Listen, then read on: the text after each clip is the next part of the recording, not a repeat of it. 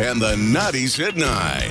One full hour featuring the biggest hits of the 90s. Garth, Reba, Alan, Shania, George, and so much more. No cassette tape or CDs required, and 90s mullets are optional. 90s at 9 for the town of Wolseley and the voice of Saskatchewan. 620 CKRM.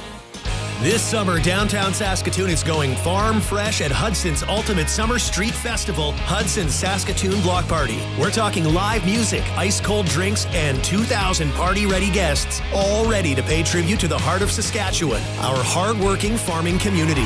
Rock out with headliners Brett Kissel on Wednesday, July 16th, and Shawnee Kish on Thursday, July 17th. This is your invite to the ultimate farm-fueled bash, Hudson's Saskatoon Block Party. Grab your tickets now at saskatoonblockparty.ca. Bidding is now open for the timed online farm equipment auction for Blair Luderback of Lampman, Saskatchewan. Register to bid at macauctioncompany.com. Up for auction, a beautiful lineup of Case farm equipment, a 2012 Case Tiger 400 four-wheel drive tractor, 2018 Case IH 8240 combine, Case Puma 180 front-wheel assist tractor, plus grain storage and much, much more. Bidding closes this Monday, July 14th at 10 a.m. Well, it's time to open up the cabin. And like anything, water at the cabin is really important. So if you have iron, manganese, or hardness at the lake, give us a call. At Farm Fresh Water, we specialize in rural water and surface water. Rural water is all we do. We're not city people trying to solve a rural problem. We understand a cabin. In fact, I had a cabin in the Capel Valley. We very much understand logistics of hauling wastewater. If you're building new, give us a call and talk to us about the new technologies that are available before you dig a well. See us at farmfreshwater.ca. Nelson Homes is having a summer blowout sale on quick possession homes that you don't want to miss out on. Get free delivery anywhere in Saskatchewan on select in-stock show homes and spec home RTMs. For more information, visit their website, homes.nlc.ca. Or for general information, call 1-800-661-6534. That's the Nelson Homes Summer Blowout Sale. Nelson Homes, trusted quality and service since 1949. At the cabin or on the farm, Access Rural Internet gives you speed and service you can rely on. Right now, get Access Rural Internet for as low as $69.95 a month for 24 months, including free service calls by our local techs, a free Wi-Fi router, and a strong, reliable signal matched by our strong, reliable customer service. Great service is never far away with Access Rural Internet. Visit myaccess.ca to book your free site survey. If you want to optimize yields and profits, you need the power of PRS technology from Western Ag.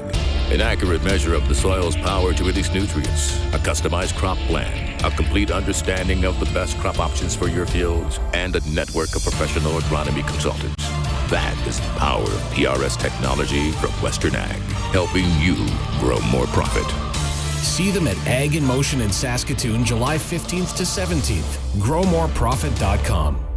Let there be light. Introducing Green Frog Canada. Did someone say Green Frog? Not that Green Frog. Green Frog Solar Systems. Great for communities, small towns, city parks, and bike trails. As you walk along the path, the light brightens, then dims as you walk away, saving energy and allows you to see further. Proven to work in Saskatchewan weather and dark sky compliant. Federal grant is available. Turns out it is easy being green. GreenFrogCanada.ca, a division of Metal Man. You think, we do. This summer, find your rhythm where the prairie meets the hills. It's the Big Flat Folk Festival, July 11th and 12th in the heart of the Southwest, East End, Saskatchewan, featuring Corb Lund. Family reunion, she's gonna be a good one. 2 full days of live folk, roots, and bluegrass with artists from across the West, plus food trucks, local art, and camping under the stars. Big Flat Folk Festival, small town, big sound. Get your tickets at bigflatfolkfest.ca. Rider Nation, it's game day, and this is the Crofty Electric and Nelson Homes Countdown to Kickoff.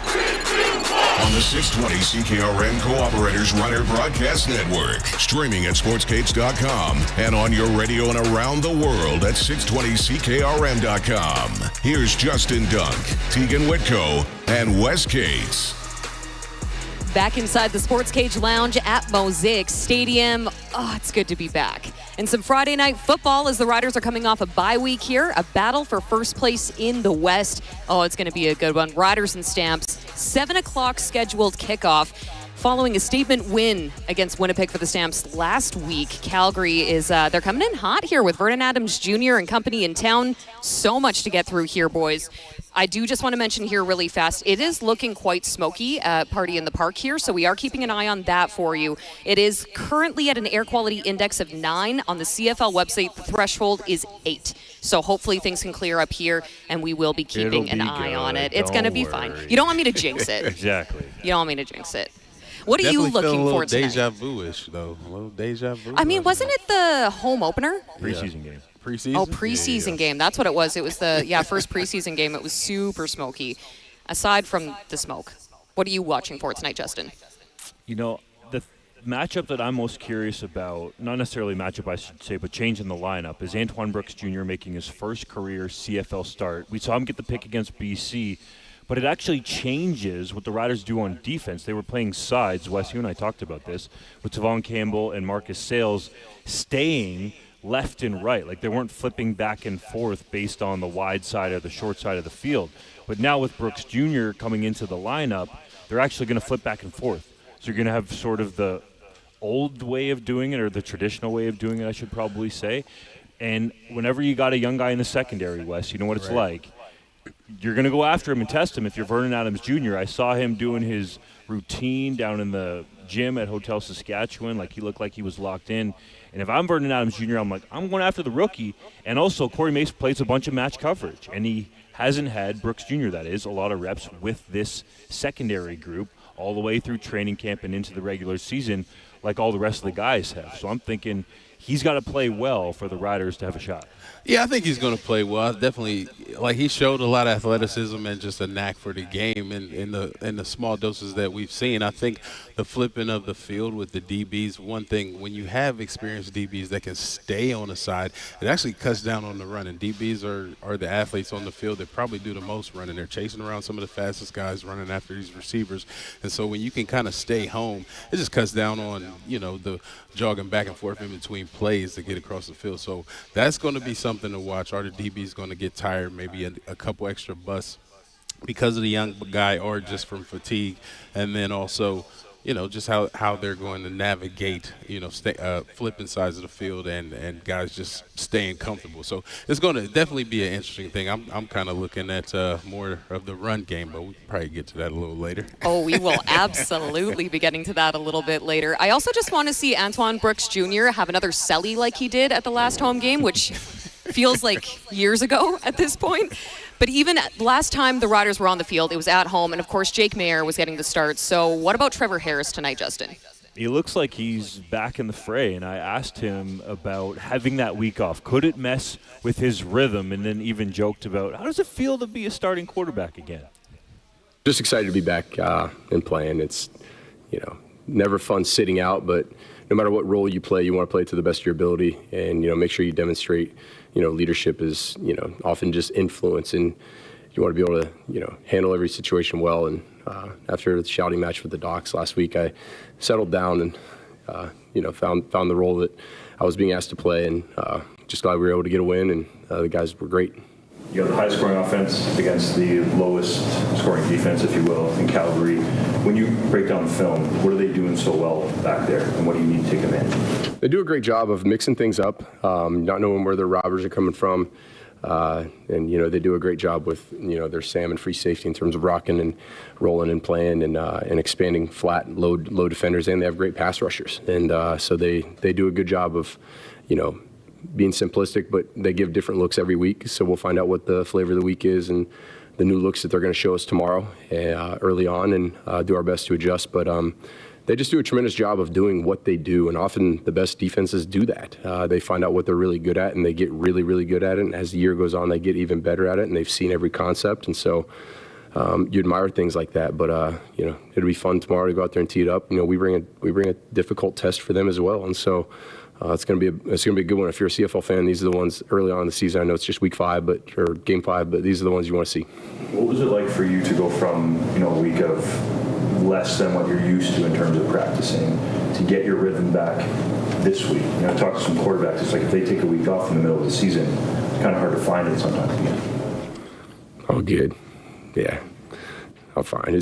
I've been playing this game long enough to where, and most of the time, I think my first 3 years, I would say, helped me the most in things like that. My first 3 years when I sat behind Ricky and Zach, we did reps behind, as quarterbacks, and you do everything except for release the football. And you're able to get a great sense of timing. So that's what I did last week, except for the day that they sent me home because of whatever the symptoms that I was showing or whatever. And, you get a great sense of timing in your feet and how things would work out, the decisions you'd make to see, if you're reading the defense correctly and seeing concepts. And so I took those very seriously last week, just like I did, and so it was just kind of seamless. It was just like we came off of a bye week. So just fired up to get back out there and play.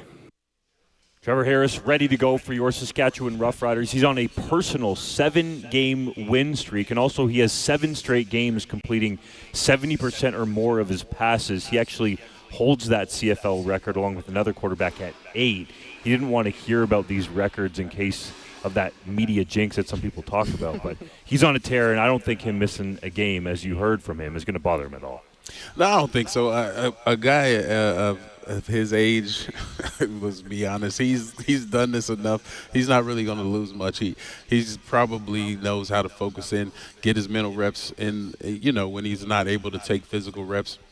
And it probably kind of helps him out a little bit. Just take a step back, watch another guy play for a week, and just kind of get that hunger back. So you got a week, watch another guy, then a bye. So he should be so prepped for this game, it's not even funny.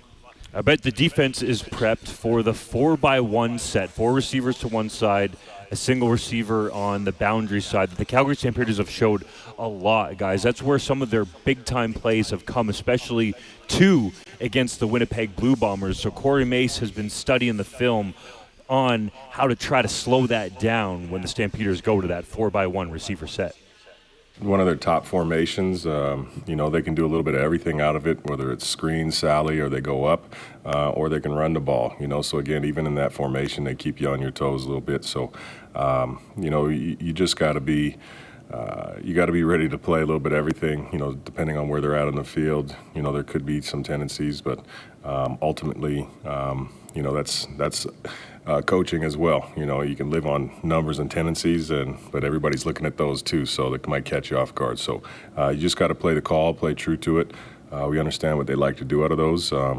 Just whatever version that we get on whatever play, we got to make sure we execute, man.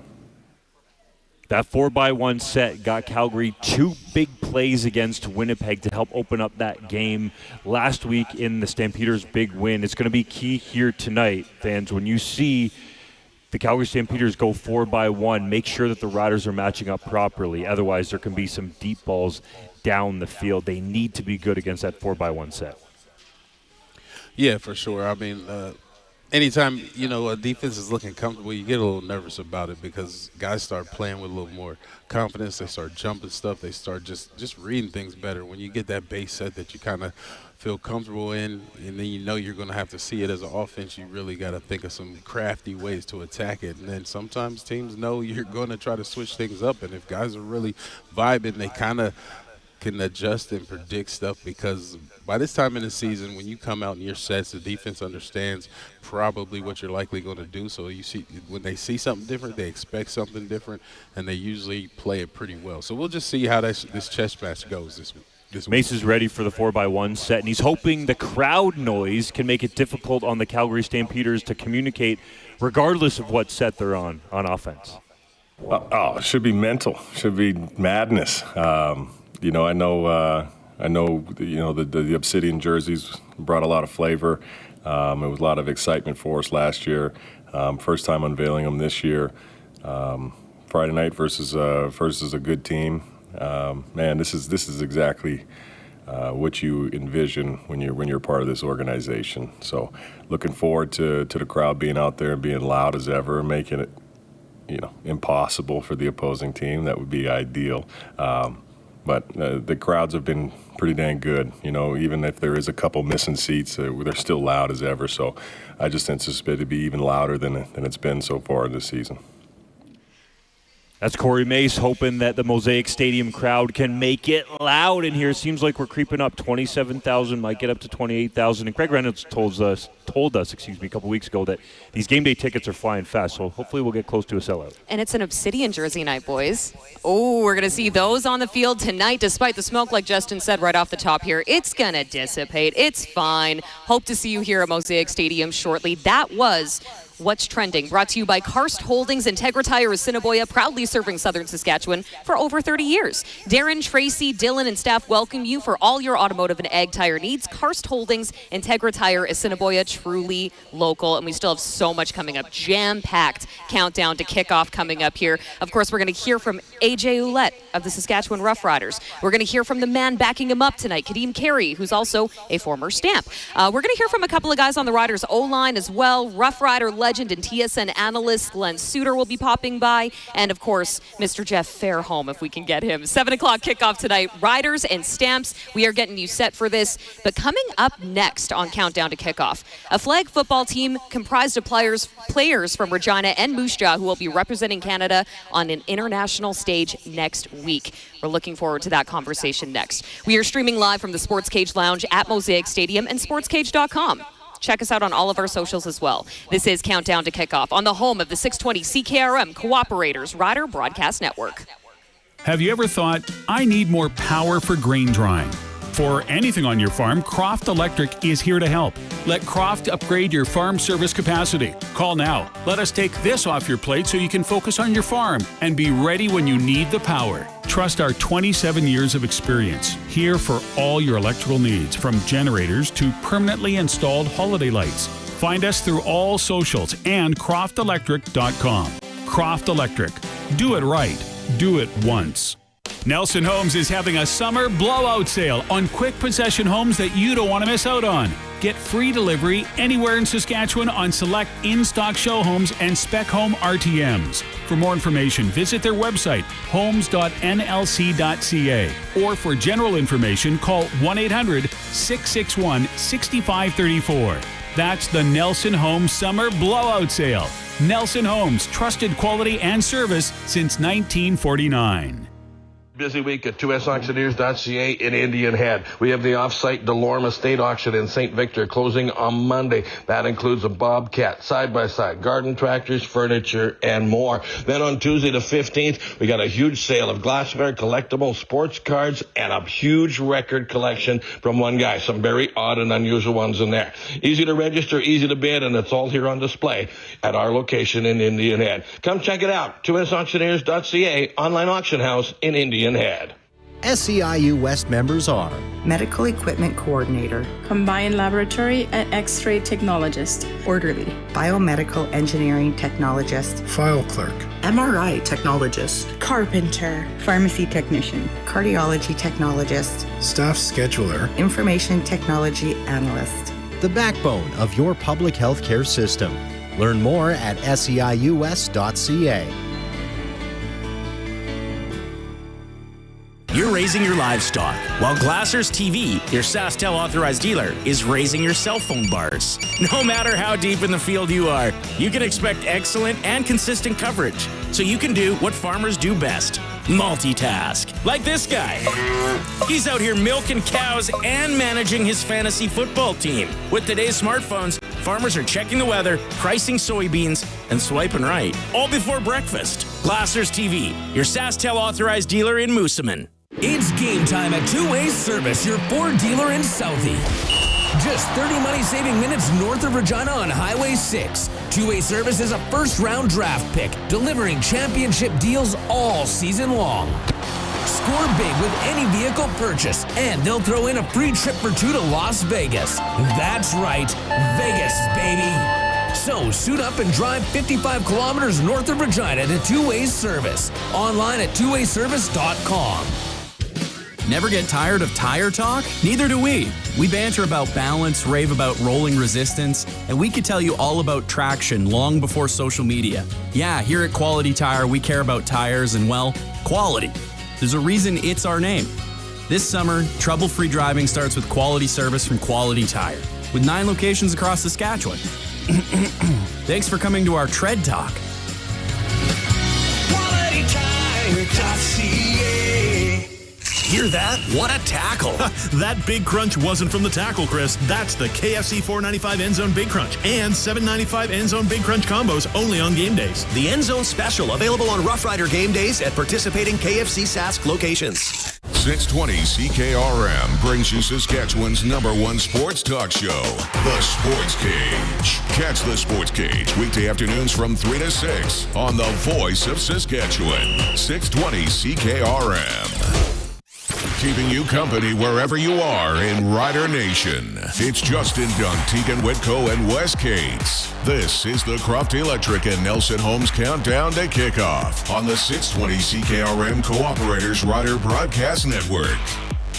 Yes, we are live inside the Sports Cage Lounge at Mosaic Stadium, getting you set, getting you teed up and ready for kickoff. 7 o'clock tonight from Mosaic Stadium, of course, with the Calgary Stampeders in town. Countdown to Kickoff is brought to you by Croft Electric. 27 years of trusted, reliable home, farm, and commercial service for all electrical needs. CroftElectric.com and all socials. Of course, Friday night football in the Heartland. But right now, I have some guests joining me. If you're watching our stream at sportscage.com or any of our socials, I do have some friends. This is the homegrown segment for 2S Auctioneers online auction house. Start bidding today at 2sauctioneers.ca. So we have some players joining us right now, some very talented players all behind us, and we'll get to their names here in just a bit. But of course, Mike Thomas is joining us, Football Saskatchewan Executive Director and Head Coach.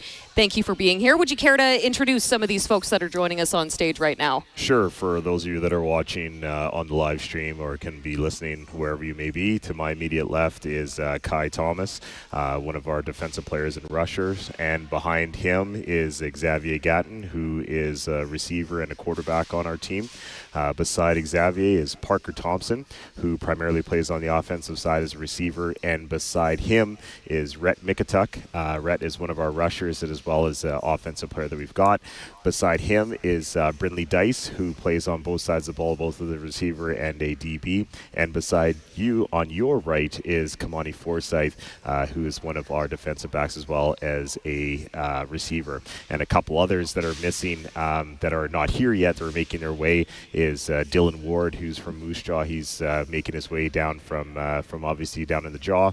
And then we've also got another player who's away on vacation with his family, and another player who's with Basketball Saskatchewan, multi-talented athlete down in Anaheim with Hudson Belcher. So definitely a talented crew of kids that we're looking to take down to Canton and have a great experience and hopefully represent our country with pride and come back with a well-deserved championship trophy. Absolutely. And I definitely want to get to that in just a moment. You guys are going to be taking that trip next week. But first, Mike, I was hoping that you could talk to us a little bit about that Indigenous Championship game last week that took place. Team Saskatchewan was in there, and they had a good showing, didn't they? Yeah, most definitely. It was a great event for those kids. We had a great group of individuals, of players from all over the province that was able to represent not only Saskatchewan, but their Indigenous cultural heritage. And, they were able to have a great game against Northern Ontario and really kind of put it to them in that one where they were able to win that game 49-0. And so it was a great game for them because, they obviously really worked hard to be able to get to that stage. And, it was a great experience where they were able to be immersed amongst the Indigenous culture and history that was present in Winnipeg, as well as learning the traditions of some traditional games and such, but then making new friends and teammates and memories, which is something that we look at as sometimes definitely more important than the game itself. So, it was definitely a great experience. The time frame that it was, Winnipeg was a great host, and looking forward to building upon that for future years as well. I know it's not just about the final score at the end of the game, but 49-0 is nothing to sneeze at. Definitely not. It's been quite a summer so far for us here in our organization with the teams that have gone on, and it's just kind of a great segue to the next team, which was our U16 boys team that won that event as well. Well, and you were telling me that they were playing Team Alberta, right? So how did that all shake out? Well, it's actually been kind of interesting as obviously it's a provincial rival. Yeah. And, there's a lot of the guys on stage here were part of that provincial team as Xavier was the starting quarterback, and we had a couple starting receivers as well. And, that game was one that went back and forth. And obviously for us, we were able to come out on the right side of that. And, Xavier was named the tournament MVP on the offensive side. And, we definitely had some great performances by all the players here on the stage. So, it's great when they were able to come out, of course, on top against Alberta. I never want to be second place to them. So, hopefully things will continue to ride the SAS train here again tonight. Yeah, definitely some storylines that we're hoping to repeat as Rider fans this evening. Okay, well, let's get to the players that are joining us here on the stage. And again, stream us at sportscage.com if you want to take a peek at this. We have a bunch of players here. Not all of them are in attendance, but 10 players from Regina and Moose Jaw going to be heading out to the NFL Flag Football World Championship next week. You guys are going to Ohio. And, of course, Mike Thomas is joining us right now as the head coach. So what are you most looking forward to in terms of experiences for these players being able to head down to this? The great thing for them is to be able to showcase themselves on the world stage. When you look at our province of, 1.2, 1.3 million, and especially in our city, and taking in some of these players to an event that's going to have, players from all over the world, I just want them to be able to compete and to be able to take in the experiences of competing against, the Brazils, the Australias, the Great Britons, the Mexicos, the Chinas, the Puerto Rico. Those are things that they can look back and say when they get older, like, hey, I was able to play at the highest level and compete and, beat or compete and play against some of these places that they see on TV and whatnot. So, these guys have been experienced at different national events, international events. So, we just definitely know that if we come out and play as we normally can, that we should be positioning ourselves very well come championship weekend. What does this say about the development of flag football in Saskatchewan? What it says is that, for a lot of communities, this is something that has allowed them to be able to have the game be played in other facets than just contact. Non-contact growth of the game has been awesome. And so you look at ways to be able to grow the game, and that's a direct entry to be able to start. So, what it says is that, from our province, we've embraced the sport. We've looked to grow it. And obviously these players here and others that have represented our province nationally and have done well. It's the showcase to the organizations, the minor groups across the province, the men, the women, the people that have taken the time to volunteer, give back, and be able to let these young boys and girls grow into the game and be able to showcase themselves well. Kai, I want to turn this question over to you. I'm wondering if you can tell me what type of work and preparation you've been putting in ahead of next week. I've been putting in lots of focus and mental, and just trying to stay healthy so I can perform well. And have you guys been doing any team building, any bonding off of the field to get yourselves ready? Not really, just been grinding at practice. Well, I mean, you guys are coming to the game tonight, right? That's got to be a little bit of team building. Yeah, yes. All right, Kamoni, how about yourself? What are you doing to prepare for this game? Or I guess this tournament down in Ohio? Well, exactly what Kai said. Just getting ready mentally to go against the teams and just dominate out there. Because the competition out there is going to be way different from where we play here. So, watching, online on how the other team plays and stuff, and just looking at that, reading what they do, and then hopefully we could put that to our advantage to hopefully come out on top when we get there. Well, I'm sure that you guys have a lot of camaraderie that you guys are building. Mike, I was also curious, do we have any standout leaders or key contributors that maybe you guys have been taking as a leader on this team? You know what? The great thing about this, honestly, Teagan, is the fact that a lot of these guys have played together for many years. And for some, we've played against, and all of a sudden have recruited to be like, hey, come and join us on this run. So Kamani, Kai, Xavier, Parker, those are kind of the core guys that we've had. And obviously we've had an opportunity to play against Brindley over the years, and we're like, hey, you're very good, man. Come and join us and see if we can kind of run some things. And then Rhett was kind of our ace in the hole, as I also coached Regina Minor football last year with the Stampeders, and he was on our team, and then all of a sudden when we were looking at building this squad here for flag this year, we thought he'd be a great natural fit. So, the other guys that we mentioned that aren't here have an opportunity to be with us as well. So when we look at this team in itself, the best part is that everybody's selfless, right? They're looking to make sure that, the next one gets theirs. Nobody's jealous of anybody. We're always wanting to go out there and be able to not only just compete, and obviously, winning's important, I know. However, it's more important to ensure that the values that are instilled in football are being transcended down to these guys, understanding, it's we before me. It's not just about my individual accolades. It's about our team goals and our team, efforts. So that's the biggest parts that we really try to make sure that they understand, and that can be then brought to their respective high schools, which a lot of them go to the same ones, but still, when they do go back to their schools, that they're able to bring that with them. Local players heading to the NFL Flag Football World Championship in Ohio next week. This is very exciting. Kamoni, before we wrap up here, I want to know, do you have any pregame rituals? Listening to music before the game really gets me into a good mindset and locking in and getting ready to perform good on the field mainly. Just listening to music helps me. Any specific artists? I tend to listen to a lot of Bob Marley. Okay. Get into a nice calm face and then just going out there and do what I do. I might have to steal that from you. How about you, Kai? Any pregame rituals? Same thing as Kamani. Just gotta get into that right mindset with music. Any favorite artists for you? Probably Rob 49.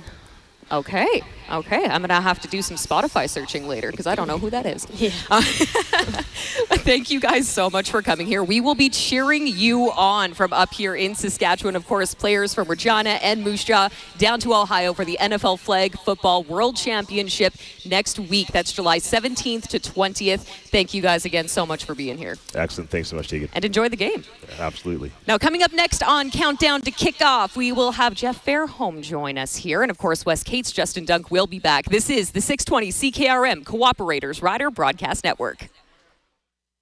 Hi, I'm Fraser Tolmie, your Member of Parliament for Moose Jaw Lake Centre Lanigan. Saskatchewan is my home, and representing our province in Ottawa is my top priority. That's why I'm working hard to bring home lower prices for you and your family, standing up for our farmers, and so much more. Canadian football is such an important part of our over 60 communities I serve in Ottawa and brings so many different people together in a positive way. Let's unite and bring it home for Saskatchewan. Here at Young's Equipment, your local Case IH dealer, we want you to put the very best into your machine so that you can get the very best out of your machine. Choose to use Case IH genuine parts. Only Case IH genuine parts are specifically engineered to fit and function perfectly with your Case IH equipment. They deliver the performance your business demands while giving you the durability your schedule depends on. So when you want to maximize your performance, go with the original, Case IH genuine parts. To find Case IH genuine parts, visit Young's Equipment Incorporated. He's at it again. Matt's sharpening his pencil to save you money at Matt's Furniture. It's Boxing Week in July. Now till July 16th, buy any 2 qualifying Whirlpool, Maytag, or KitchenAid kitchen appliances and save $150. Buy any 3 qualifying kitchen appliances and save $300. Plus, buy any qualifying washer and dryer and save an extra $150. See in store for all the details during Boxing Week in July. Matt's Furniture in Fort Capel, Kamsack, Melville, and Foam Lake, or online at mattsfurniture.ca. Nelson Homes is having a summer blowout sale on quick possession homes that you don't want to miss out on. Get free delivery anywhere in Saskatchewan on select in-stock show homes and spec home RTMs. For more information, visit their website, homes.nlc.ca. Or for general information, call 1-800-661-6534. That's the Nelson Homes Summer Blowout Sale. Nelson Homes, trusted quality and service since 1949.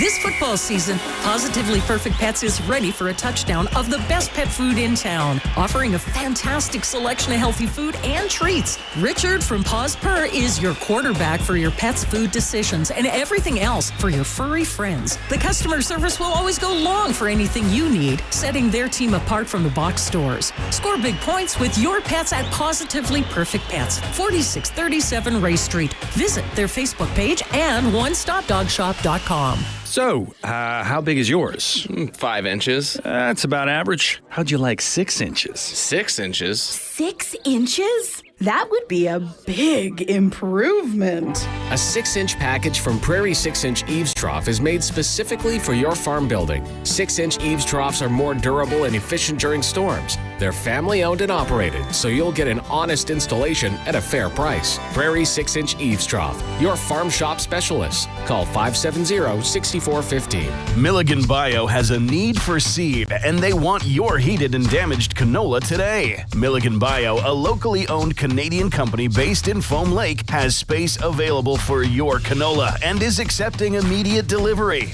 Get that damaged canola out of your bins and put the cash in your pocket. Call Milligan Bio now at 272-6284. That's 272-6284 to arrange your delivery or on-farm pickup. MilliganBio.com. Summer is here, and it's the best time to get out on the road, so why not get your vehicle inspected? Landry's Napa Auto Pro specializes in full-service inspections. With certified mechanics on site, they handle everything from minor repairs to major overhauls. When you take your vehicle to Landry Service, your car is in the right hands. And to keep you cool and comfortable this summer, they also service vehicle air conditioning systems. Landry's Napa Auto Pro, located on North Winnipeg Street, serving Regina for over 50 years.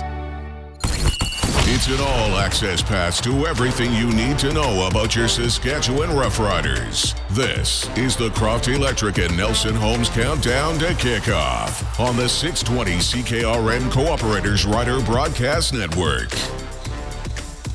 Yes, it is Teagan Witko, Justin Duncan, Wes Cates inside the Sports Cage Lounge at Mosaic Stadium as we get set for a 7 o'clock kickoff with the Calgary Stampeders in town. There's still a lot of football to be played this season, but first place in the West is on the line. So here to give us his take on the game, this is Going Deep with Jeff Fairholm for Zipperlock Building Company and Power Lift Doors. See them in Raymore or call 1-888-692-5515.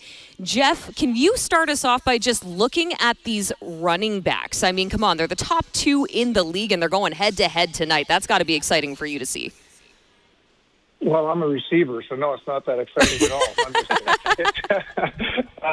No, I think it's great. I think the CFL needs a run game. There's no doubt about that. And you know, the fact that we're, you know, near that net or near the top of the league is pretty exciting, you know, especially with Bertrand and Don being out today. I'm kind of looking for Kadeem Carey to have some payback to his old team.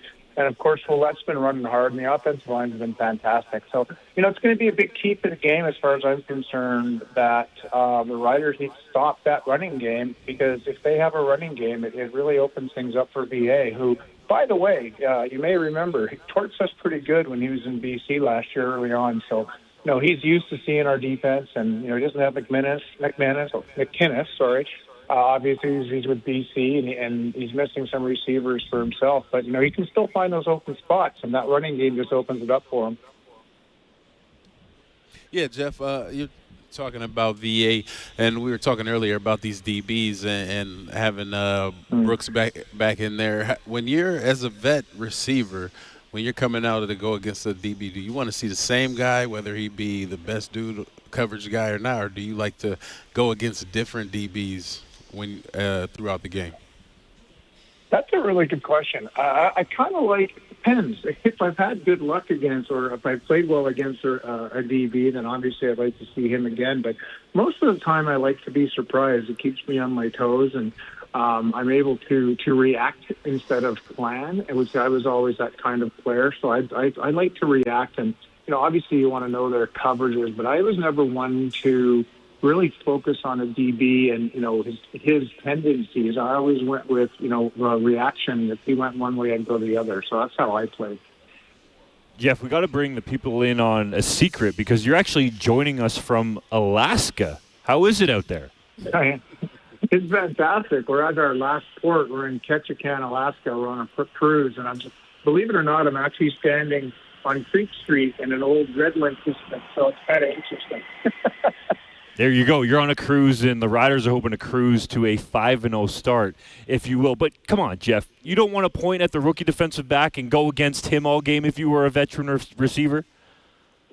Oh, of course I would. You know, anytime you've got a rookie, I don't care how long he's been in camp, you know, I would love to play. I'd love to play against a rookie anytime. I loved it when they would come into our own team and then play against them in practice, because you just give them baptism by fire, and you just start laughing because they just can't cover you. It's just when you're running forward as much as our receivers are running forward at somebody, they're just not used to it until the real game. So I did love that, but I did playing against a rookie receiver, you've obviously never played against them, so it's nice to have that change. There's yet another shuffle on the offensive line. Zach Fry is going to start at left guard with Travion Tate out for the foreseeable future. Do you think this unit just continues to roll on with what Edwin Harrison is doing?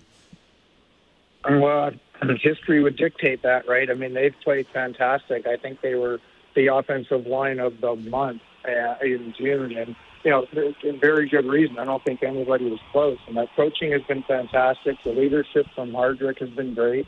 Furlan plays everywhere, and it seems like anyone they bring in, they can just plug them in and just keep going the way they're going. So yeah, it's a huge credit to Edwin Harrison and that offensive line coach, and the scheme. It talks about a scheme as being able to be taught easily and picked up easily. So yeah, I expect nothing less. I expect them to just keep rolling on. Yeah, Jeff, me personally, I saw the Calgary defense look like they basically shut down that Winnipeg offense last week. You got David Webb and Derek Moncreef pick sixes. Are you worried about the Rider offense going up against these guys? Are they looking like they are much improved, or do you think it was just a one-game situation?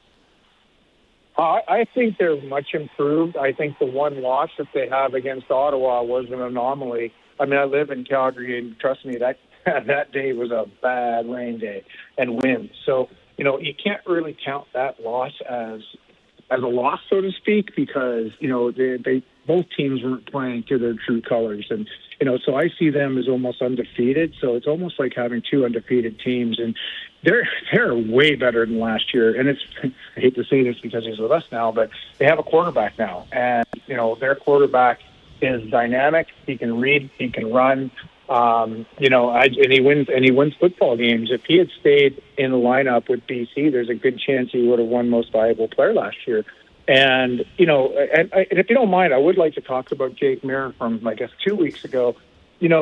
Which is what we need from a backup quarterback. He didn't try to do anything that was outside of his comfort zone. He didn't do anything to lose the game, and he allowed our defense and our running game to really win the game for us. I mean, that's what you want out of a backup quarterback, especially one that has some season starting. So I thought he did a great job. So all of the bad stuff I've said about Jake Mayer, I don't take it back, but I will say that he did manage the game extremely well. He quieted you down at least for a little bit, Jeff. And you mentioned Jake Mayer starting. Well, of course, Trevor Harris is back in the lineup. What was it like for you as a receiver in the league when your starting quarterback, QB1, was coming back into the lineup? Did you just start running together like you're riding a bike, or did you kind of have to help them get back comfortable taking those first-team reps? Yeah, another good question. Boy, you guys are full of it today. That is something that I always got really excited for. You got a little bit more pep in your step because you got your guy back. And like I said a couple of weeks ago, you're not worried about getting run into coverage and getting drilled like what happened a couple of weeks ago. So yeah, you get a little pep in your step because you're going to get the ball more. You know the receivers will be involved in the game more. The ball will be on time and in the right place. So yeah, it's always fun to have him back. And to directly answer your question, I would say that it's going to take him a series. That's all. He's played already, so it's going to take him a series maybe to get his feet under him. But he's such a veteran, and those receivers are used to him that. I don't see any back down at all. I expect him to get going right away. Well, Jeff, thanks so much for doing this today. And you're taking a break from that Alaskan cruise, so we really appreciate the time. Yeah, it's good to get away from my wife and daughter for a little bit anyways, talk about football. This is on the radio, right? And you do. She's here. She can't hear. Okay. But no, it's good. I won't be able to see the game, but I've got someone recording it, so I'll be ready to go next week. I look forward to it. And hey, let's go 5-0. That'd be really special. Let's do it, buddy. We'll talk to you next week. Thanks again for doing this. Take care, guys. Have a good day. You too. And now I think it's time to take a little bit of a trip back in time today in Rough Rider history. This is brought to you by North Home Windows, designing, building, and installing window systems in Saskatchewan for Saskatchewan conditions. Google North Home Windows or call 1-866-362-6525. This is voice of the Saskatchewan Rough Riders, Dave Thomas with Rob Vanstone. You know, when you're talking football, the CFL, and wrestling, a lot of people go to the Calgary Stampeders and think, oh, Dwayne "The Rock" Johnson. But today in Rough Rider history, there's another connection. Oh, we can talk Stampede wrestling, too. Jim the Anvil Neidhart started out wrestling in Stu Hart's Stampede wrestling circuit. In fact, was part of that circuit the same year that he was signed by the Rough Riders on July 11th of 1980. Wasn't here for very long. He was here for 3 days. But he had he'd attended college at UCLA and Long Beach State in Hawaii, but principally as a shot putter. And yet he attended the Dallas Cowboys camp in 78, Oakland Raiders camp in 79, and then came here, and not for very long. And of course, he went on to greatness and continued to be great in Stampede wrestling and became a wrestling legend. I'm sure nobody else has done this. He's the only person in Rider history to try out for the team in the same year that he was in a Texas death match at Exhibition Auditorium against Duke Myers. I don't know who won. I will research that. On July 14th, 1980, the day that Jim Neidhart departed, they also released a receiver from Northern Illinois who was the NCAA's receiving leader in 1978, Dave Petsky. And he has one of the great nicknames I've ever heard, the Receptionist from Northern Illinois. He was just a tremendous receiver in college and lit it up in training camp here in 1980. And I still wonder, could Petsky have been Gretzky in green and white? I know that just fired up all of the wrestling fans in the house as we are live at the Sports Cage Lounge at Mosaic Stadium, getting you ready for a 7 o'clock kickoff, Saskatchewan Rough Riders and Calgary Stampeders. Of course, this is Countdown to Kickoff for Nelson Homes, supplying home packages and RTMs for over 65 years. Now, we are also streaming at sportscage.com and on our socials, so make sure that you check us out there or just come down to the game. It looks like the smoke is letting up a little bit here. Now, coming up next on Countdown to Kickoff, an exclusive conversation that Justin had with the Stampeders' Jackson Sombach. So that's on the other side of the break here. This is the home of Rider Nation, the 620 CKRM Cooperators Rider Broadcast Network. If you've ever had to clean out a grain bin in August, you know that most metal buildings can get scorching hot during the summer. Hi, I'm Terry from Zipperlock Building Company. At Zipperlock, our buildings are white, so they absorb far less heat than your average metal farm building. Avoid working in an oven next summer. Store your grain, fertilizer, and farm equipment in a Zipperlock building instead. Zipperlock Building Company, built in hours to last a lifetime. See us in Raymore or call 1-888-692-5515. SEIU West members are Stores Person, Unit Assistant, Finance Officer, Unit Clerk, Recreation Coordinator, Youth Care Worker, Medical Laboratory Technologist, Power Engineer, Office Administrative Assistant, Maintenance Services Worker, Medical Transcriptionist, Medical Office Assistant, File Clerk, Medical Laboratory Assistant, Pharmacy Technician. the backbone of your public health care system. Learn more at seius.ca.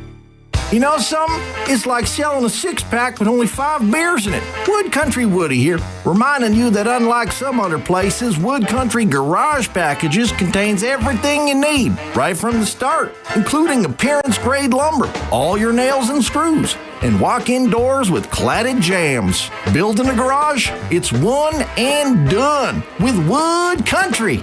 Your home is your castle. In McLean, Estevan, and Tisdale. Shop online.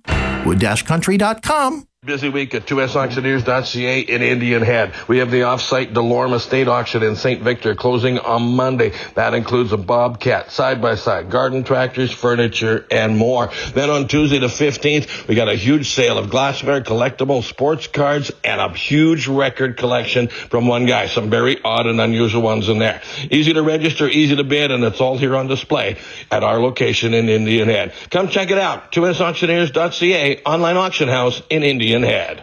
You hear that? Do you feel that? It's summer. The best season in Saskatchewan. Because after that long winter of sitting inside on your phone, you can finally go sit at the lake on your phone. Thanks to Glassers TV, your SaskTel authorized dealer. Yes, their coverage is the best. So enjoy it everywhere you go this summer. Visit Glassers TV and check out their newly renovated store. Summer starts at Glassers TV, your SaskTel authorized dealer in Moosomin.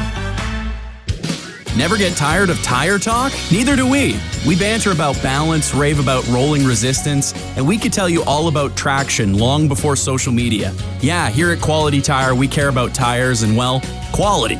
There's a reason it's our name. This summer, trouble-free driving starts with quality service from Quality Tire, with 9 locations across Saskatchewan. Thanks for coming to our Tread Talk. QualityTire.ca. Ashdown's Furniture in Moose Jaw. Not just the best deals, best selection, and best savings on indoor furniture, but now on outdoor too. Ashdown's has over 6,000 square feet of patio furniture to choose from. Pet-proof, kid-proof, and all built to last in southern Saskatchewan's extreme weather. And it gets better. Ashdown's is now the new full-line Napoleon barbecue dealer.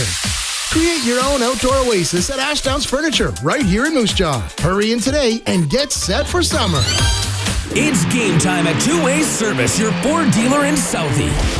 Just 30 money-saving minutes north of Regina on Highway 6. Two-Way Service is a first-round draft pick, delivering championship deals all season long. Score big with any vehicle purchase, and they'll throw in a free trip for 2 to Las Vegas. That's right, Vegas, baby. So suit up and drive 55 kilometers north of Regina to Two-Way Service. Online at twowayservice.com. Getting you set for Saskatchewan Roughrider football. This is the Croft Electric and Nelson Homes Countdown to Kickoff. Watch at sportscage.com. This is the 620 CKRM Cooperators Rider Broadcast Network. And you've got Teagan Witko, Justin Dunk, Wes Cates live from the Sports Cage Lounge at Mosaic Stadium. Feel free to join us or, of course, watch us on the stream. YouTube, sportscage.com, any of our socials there. You know, it felt weird not having a Thursday nighter last night. So this is kicking off week 6. Yeah. Let's kick it off. Great way to do it. First place showdown. Let's go. 7 o'clock kickoff. Yes, it is a little smoky out there, but it looks like it's lifting here. So hopefully we'll see you soon. It'll be fine. It'll be fine. I know he keeps saying that. It's the Riders and Stamps Obsidian Jersey night as well. But right now it's time for Thoughts with JD. It's brought to you by Taco Time. It's a Rider game day. Buy 2 classic beef burritos for $8.99 on Saturdays and all game days at all 5 Regina locations. There's a born and bred Regina guy coming home to play his first professional game at Mosaic Stadium, but this time he'll be on the visitors' side. Check out my feature interview from Hotel Saskatchewan. Calgary Stampeders defensive back Jackson Sombach joins us, and it's your first time back in Regina as a professional with the Stamps going against the Saskatchewan Roughriders, I assume the team that you rooted for when you were a kid. Yeah, it was. You kind of, especially being from Regina, Saskatchewan, you kind of grow up like bleeding green, as they say. Like, that's, the Riders are kind of everything around here. So, yeah, that's kind of what I'm used to. So it's nice being, it's cool to be on the other side for sure, and hopefully be on the better part of the game tomorrow. Did you have any favorite Riders players growing up? I like Brackenridge a lot, obviously Weston Dressler. And then, like, we had Baron Miles. Like, I used to be really good friends with, like, Baron Miles' son when he was here, actually, because he coached for Riders, and met like Macho Harris and those guys, and they're all really good guys. Some of my favorite players. So a lot of good DBs in there, man. Tons. They breed them. Javon Johnson too. Yeah. When did you realize that you could play professional football? How old were you? Obviously, it was always the goal and like a dream of mine to play professional football, but I didn't really realize it till like my 3rd, 4th year of university, where I was like, okay, like I'm undersized, like hopefully get a shot. But we'll kind of see how it goes. And then 3rd, 4th year of uni, like when East-West Bowl, I was like, okay, like I think I'm stacking up pretty well versus other people. And then I kind of realized, yeah, I have a good shot at this if I can kind of perform at the right time in front of the right people. Where does your speed come from? Because you ripped it up in the 40 at the CFL Combine. I actually don't know. It must be my mom's side, because my dad was an old lineman, so definitely not from him. But where did he play? Regina Rams too. In what years, do you know? Oh, it'd been in the 80s, something like that. Him and his brother played in the 80s at some point. So we'll credit your mom for your speed. Yeah, I'll take that one. Yeah, her side seems to be a little more athletic. What was your exact 40? I think it was in the 4.5, 4.4 range? 4.55 or something like that, yeah. Laser, like that's quick. We're talking 4.4's hand time. Yeah. My man's fast. He can fly out there. Yeah, that's got to be a 5'8", so gotta make up for it somehow. One story that I think is really unique about you is after you go to training camp with the Calgary Stampeders in 2024. You get released, but the team had some injuries, called you to potentially come back, but you wanted to play your last year with the University of Regina Rams. How did you work through that decision? Because your dream's to play pro, but you decided to stay collegiately. Yeah, it was a super hard decision. I literally didn't sleep that night. I told Dave I'd call him back the next day, and the Regina Rams meant a lot to me and like the relationships I built there, and we never really had a very successful season throughout, and I think we had a good chance this coming up year. So after kind of going through summer workouts and stuff, I was like, I really want to play my last year with my buddies and my brothers and stuff like that, and hopefully like kind of bring a winning season to the Rams, and that's what we did. So I'm very excited. But the only worry was like, if I don't make it next year, I'm going to be super choked. But it ended up working out. So the Dave that you mentioned, of course, is Dave Dickinson, the general manager and head coach for the Calgary Stampeders. What's it been like, your first pro season, playing in regular season games, meaningful football? It's been an awesome experience. Obviously, like the veterans and the coach on this team have given me more football knowledge than I thought I could have ever known. Like my football IQ and knowledge of the game has increased exponentially, and I'm just kind of soaking it all in. Obviously, I'm competing best I can. I'm having a great time competing, and it's fun winning with the fellas. And but this first year, I'm just soaking it all in, learning all I can about the game from like guys like Moncreef that was on here recently. Like he's smart as they come. So what's the game flow been like for you? And I'll give you an example. Riley Pickett was with us, and he talked about blocking on an offensive play that was a run for a touchdown. Then he did the short snap, and then he had to run down on kickoff. Have you had anything like that yet on special teams? Kind of, and sort of. Like the game just seems to be super fast and super random. So it's like, especially like playing punt and punt return, like sometimes you literally aren't on for a quarter, and then sometimes it's like every third play you're running 50, 60 yard sprint, and it's super fun. Like even last game, Webb had to come off for 2 plays, and they're like, Sombach, and I'm on the sideline, like putting my helmet on as I'm running on the field. But that was a rush for sure, getting on there for some defense. So you're playing some defense, and all of a sudden you got to go cover a punt. Yeah. So yeah, it's different for sure, because I've never really played a ton of special teams before, and here I put a lot of effort and pride into it. So it's a different new role, but I'm enjoying it. You're back at a place that you're familiar with, Mosaic Stadium. That's where you played the home games with the Regina Rams. How many family and friends do you think will be at the game? It's gonna be a lot. I'll probably know hundreds there, like just extended friends, and like even like I was a substitute teacher in the off season, so like teachers and family. Like there'll be 30 people I'm close with. I'll probably be there. So what's it like for you when you play this out in your mind that you grew up a Riders fan? It's, arguably the mecca of football in this country. Now you're professional, coming back here to play in that stadium where you played collegiately, but now as a professional. Oh, I'm pumped. I've been pumped about this since Monday. So yeah, like that stadium's gorgeous, and the atmosphere is unreal, and just to play in front of the people I care about and stuff in front of that stadium on like the highest stage you can't really ask for much more. Do you have any idea what the noise level is going to be like as a visitor? Because you're used to being on the home side. No, I don't. I actually have no idea. I guess I'll find out tomorrow. Because usually you kind of block it out when you're the one screaming it in the stands. So we'll see when I'm on the opposite side. So I'll get you out on this. Have you had a welcome to the CFL moment?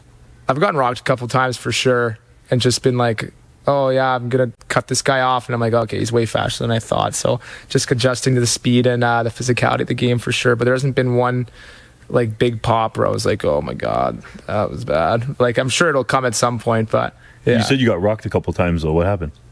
Oh, just like chipping on punt or going to block somebody, and they just got the full eye of steam, and I was like, all right, that's nice. All right, let's go. But yeah, so there's a couple of those for sure. It seems like you've picked up the physicality and speed level rather quickly though. I think to my best ability for sure. Like obviously haven't been perfect, and I've been doing my best, because it's just like I said about special teams, like I'm learning how to do it still at a really effective level.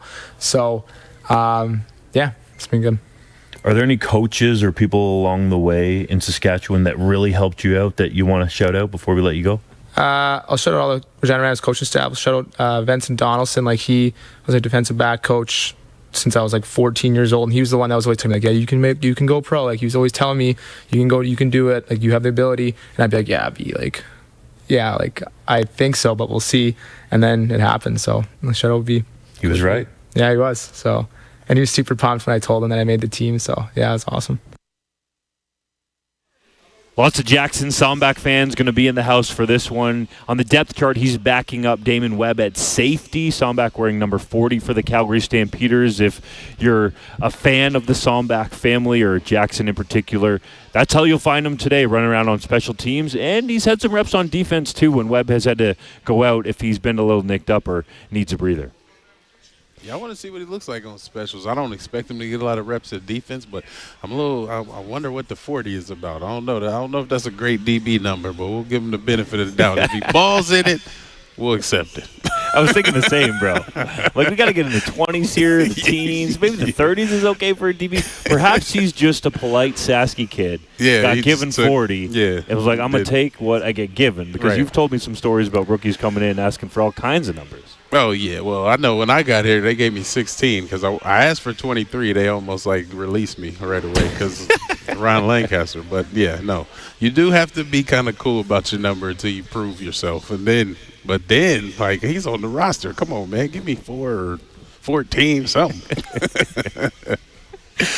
Of course, that was an exclusive interview with Jackson Sombach with Justin Dunk here. Coming up next on Countdown to Kickoff, we are going to hear from Cory Mace and Kadeem Carey, who's going to be dressing tonight. Of course, AJ Olette, he's going to be backing him up. So, and a conversation coming up there. We are streaming live from the Sports Cage Lounge at Mosaic Stadium. You can find us on our socials, YouTube, and of course, sportscage.com. This is the 620 CKRM Cooperators Rider Broadcast Network. We drive so far to go to these games. Why don't we just move to Regina? You know, that's not a half bad idea. I mean, I was kind of kidding. I'm not ready to move yet. An age-friendly community helps older people live happily and healthily as they age. Age-friendly communities make improvements that benefit all ages. Our community is an age-friendly community. So let's stay. We can age well with our friends. Discover how your community could be age-friendly. Go to agefriendlysk.ca. Elevate your baling experience with the Heston by Massey Ferguson 1 Series Round Baler. With a dependable, long-lasting design for challenging conditions and high-speed baling, this machine features swing-away net loading and an optional hydraulic drop floor for easy obstruction clearing.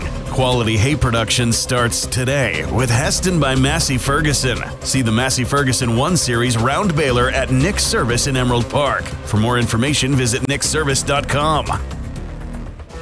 All right, game day. Everybody's going to be here soon. I think I've got everything ready. Big screen, refreshments, seating. What am I forgetting? Food. That's right. Thanks for reminding me, Taco. But what? Taco Time's game day promotion. Great idea. Buy 2 classic beef burritos for $8.99 on Saturdays and all game days at Harbor Landing, Prince of Wales, Southland Mall, Cornwall Center, and Rochdale Regina Taco Time locations. Hey, if you're in the mood for tacos, it's Taco Time. Nelson Homes is having a summer blowout sale on quick possession homes that you don't want to miss out on. Get free delivery anywhere in Saskatchewan on select in-stock show homes and spec home RTMs. For more information, visit their website, homes.nlc.ca. Or for general information, call 1-800-661-6534. That's the Nelson Homes Summer Blowout Sale. Nelson Homes, trusted quality and service since 1949.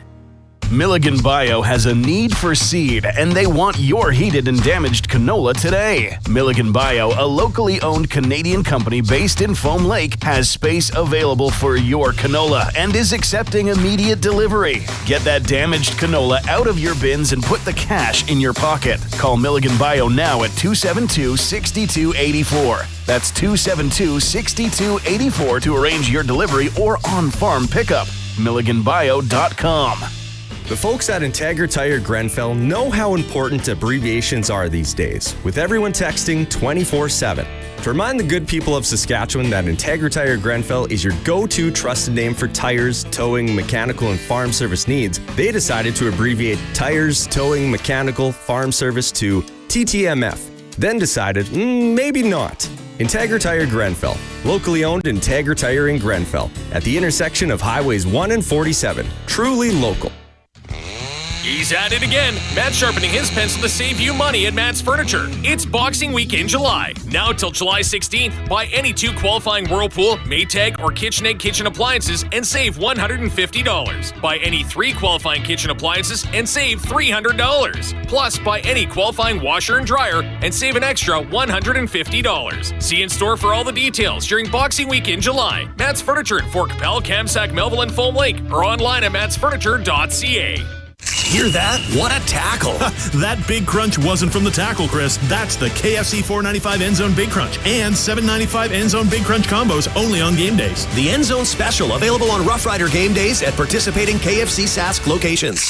620 CKRM brings you Saskatchewan's #1 sports talk show, The Sports Cage. Catch The Sports Cage weekday afternoons from 3 to 6 on the Voice of Saskatchewan, 620 CKRM. Proud to tailgate with all of Rider Nation. This is the Croft Electric and Nelson Homes Countdown to Kickoff. Text 306-936-6262 with the 620 CKRM Cooperators Rider Broadcast Network. We'd love to hear from you. Text us your thoughts. Let us know, maybe predictions for tonight's game, or just come hang out with us. We're inside the Sports Cage Lounge at Mosaic Stadium. It's Teagan Witko, Justin Dunk, and Wes Cates teeing up the game tonight. Riders and Stamps, 7 o'clock showdown. I know the air quality is a little bit up there, but we're hoping things calm down for kickoff at 7 o'clock. And, of course, the Riders are coming off the bye with the Stamps in town. 2 teams that are off to hot starts. So as we continue to tee this up for you, let's get to that extra point with Justin Dunk. It's for Fraser Tolmie, Member of Parliament for Moose Jaw Lake Centre, Lanigan. What do you got? Indeed, we got the extra point here because the Riders have had to move around the roster a little bit to get Kadeem Carey on there. So I asked Mace how they manipulated to have 2 Americans at the running back spot. With Thomas being down this week, who was our backup, we needed another running back. So, Kadeem was really the only one in-house for us, so it worked out. I mean, what a win to have Kadeem Carey come on as your backup, you know what I mean? So it allowed us to make a couple moves, and again, just the flexibility that we have in our roster to have Canadians that we feel we can play out there on offense, going now with Fry drawing in, you know what I mean? So it allows us to have a little bit of flexibility, and we can also change it on the defense side as well. But this is just how we're rolling for this week, and we'll see how things fall as the weeks go forward. But you thought about it when he was available to come in and speaking to Kadeem, and whether it's they're both on the field at the same time, whether it's one on the field at a time and the other one rolls in, you're smiling like, my God, they can protect the quarterback, they can run the ball, they can catch it out of the backfield, and they've proven to do it in this league at a high level. The current league's leading rusher in A.J. Olette is on the roster, along with Carey, as Mace explained, who was an East Division All-Star last year for Toronto and won a Grey Cup. I asked Carey about what's it been like to develop this bond with Olette, which I think is authentic between the two as they cheer each other on, regardless if Carey is on the active roster or the practice roster. Can you take us through your process signing with the Riders and being okay with going up and down from the practice roster to the active roster? Yes. I love playing football. During that time, Coach had reached out to me to join the Green, and I looked at it as a no-brainer. It was definitely a no-brainer. I saw 4-5 coming. I loved the way he totes the rock. So I just joining him, instead of thinking it was a competition or that spot was, taken, I looked at it as another opportunity, to team up, to learn from 45 and from Andrew, that's the coach in here. I thought that was a great opportunity to join him. And then I got to look at them inside out, play their first game, and, man, they had everything clicking from defense and the special teams and then the offense. So I just want to, slowly be a process on practice squad and, place my role into place and, help this team get where they need to go. I'm curious how you got to the mindset where you were comfortable to be on the practice roster. You were an absolute star at Arizona. You've done well in the NFL, made millions of dollars there. Come here last year with Toronto. You have the best season of your career. Stay healthy for 18 games, win a Grey Cup, and then get released. But this practice roster offer is put in front of you. How did you become all right with that? I definitely felt okay because I felt someone needed me. When an organization wants you, I felt like I would love to. I always said that I want to play for an organization that wants me. So, I don't care what position they gave me. They said they had a spot for me. P squad, of course, I had to, take a deep breath and, figure out, the bigger picture and see what I can what my role would be on this team. But I got to sit back and, man, anybody that wants me to play for their team, I think that's an honor. So I took it that way and just act like I'm 22 again and just go out there and run around and hit some people on practice squad and, make the team better any way I could. Did any other teams reach out to you during that time where you were a free agent, and did you even consider signing anywhere else? I honestly go lie. No teams reached out, wasn't considering signing anywhere else. I was kind of, stuck on the fact that Toronto had done that move, but I was in contact with coach over here, and the whole time in free agency. So I knew I may have an opportunity coming. Then as soon as they called, it was there. How integral was your relationship with Cory Mace from your days together in Calgary to bringing you here? Oh, it's been good. It was good back in Calgary. He's been always a great coach. I always saw what he did outside looking in, and now that he just gets the defense and gets to control this team I definitely want to join up with him. And the way that he leads the team, he's just a big brother, a father role model that everyone looks up on this team, and he got us going. So I'm excited to just play for him. You're going to face Calgary, the team that had released you, and that's how you ended up going to Toronto. I think your contract maybe just ended there. I want to get that right. What's that going to be like for you going against a heated now division rival in the West Division in the green and white? Oh, it's going to be special. I was just visioning playing this team, last year. So now putting on this, and then now we're in the West, and everything's just, that much bigger, and they're one game lost and we're undefeated. Everything is just where it needs to be. The stage is set, so I think it's just time to put on a show for everybody now. It seems like you and AJ Olette have quickly developed a friendship, a rapport. You can call it what you would like. How has that happened? Man, you just got two great running backs, and I think we enjoy each other's play and the way that we play, so we look for things that we can get better in each other's play. So I like how he hits the hole. I love how he bows those. He rips through, and his long hair, he jumps over people all the time. He may like some things that I do. So we're just copycatting off of things and putting it on field. And then we got a great coach that's leading all of us through. So right now we got a little four-headed monster because one of them is down. You seemed genuinely excited in the Hamilton game when you were on the roster and AJ Olette ripped off that big run. You talked about it, and some people were like, this guy's used to being an alpha. Is he really going to be excited for other guys? But then you showed it. To me, actions over words. Did that just come naturally?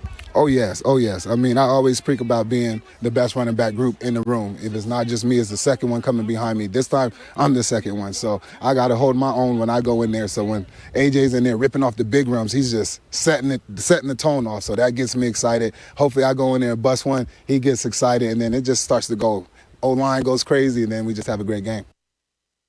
If you haven't read it, I suggest Google Kadeem Carey 3-Down Nation 2024 Grey Cup, and there's going to be an article that pops up about Carey pointing the finger at Dave Dickinson about being the reason, prior to the season, for the Stamps' downfall. That's why he's so motivated to get back on the field to go against Calgary. But Wes, let's get real for a second.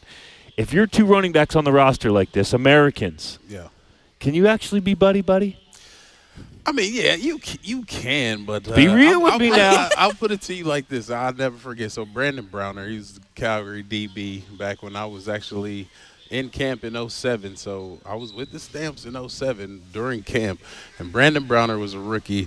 And I remember I had broken off a couple of good plays in camp, and then Brandon Browner came up. He's like, Cates, man, I was trying to figure out who was this big, fast dude that was backing up Joffrey. He was like, don't you think you're better than him? And I was like, yeah, but Joffrey hasn't done anything to lose his position. So do I think I'm better?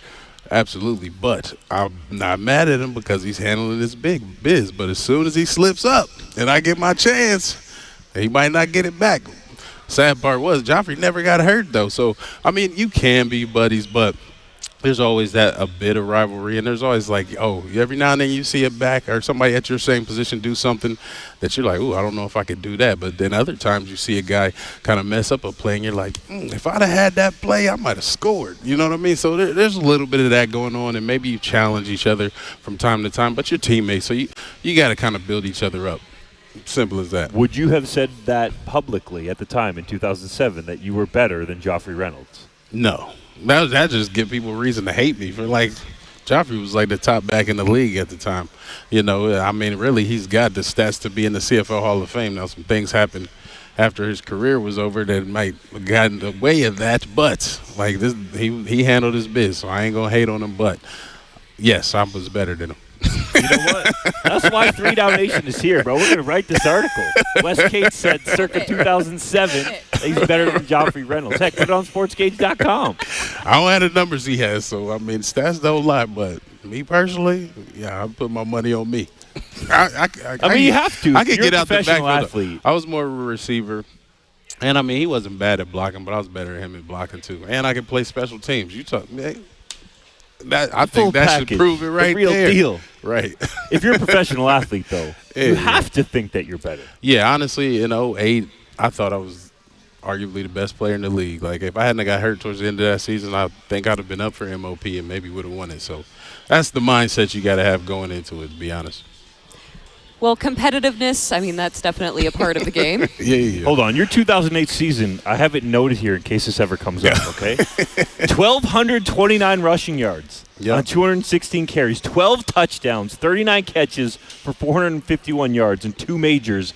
The MOP that year, though, you know who it was. It was Joffrey, wasn't it? Or did no. We were talking about this before. I thought you knew who it was.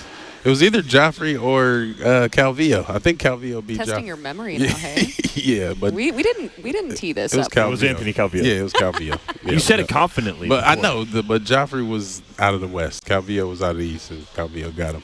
Whatever. Well, you're not going to forget now. Regardless, Kadeem Carey going to look good in one of those Obsidian jerseys here tonight. 7 o'clock kickoff. Yeah, I wish I'd have got a chance of playing those, man. We can go get you one. Rider Store's still open. I mean, it's not the same, though. I mean, I can rock one. Yeah, I'm going to look clean. I got some Obsidian, but I'm just saying. It would have been nice to get out there on the field in it. Boys look clean. Yeah, they look pretty sharp. They look pretty sharp. 7 o'clock kickoff, Stamps in town. We're going to continue to tee this up for you. Coming up next on the countdown to kickoff, we're going to hear more from Wes, actually. We're going to dive in and focus a little bit more on that offensive line, which just seems to continue to deliver despite all of their injury woes, I guess we'll say, to start this young season. We'll get to that in a minute here on the other side of the break. This is Saskatchewan Roughrider football on the home of Rider Nation, the 620 CKRM Cooperators Rider Broadcast Network. Busy week at 2sauctioneers.ca in Indian Head. We have the off-site Delorme Estate Auction in St. Victor closing on Monday. That includes a Bobcat, side-by-side, garden tractors, furniture, and more. Then on Tuesday the 15th, we got a huge sale of glassware, collectible sports cards, and a huge record collection from one guy. Some very odd and unusual ones in there. Easy to register, easy to bid, and it's all here on display at our location in Indian Head. Come check it out. 2sauctioneers.ca, online auction house in Indian Head. Nelson Homes is having a summer blowout sale on quick possession homes that you don't want to miss out on. Get free delivery anywhere in Saskatchewan on select in-stock show homes and spec home RTMs. For more information, visit their website, homes.nlc.ca. Or for general information, call 1-800-661-6534. That's the Nelson Homes Summer Blowout Sale. Nelson Homes, trusted quality and service since 1949.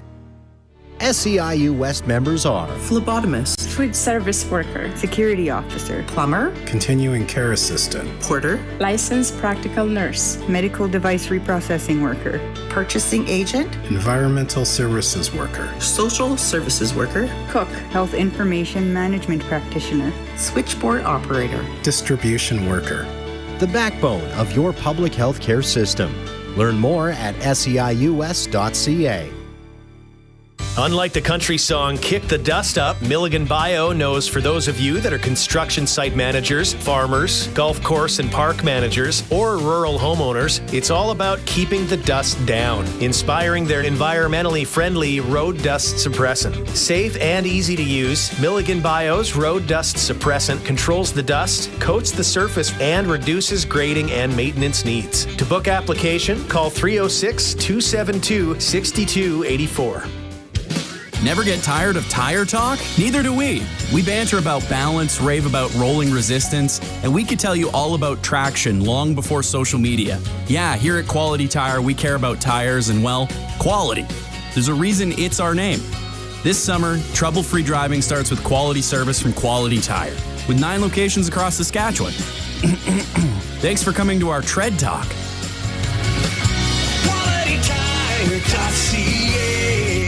It's game time at Two-Way Service, your Ford dealer in Southie. Just 30 money-saving minutes north of Regina on Highway 6. Two-Way Service is a first-round draft pick, delivering championship deals all season long. Score big with any vehicle purchase, and they'll throw in a free trip for 2 to Las Vegas. That's right, Vegas, baby. So suit up and drive 55 kilometers north of Regina to Two-Way Service. Online at twowayservice.com. You hear that? Do you feel that? It's summer. The best season in Saskatchewan. Because after that long winter of sitting inside on your phone, you can finally go sit at the lake on your phone. Thanks to Glassers TV, your SaskTel authorized dealer. Yes, their coverage is the best. So enjoy it everywhere you go this summer. Visit Glassers TV and check out their newly renovated store. Summer starts at Glassers TV, your SaskTel authorized dealer in Moosomin. Howdy, Wood Country Woody again. You know, you and me ain't so different. We both love to sit on a sunny deck with a cool beverage instead of sanding the thing all the time. And when I heard TimberTech composite decking material is super low maintenance, well, that sold me right there. They didn't even need to mention that it features a sweet little hidden fastener system or that they also have the treated lumber that goes underneath. It's easy, it's pretty, it's TimberTech from Wood Country. Your home is your castle. In McLean, Estevan, and Tisdale, wood-country.com.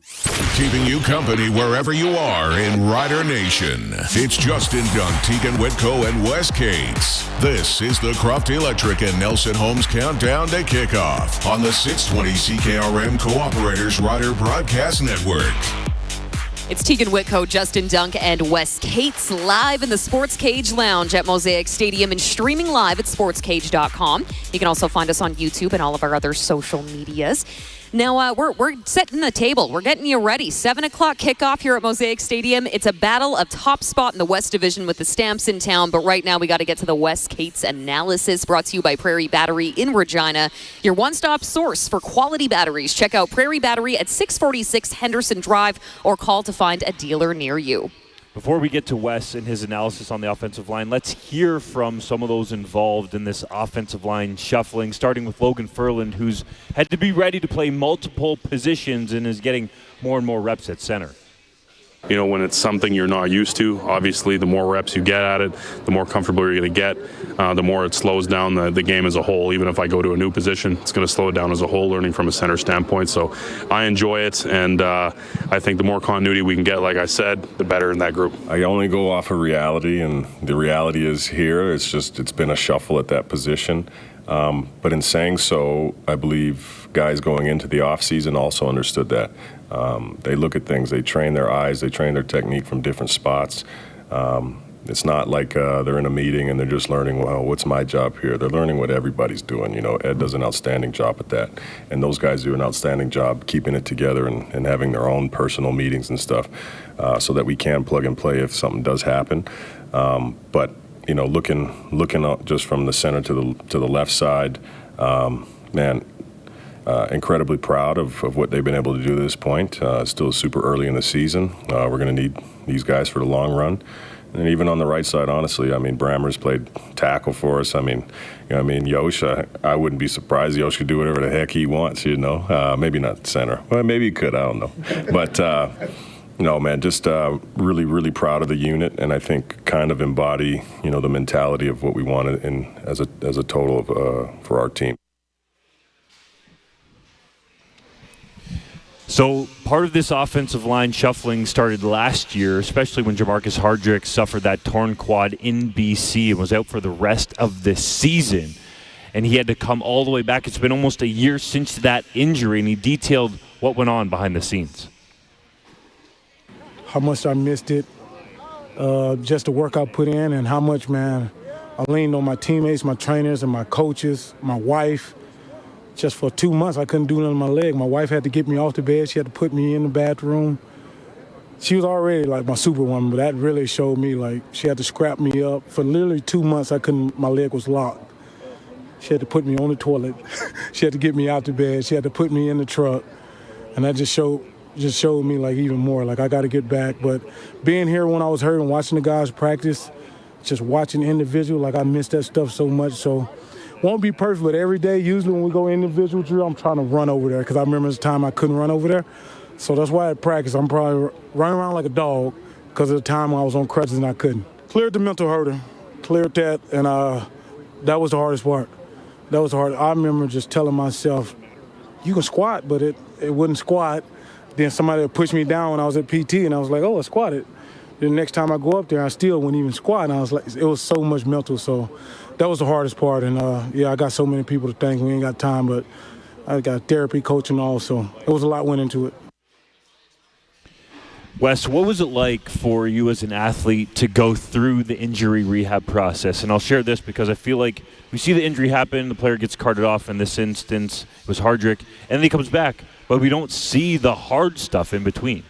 Yeah, no, it's definitely mentally taxing. It's obviously physically taxing. I mean, I've had the broken foot. I know when I had my broken foot going into the playoffs, I was devastated because we had a great team in 2007, and I really had, carved out my spot as the running back with that team. And then I found out that luckily I was going to be able to take a shot to numb the area and still be able to go and play. But it was sad watching me during the practice week when I was around shuffling around, couldn't go upstairs, couldn't go up on my toes, so I really couldn't do anything on that foot. So then I would just go into the games, get a shot numbed, and kind of play through the little bit of pain that I still felt through the numbness. But even think about my shoulder injury to kind of relate to Jamarcus, my shoulder injury that I had done surgery in the offseason. And it's like whenever you get a surgery done, tear a muscle like that, all the strength is gone. So it's a real humbling feeling to be a strong guy that all of a sudden, can't lift yourself up or can't do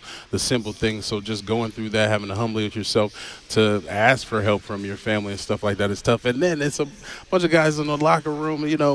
When you're hurt, you always got guys joking with you about being hurt and not being able to get out there and play. And, it doesn't usually get to you, they're messing around. But mentally it's just tough because you want to be out there helping the team. You know what you're capable of. You know what you're capable of when you're healthy, and then just getting over that hump of the mental scare of re-injuring yourself once you are starting to get back on the field is a whole nother hurdle. So it's definitely tough mentally, and then physically just that humblingness of being a strong athlete that all of a sudden can't do much of anything because, you're on the mend. Hardrick has looked pretty good since returning from that torn quad.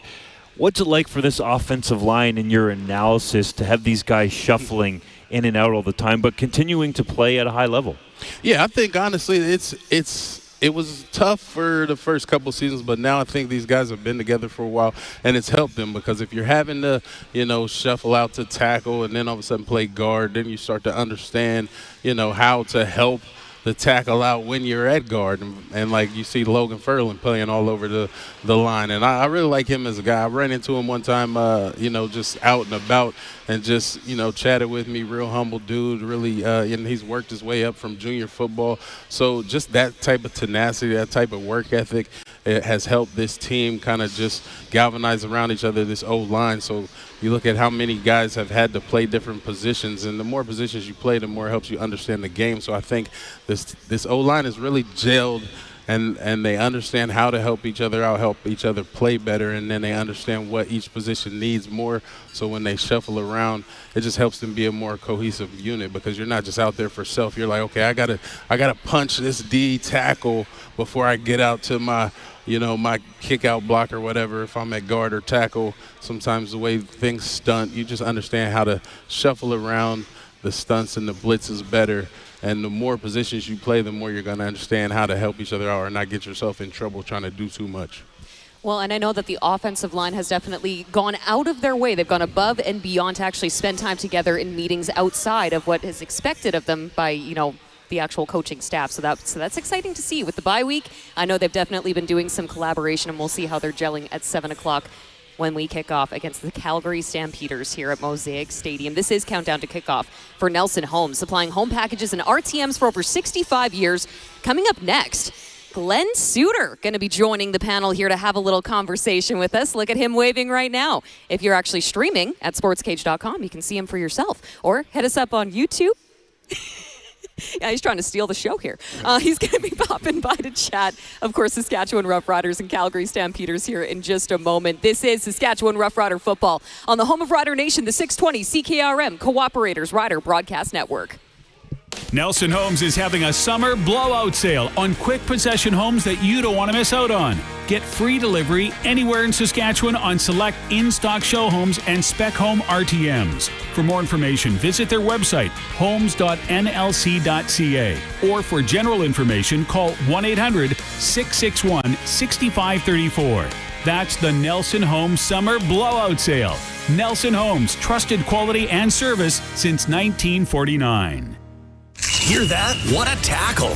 That big crunch wasn't from the tackle, Chris. That's the KFC $4.95 End Zone Big Crunch and $7.95 End Zone Big Crunch combos only on game days. The End Zone Special available on Rough Rider game days at participating KFC Sask locations. 620 CKRM brings you Saskatchewan's #1 sports talk show, The Sports Cage. Catch The Sports Cage weekday afternoons from 3 to 6 on the voice of Saskatchewan, 620 CKRM. I hate when my power's out. It doesn't matter if it's a storm, accident, or planned outage. Losing power is frustrating. But you can keep your lights on with a Generac standby generator from Croft Electric. Even when your neighbors are sitting in the dark, a Generac standby generator can power your home. Don't let power outages ruin your day. Get your home a Generac standby generator from Croft Electric. Financing now available. CroftElectric.com. Need tires that tackle every terrain? Trust Integra Tire Grenfell. But they're more than just tires. Trust them for all your towing, mechanical repairs, and farm service needs as well. From your family car to your combine, they keep you rolling with expert service and small town care. Farm tough, road ready, always reliable. Integra Tire Grenfell, where rubber meets the road and service meets the standard. Locally owned Integra Tire in Grenfell, at the intersection of Highways 1 and 47. Truly local.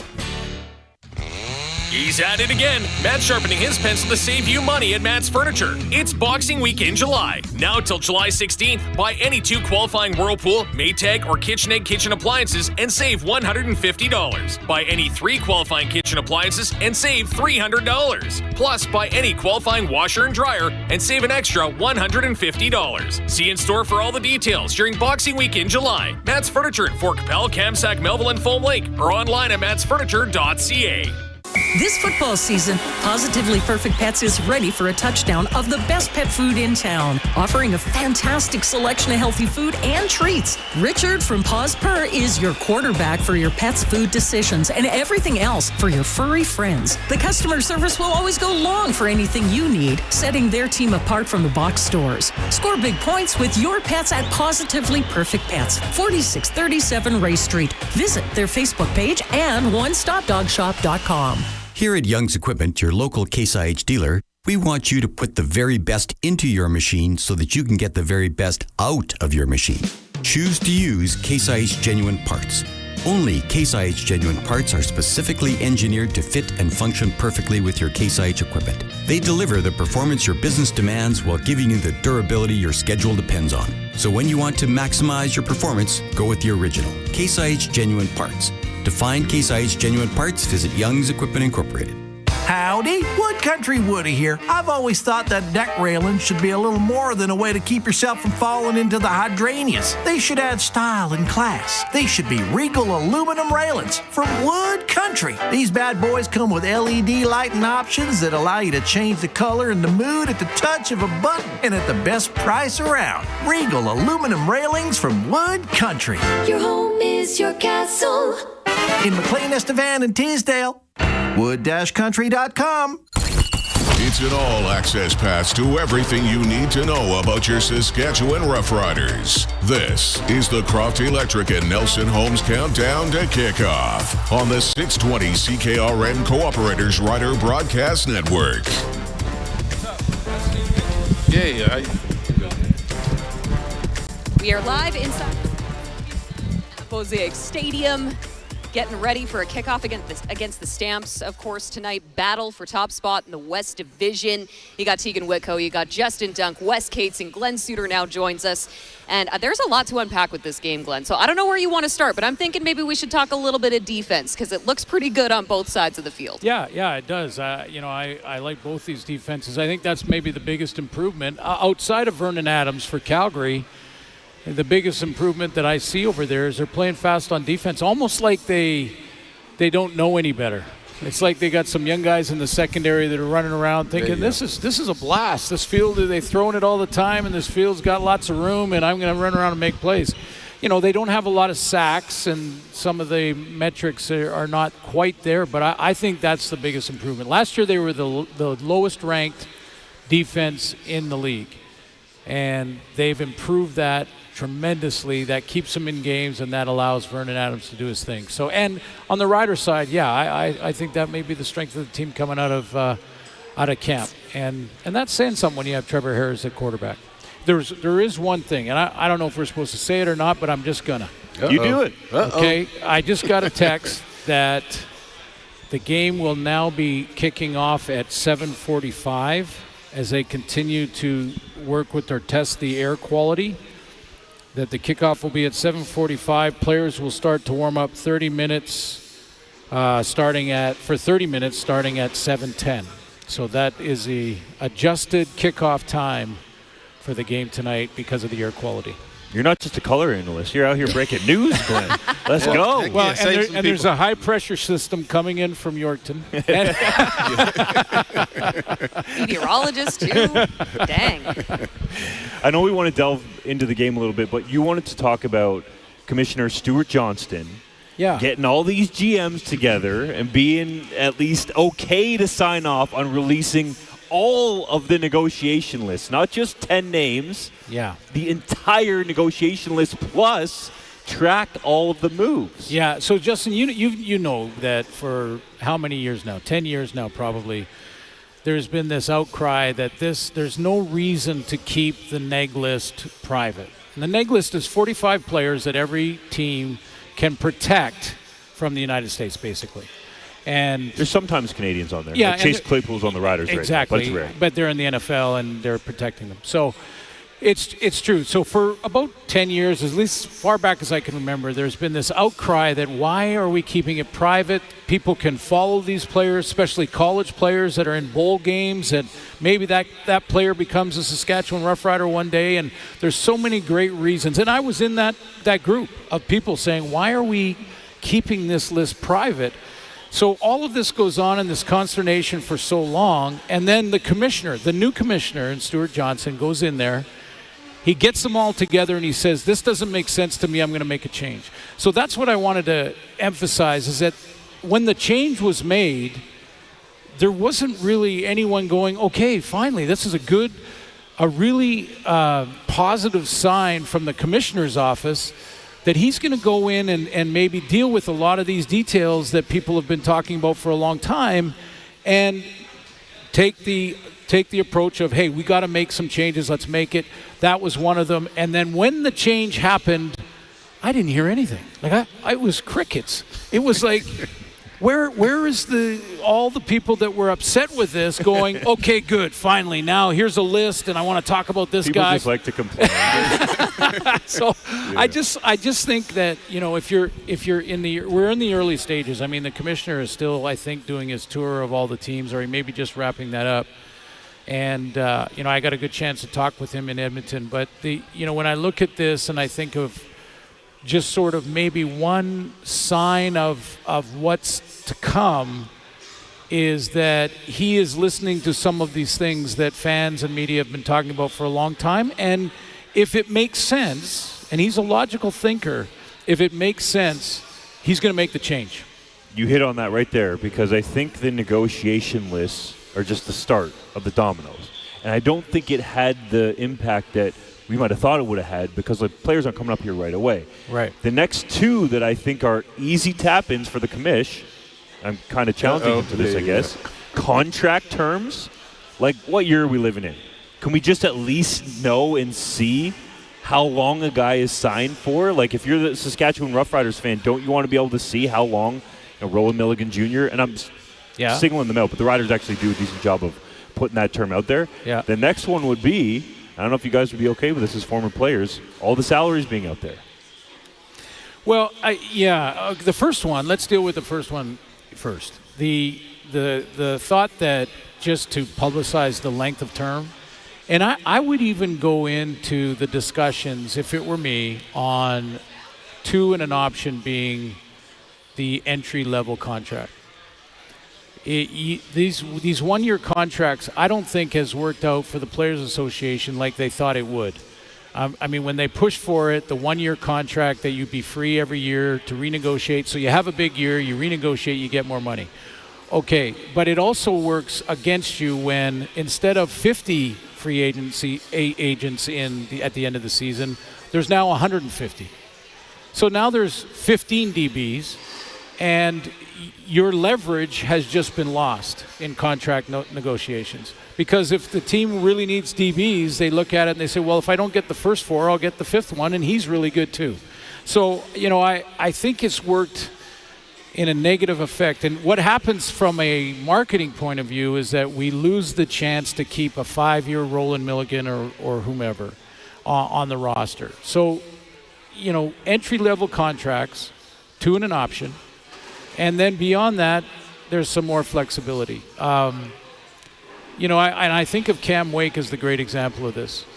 Cam Wake, in his first year, had 25 sacks and had that first step and I always compare it to Michael Jordan in basketball because he had that first step like none other in either league. The NFL noticed immediately, and they wanted to get him down there. He said, no, I have a 2-year contract and an option. I'm gonna honor that with the BC Lions. He went and played both years with the Lions and then went down and became a Pro Bowler with the Miami Dolphins. So he honored his contract, but there's a lot of players, Wesley, you know this, that won't do that they'll jump if they can. And I'm not saying we hold anyone back from the NFL, don't get me wrong, because that ship is long gone sail, is not coming back. That genie's out of the bottle, and I'm okay with it. It's if you get a chance to make big money doing the exact same thing, blocking and tackling, all the power to you. Good for you. That's what I was going to say, coming at it from a player in the CFL from the States, right, is that there's always that, ultimately a lot of guys, even Canadians, want to get down to the NFL. So how you work that into their contract, if you do or don't, I think is a big part of it. Because if I wasn't thinking about the NFL, then I'd sign a 3, 4, 5-year contract, right? But I think there should be something in there where, okay, and you we'll let you try your first year, but after that you can't go anymore or something like that. Well, here's the thing. I like the way we have it now. In fact, I would even maybe enhance it to protection for when you or if you return. Mm-hmm. So you can at any point in your contract, even the entry level 2 and an option, let's say, and this is all hypothetical. We're playing commissioner right now. But if you, let's say your entry level deal is 2 and an option, and in the end of the first year, the NFL comes calling and you get a chance to get a big-time signing bonus and all of that, the Riders let you go. Now, if you're down there for 5 years and you come back to the Riders, they still have your rights to first right of refusal, basically. Right. Yep. So it doesn't mean you're locked in, and if you can't make a deal, you don't play. It just means that they have first right of refusal, bring you back. And the other thing, and Justin, I know that this is part of the other part of your question is publicizing the contract values. We got all the top ones at 3downnation.com. Yeah. So check that out, but it's not like everything. Yeah, the only downside that I see to it is it for those who love to kick our game. In a lot of ways, it gives them an opportunity to do that with the lower end of the pay scale. But I think even the average, Glenn, now, it's getting up towards 6 figures. It's just under 100,000 now. So when you look at it, talking to some players, right, they say, well, for 6 months of work, and there's all the work in the offseason too, so I don't want to downgrade that, but for 6 months of playing games and going to practice and being in it 24/7, $100,000 is pretty good with the chance to make more money, and with the increased revenues that we're seeing in Saskatchewan, right? The great fiscal year they had, Winnipeg, on down the list. Yep. And the owners, perhaps those salaries are going to go up. So maybe it shows on the other side. I kind of think that, hey, some people think growth, that the CFL players only make, like, back in the day, $30,000-$40,000. It's like, that's not the case. No. Like, this is legitimate money. So I see your point on that side because I think it's a double-edged sword. Yeah. But I think maybe on the other side it might show you. It's good livable money. Some people might pluck one end of the scale and not look at the other end, which is the $350,000 or $400,000 quarterback. And we got two or three of them over $600,000. Exactly. So, I think there may be a day, let's say the minimum wage gets to $120. Then why not? That would be a different scenario, I think. But I don't know. I don't think there needs to be a rush to do that. The only other thing that, while we're on the commissioner hat and Let's keep it going. The Canadian ratio rule has got to stay for many, many reasons, and I won't go into that. But it needs to be adjusted again. This idea of counting American plays, and first of all, I don't know. There must be a staff back in the CFL office that are just doing that for both teams. I don't get how they monitor all that. But let's simplify that. And I still think going back to the naturalized American as one of your spots, if that American plays on the same team for 5 years, this is just theory, but I think that the reason that hasn't happened is owners look at that and say, well, now I'm going to have a guy from Oklahoma or wherever that's going to have tremendous leverage in the 5th year, because now he becomes your designated American who is /Canadian on your ratio count, and so therefore we're going to have to probably pay him more money, and that player will have leverage. I say to that, so what? So you get a Mike Pinball Clements or a Wes Cates on your team, and he's a perennial 1,000-yard rusher, and he's going into year 5, and he can become Canadian status. He's probably living here too, by the way, by then. Probably raising his family here too. He becomes your naturalized Canadian, and that is part of your ratio count for starters. Well, we're already doing it at the collegiate level, right? If you have an American player that goes to a Canadian institution now and they play their entire career there, they go into the CFL draft as a Canadian player. So, yeah. So, I think there's little tweaks, but back to the original full circle, I want to give Stuart Johnson a little pat on the back here early in his term to get that negless thing changed, do it very quickly, get all the governors on the same page. That alone we should give him a standing ovation for, and just say, you know what, look, he's listening. He's listening, and if it makes sense, and he's going to ask for a lot of opinions, but if it makes sense, he's going to try and make changes. I was going to say all the general managers. You know how secretive these football guys like to be. So to get them on the same page to sign off on that is a major deal. If he can do that, this thing's in great shape in the future. Exactly. Then please fix the website next. I'm calling you out specifically, Stuart Johnston. Thank you very much, Glenn Suter. Of course, brought to you by North Home Windows, designing, building, installing window systems in Saskatchewan for Saskatchewan conditions. That's North Home Windows. Go to their website or call 1-866-362-6525. We'll be back here in just a minute. Coming up next, we have Justin Labrash, Saskatchewan's own, who's going to be performing actually at the halftime show here tonight. And I will remind you again, the game has been pushed back ever so slightly. 7:45 kickoff here at Mosaic Stadium. And that is where you can find us at the Sports Cage Lounge. We'll be right back. This is Saskatchewan Roughrider football on the home of Rider Nation, the 620 CKRM Cooperators Rider Broadcast Network.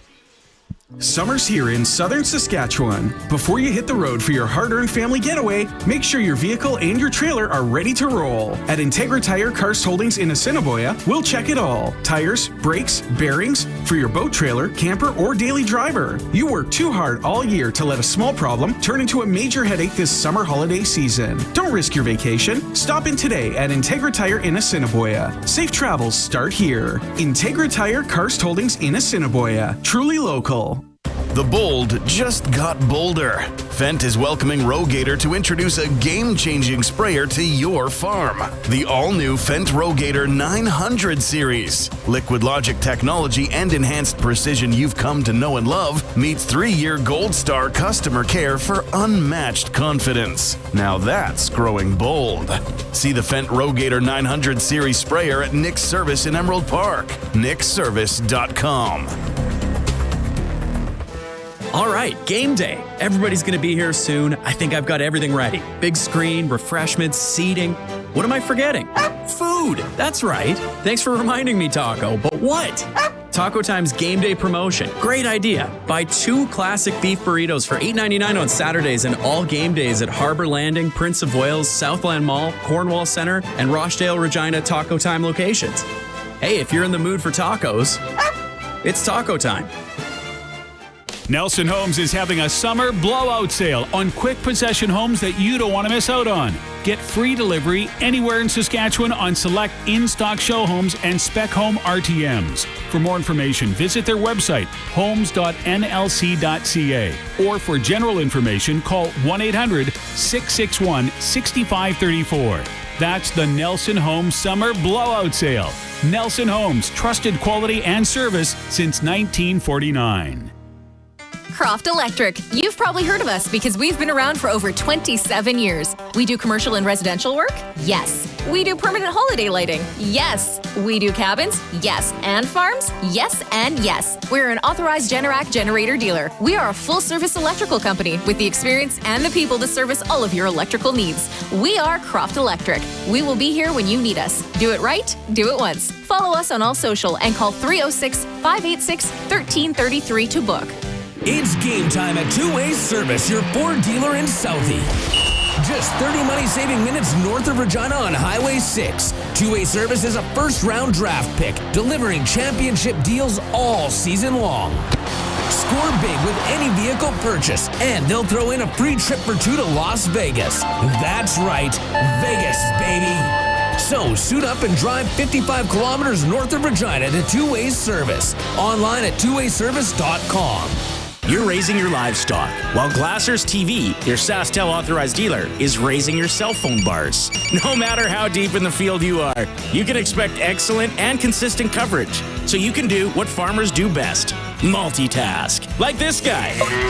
He's out here milking cows and managing his fantasy football team. With today's smartphones, farmers are checking the weather, pricing soybeans, and swiping right, all before breakfast. Glassers TV, your SaskTel authorized dealer in Moosomin. Working with asphalt, sealant, or tar can be a sticky mess. It gets everywhere and on everything. Keep your rollers, truck, and tools clean with environmentally friendly asphalt release agent from Milligan Bio. This grown-in-Saskatchewan solution is made using locally sourced canola. It's safe for the environment, prevents stick-on asphalt, and reduces buildup that's already there. And you'll use less than other products on the market.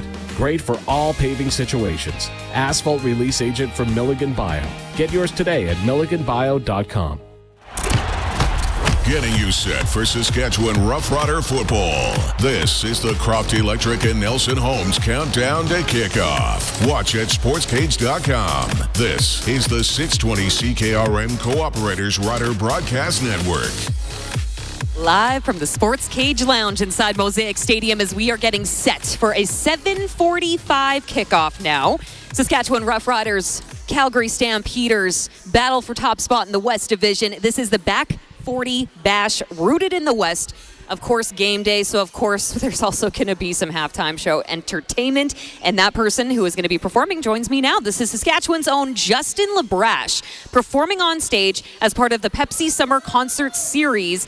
First of all, thanks for being here. This place is bumping. You already got some people cheering for you. Well, I mean, Mosaic Stadium's always just hopping. Oh, yeah. Every home game, it's always packed, which is the way we like to see it. A true Sasky boy here for our Rider community segments, of course, for Saskatchewan Seniors Mechanism. Learn how age-friendly communities benefit us all.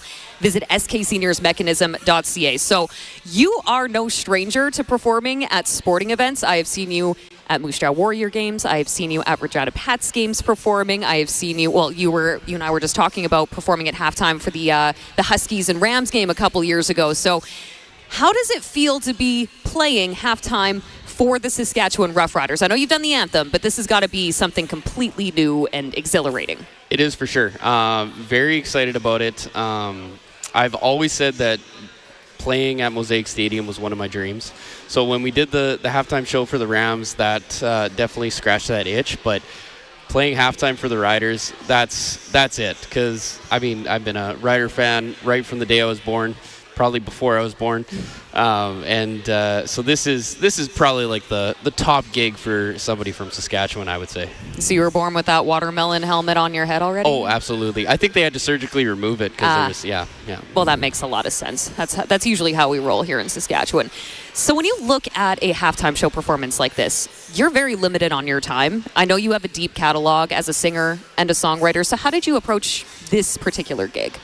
Well, the band and I met and we started just thinking about songs that would carry some energy through the game because we want to keep things up. We want to keep everybody energized and ready for the second half. So we put together a good little mix of everything. We did a little mashup, and I think we came out with something very high energy, and people are going to enjoy it. You're not going to let us in on the secrets of what we can expect? Absolutely not. I thought I would get some insider information here.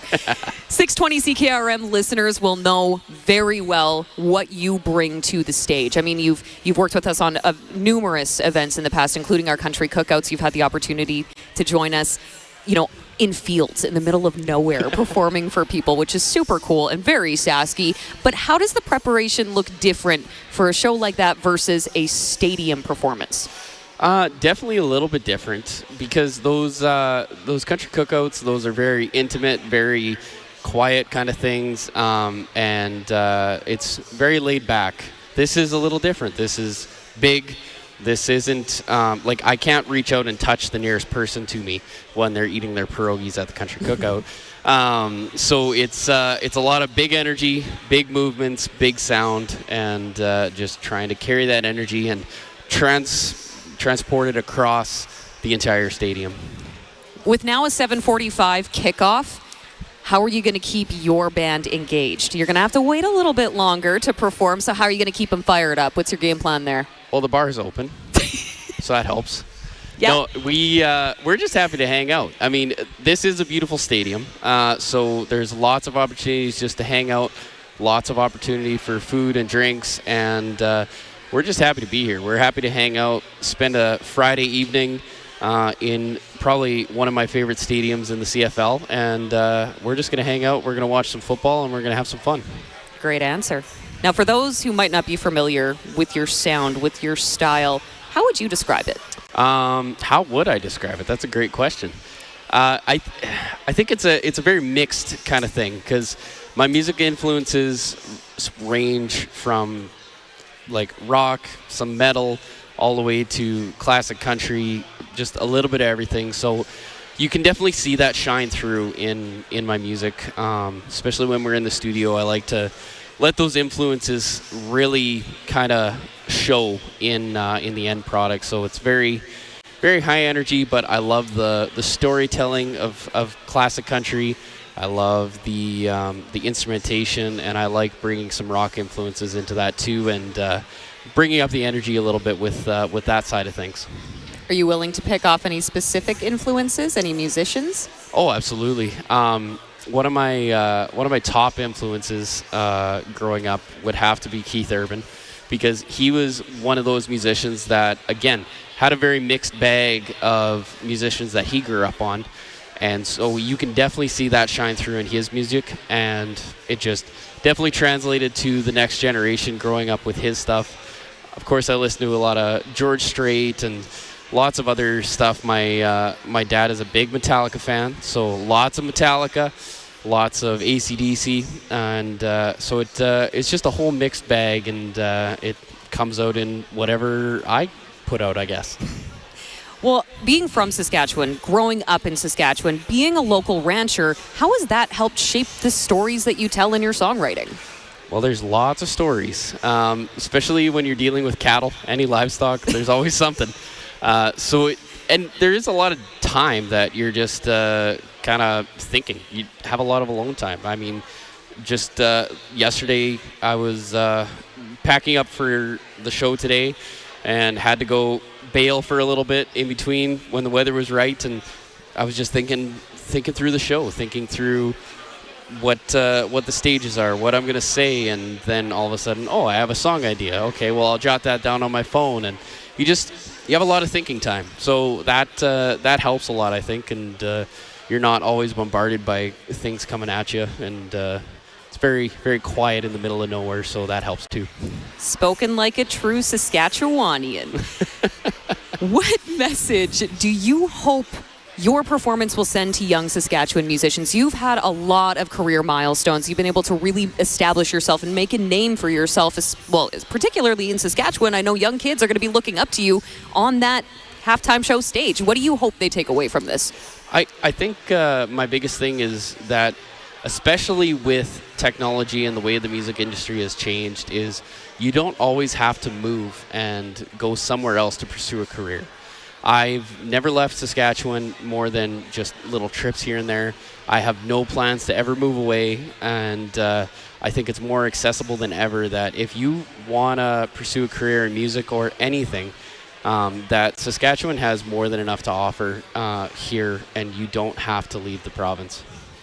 Well said. Before I let you go, so you can go warm up, relax, get ready for the show, I want to hear your final prediction for the score tonight. What do you think we're going to see out there on the field? Riders, Stamps. What's it going to be, Justin LeBarache? I think it's going to be a close one. Yeah. I'm obviously predicting that the Riders are going to win because they have been having a great season so far. I'm thinking it's going to be 20-16 for the Riders. Okay. I think it's going to be a nail-biter, but they're going to pull through. Do you have a favorite Saskatchewan Roughrider of all time? Of all time, it would have to be number 44, Roger Aldag. Absolute, that's a good answer. Biggest fan, and I think he's a legend that just that stands up for the test of time. Justin LeBarache joining us right here in the Sports Cage Lounge, performing at the halftime show here tonight as the Saskatchewan Roughriders get set to take on the Calgary Stampeders. Thank you so much for joining us, Justin. Thank you. Don't miss this performance. Again, it is now a 7:45 kickoff, a slight weather delay due to the smoke, but we're looking forward to that kickoff at 7:45 this evening. It's the Back 40 Bash game day. Of course, battle for top spot in the West Division. Riders rocking the alternate popular Obsidian jerseys as well, so hopefully we'll see you here at Mosaic Stadium soon. This is Saskatchewan Roughrider football on the home of Rider Nation, the 620 CKRM Cooperators Rider Broadcast Network. When you're looking for new batteries this summer, go see Prairie Battery. They have options for your everyday battery needs, whether it be your boat, motorcycle, tractor, golf cart, scooter, or even your watch. Prairie Battery's got you covered. They have high-end AGM batteries like Odyssey and Optima, and their automotive batteries have warranty options to fit every budget. They'll even test your old car battery for free. So when there's something you need, see Prairie Battery, 646 Henderson Drive in Regina. Never get tired of tire talk? Neither do we. We banter about balance, rave about rolling resistance, and we could tell you all about traction long before social media. Yeah, here at Quality Tire, we care about tires and, well, quality. There's a reason it's our name. This summer, trouble-free driving starts with quality service from Quality Tire, with 9 locations across Saskatchewan. Thanks for coming to our Tread Talk. QualityTire.ca.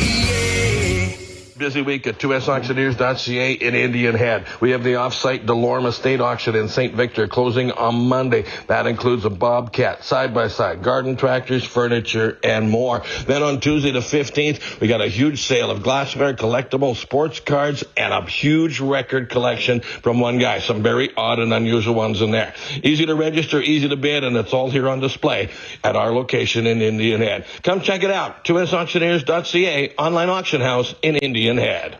620 CKRM brings you Saskatchewan's #1 sports talk show, The Sports Cage. Weekday afternoons at 3 p.m. Breaking down the biggest news in Rider Nation. Rider season is in full swing.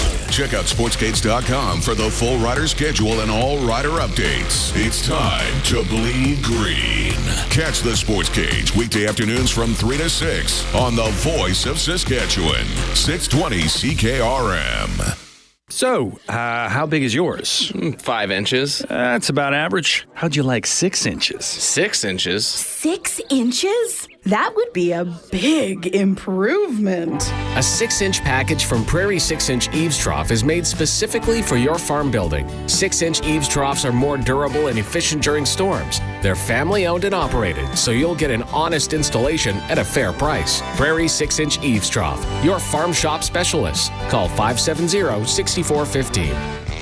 He's at it again. Matt sharpening his pencil to save you money at Matt's Furniture. It's Boxing Week in July. Now till July 16th, buy any 2 qualifying Whirlpool, Maytag, or KitchenAid kitchen appliances and save $150. Buy any 3 qualifying kitchen appliances and save $300. Plus, buy any qualifying washer and dryer and save an extra $150. See in store for all the details during Boxing Week in July. Matt's Furniture in Fort Capel, Kamsack, Melville, and Foam Lake, or online at mattsfurniture.ca. In an ideal world, you're already driving one. When you're behind the commands of the Fendt Ideal Combine, you experience a workhorse that takes harvest to task. Real-time monitoring, 485-bushel grain tank that unloads at 6 bushels per second, all backed by a 3-year full machine warranty, plus all scheduled maintenance ensures your harvest doesn't stop. Now that's how you grow bold. See the Ideal Fendt Combine at Nick's Service in Emerald Park. nickservice.com. Hear that? What a tackle. That big crunch wasn't from the tackle, Chris. That's the KFC $4.95 End Zone Big Crunch and $7.95 End Zone Big Crunch combos only on game days. The End Zone Special available on Rough Rider game days at participating KFC Sask locations. 620 CKRM brings you Saskatchewan's #1 sports talk show, The Sports Cage. Catch The Sports Cage weekday afternoons from 3 to 6 on the Voice of Saskatchewan, 620 CKRM.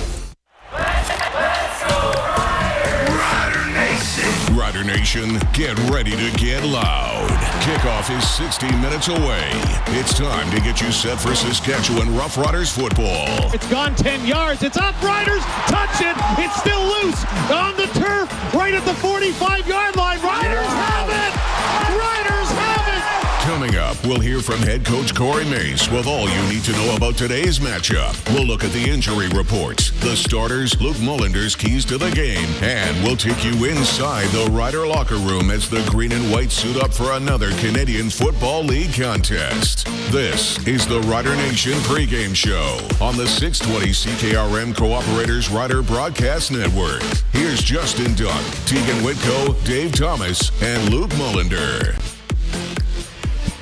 And we are live inside the Sports Cage Lounge at Mosaic Stadium, getting you set for kickoff tonight. Everything that big voice man just said was completely accurate, except for one thing. That was the time. We're not 60 minutes away. 7:45 kickoff tonight. Where do we get these guys? Yeah, we'll get them.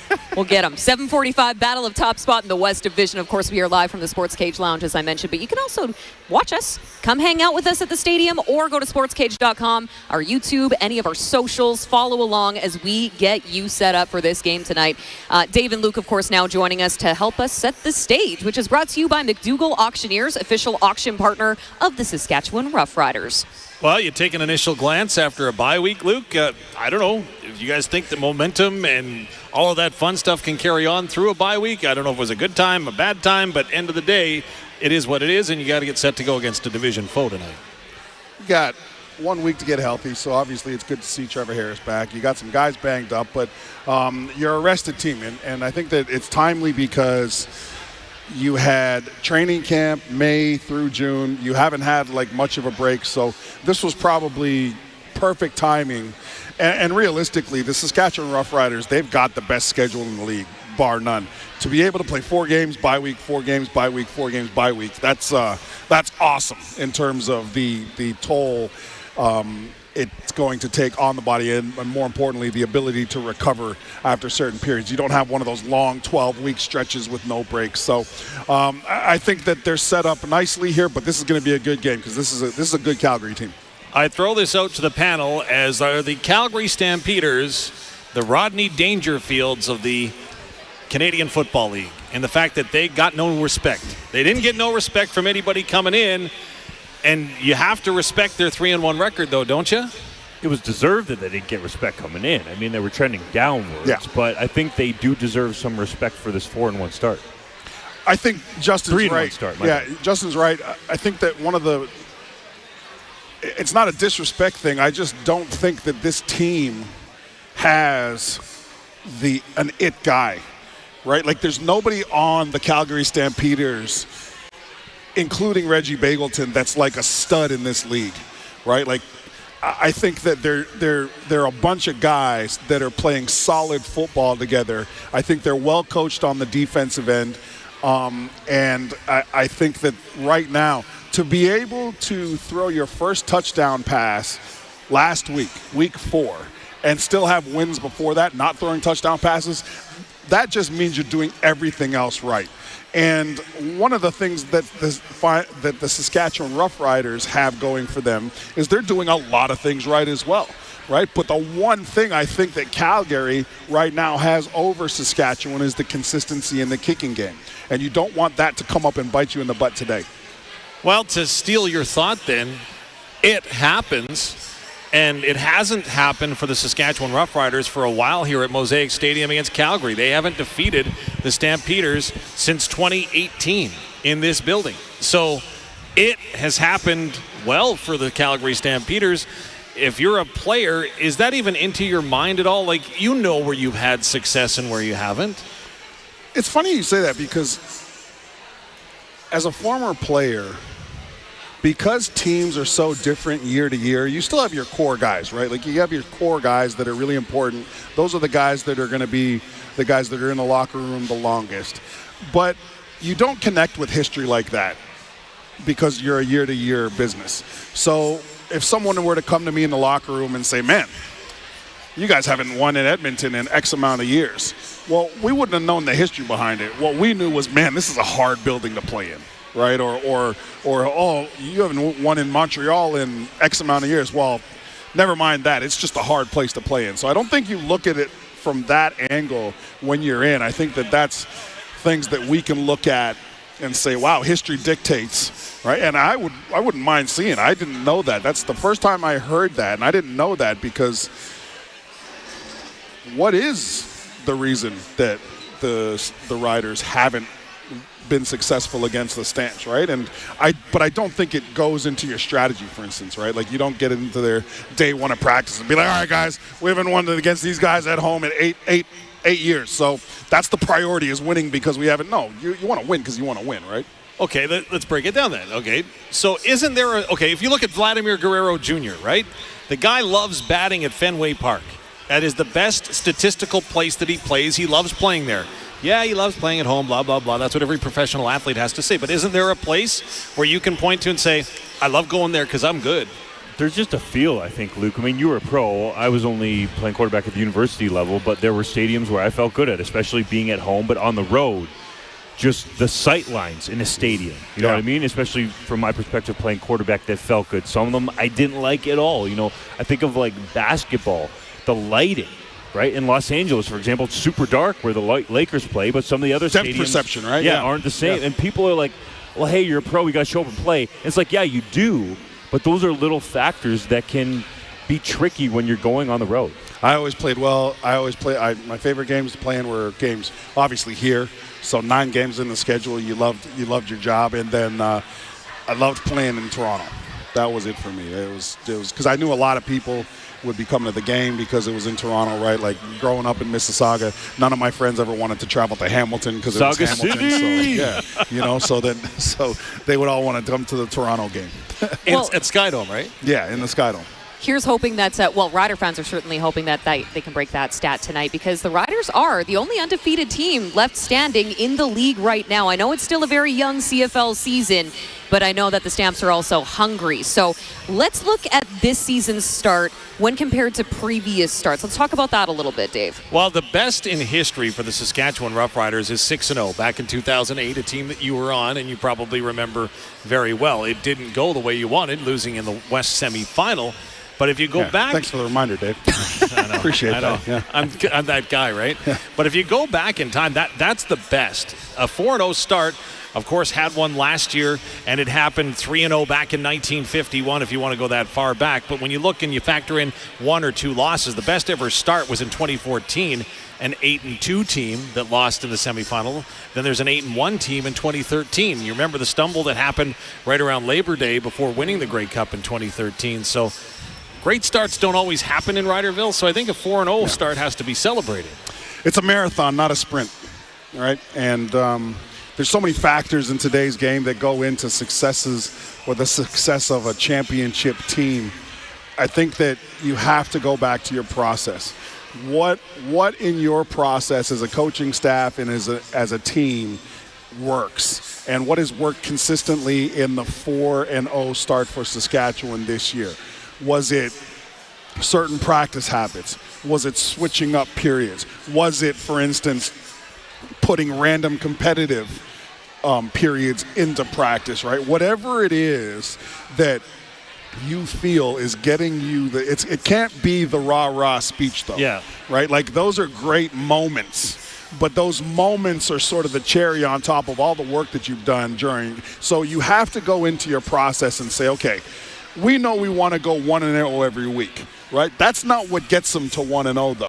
Somewhere in there, part of their process has contributed to, and it's not going to be a ton of things. It's going to be 1 or 2 things that they can really look into their practice week and say, this is what's causing us to be successful. It's a preparation thing. Can I throw out something on the 4-0 start? Sorry, Justin. No, go ahead. The 4-0 start, if you go back and you go to sportscage.com, you can listen to the podcast of the Radio Roundtable. So we defeated BC and fairly handily, I would submit, back, a couple of weeks ago. But one caller asked you, when are they going to lose for the first time? Like, that's why we don't do 4-0. That's why. I'm just saying. They wanted us to predict. Yeah, that's right. When they might lose. But, talking about the starts, Luke, I think this is potentially coach-based. You talked about going back in history, right? But the history we know under Cory Mace is that this team starts 4-0 back-to-back. You look at the Hamilton Tiger Cats, traditionally as a franchise, for a number of reasons, have been slow starters. So I think Mace is building here a team that gets off to a fast start. We'll see what his legacy is in the middle, the end of the season, more importantly, the playoffs. But I like what he has done here in training camp. What are the thing that has happened 2 straight years in training camp has been Mace making the guys run. Making sure that they are on their, quote, P's and Q's going into the season. I think that's a little part of it. I think that if we're going to look at any part of history today and look at the Calgary Stampeders, the most important part of any historical piece is that Vernon Adams plays his worst games against Cory Mace defenses, period. He's had some really bad games against the Cory Mace defense. He looked bad last year in the playoff game. And, this is the same defense that caused, that 6 interception game that he had against the Toronto Argonauts. Yeah. That was against the Cory Mace defense, right? So that's the part of history that Rider Nation likes right now. Of course, the 4-0 Saskatchewan Roughriders taking on the 3-1 Calgary Stampeders. A 7:45 kickoff tonight. That was setting the stage, brought to you by McDougall Auctioneers. And now we should probably talk a little bit about why kickoff is at 7:45, Dave. Let's get into the weather update with Quality Tire. 9 locations across Saskatchewan. QualityTire.ca. I like the way you bridged that. That's professional, like isn't it? That is a professional right there. Yeah. Well, I was talking with Phil Spivak from Precision Weather, and what we're looking at right now is a non-wind factor. And so he was talking about how the humidity is kind of holding the smoke in place. So yes, there is an air quality statement that has been issued. We're expecting partly cloudy skies around the smoke for the duration of the evening. What's going to be key to watch, that we're anticipating the wind staying around 18 kilometers an hour out of the northwest. That's what we're anticipating for kickoff, which was set for 7 o'clock. And then by halftime, Phil mentioned that we are expecting the winds to shift from the northwest to coming from the southwest. So that's basically an entire 360. And when that happens, that's when they expect some clearing to happen. So by moving that kickoff up to 45 minutes, that's what they're anticipating, is that wind shift, which will help clear a little bit more of the smoke. The temperatures are going to drop down around the teens by halftime. So wind's not going to be a factor in the game, but it will be a factor in the air quality, which we're hoping will improve to a point that we're all good by 7:45. Man, a rare calm evening in Saskatchewan? Well, a calm day, right? Because, again, it just kind of settled in is what he was saying, right? And with the humidity, because here in Regina, we had rain this morning. So with that rain coming down, it just kind of acts as an insulator.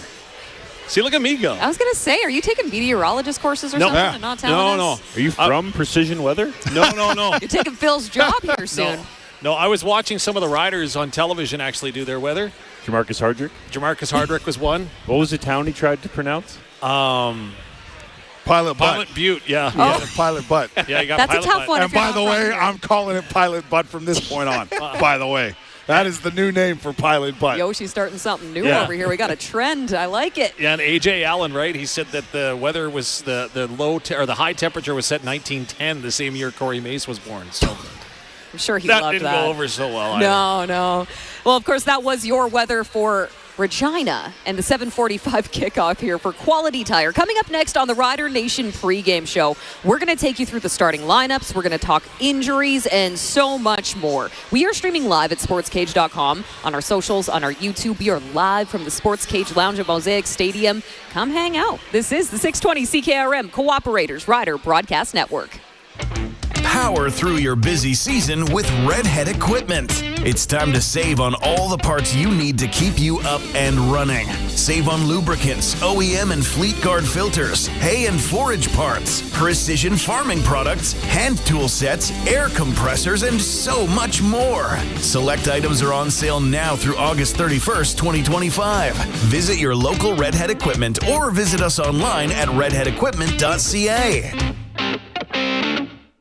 Code GREEN25. With PlayNow.com, make any $10 sports bet using the code GREEN25 and get a $20 free sports bet. Say you bet $10 on baseball. Use the code GREEN25 and get a free $20 bet to put on the green and white. Or bet $10 on golf and get a free $20 bet to put on tennis. Restrictions apply. Details at PlayNow.com. Must be 18 plus. Use your game sense. At the cabin or on the farm, Access Rural Internet gives you speed and service you can rely on. Right now, get Access Rural Internet for as low as $69.95 a month for 24 months, including free service calls by our local techs, a free Wi-Fi router, and a strong, reliable signal matched by our strong, reliable customer service. Great service is never far away with Access Rural Internet. Visit myaccess.ca to book your free site survey. B&A Petroleum is a Southern Saskatchewan family-owned business that's there for you. They've been supporting their clients for over 30 years with locations in several communities throughout the southern part of the province. B&A Petroleum is available for all your bulk fuel and lubricant needs, with propane at selected locations Monday to Friday. And don't forget, their Cardlock location is accessible 24 hours for your convenience. B&A Petroleum. Fuel you once, fuel you forever. In the toughest moments, real pros shine. Fire, flood, mold. Winmar Property Restoration Specialists are always in the trenches, cleaning up messes and restoring homes across Canada. Like our green team on the goal line, we don't quit till the job's done. Big or small, Winmar tackles it all. Winmar, we're coming through for you. Visit winmarregina.ca today. SaskToday.ca is your local news source, proudly serving communities all across Saskatchewan. Sask Today's team of local journalists are on the ground focusing on local topics that matter to you. From agriculture, local community news, sports, and more. Find it all at sasktoday.ca. Sign up for our daily news digest at sasktoday.ca. From Harvard Media, everywhere. Calling all skilled heavy-duty mechanics. Core Industrial Services has an exciting opportunity for you. They're hiring a full-time heavy-duty mechanic to join them at their 9,000-square-foot shop in Rocanville, Saskatchewan. As a heavy-duty mechanic, you're responsible for performing maintenance and repairs on a wide range of equipment, from heavy machinery to light trucks and more. At Core Industrial Services, they believe in the power of teamwork. Apply today on their website at coreindustrial.ca or call them at 306-745-4844. Core Industrial Services, where expertise meets opportunity. Apply now. The countdown to kickoff continues with the Rider Nation pregame show. Get the latest on your team from our team at sportscage.com and here on the 620 CKRM Cooperators Rider Broadcast Network. Yes, we are live inside the Sports Cage Lounge at Mosaic Stadium, getting ready for a 7:45 kickoff. Yes, 7:45. It's been bumped back just a little bit here. Saskatchewan Roughriders, Calgary Stampeders. The matchup remains the same. It's going to be a good game. Gates are open. $5 beer extended until 7:15, by the way. There you go. Luke's fired up. Party in the Park is closing at regular time. Rider Transit still running until the new delayed kickoff time, which again, 7:45. Come hang out with us early, though. You might as well. It's a party in here inside the Sports Cage Lounge at Mosaic Stadium, streaming at sportscage.com, our YouTube and socials. So make sure that you check us out there as well. So, okay, we're going to look at these rosters. Well, I'm sorry. Oh, now Dave's just going to cut me off like he runs the show. I know. Sorry. Yeah, he sort of does. Voice of the Riders and all. I kind of need to enter a confessional. Like, this is a safe place, right? Oh, here we go. All right. So I'm big enough to admit when I am wrong. Okay. All right. So first of all, a convertible for my wedding day was absolutely wrong. We should have left the top up. So there you go. That one's off the table. Next, I said that the Saskatchewan Roughriders had not beat the Calgary Stampeders since 2018. I was wrong. They, of course, beat them in the playoff game, as was pointed out to me from a texter, in 2021. So the Roughriders have not beat the Stamps in the regular season here at Mosaic Stadium since 2018, but we beat them in 2021. I was wrong. When it mattered most, in the playoffs. I know. Where to go home. I was wrong, but I appreciate everybody listening and pointing out, because that's awesome, because I think we should that means we're engaged. You know? Well, and you know what? If there's anything else that you need to correct us on, 306-936-6262. Can you please not do that? My wife might text in and she's got a list. I'm just saying. All right? Fair enough. Okay, we'll move past that then. Thank you. And, we'll talk about injuries, okay? This is brought to you by the Saskatchewan Construction Safety Association. They provide cost-effective and convenient training courses online, in person, or on demand anywhere in the province. So what does this list look like there, Dave? Coming back from the bye week, really three that stand out. Teagan Campbell not going to be in the lineup tonight. He's on the one-game injured list with a groin injury. You'll recall he sustained that against BC after he returned that pick-6 touchdown. So he looked fine to me on the plane, though. He was on my WestJet flight back out. Yeah, so like 6 a.m. in the morning on, what was it, Sunday morning? Saturday morning? Yeah. I was like, he looks fine. And then all of a sudden this week he's not practicing. No. Well, again, that's why he came off the field, right? But you can you can walk, but it's a little more difficult running and cutting, right? So that's why Teagan Campbell is not in. That's why Antoine Brooks Jr. will get his first career start. We'll talk about that in a moment. Thomas Bertrand-Houdon, you recall he missed the game against Toronto, came back against BC, and then was nicked up in that game. I thought it was a groin injury at first that he'd hurt himself with. It turns out it's more of a thigh injury, and that's going to put him on the 6-game injured list. And I feel terrible for the guy with everything that he did in the offseason to get himself ready to go this year. So he's not in the lineup. 6 games at very least. Trevion Tate, offensive lineman, shoulder injury. Also on the 6th game. It's going to be a while, and it's going to be news. Yeah, worst news possible. Yeah. So Trevion Tate was having a go to the NFL year. Like that's where I saw him going. I saw him going to the NFL after this year, man, because he was having a great year. So it's really it really sucks to see that young man not get a chance to continue what he's doing for a while. Zach Fry, though, a lot of football. Noah Zur, you're back in the lineup. You're now the 6th offensive lineman, probably the big guy in the tight end set. So now's your opportunity to prove that you could be sustainable all the way through.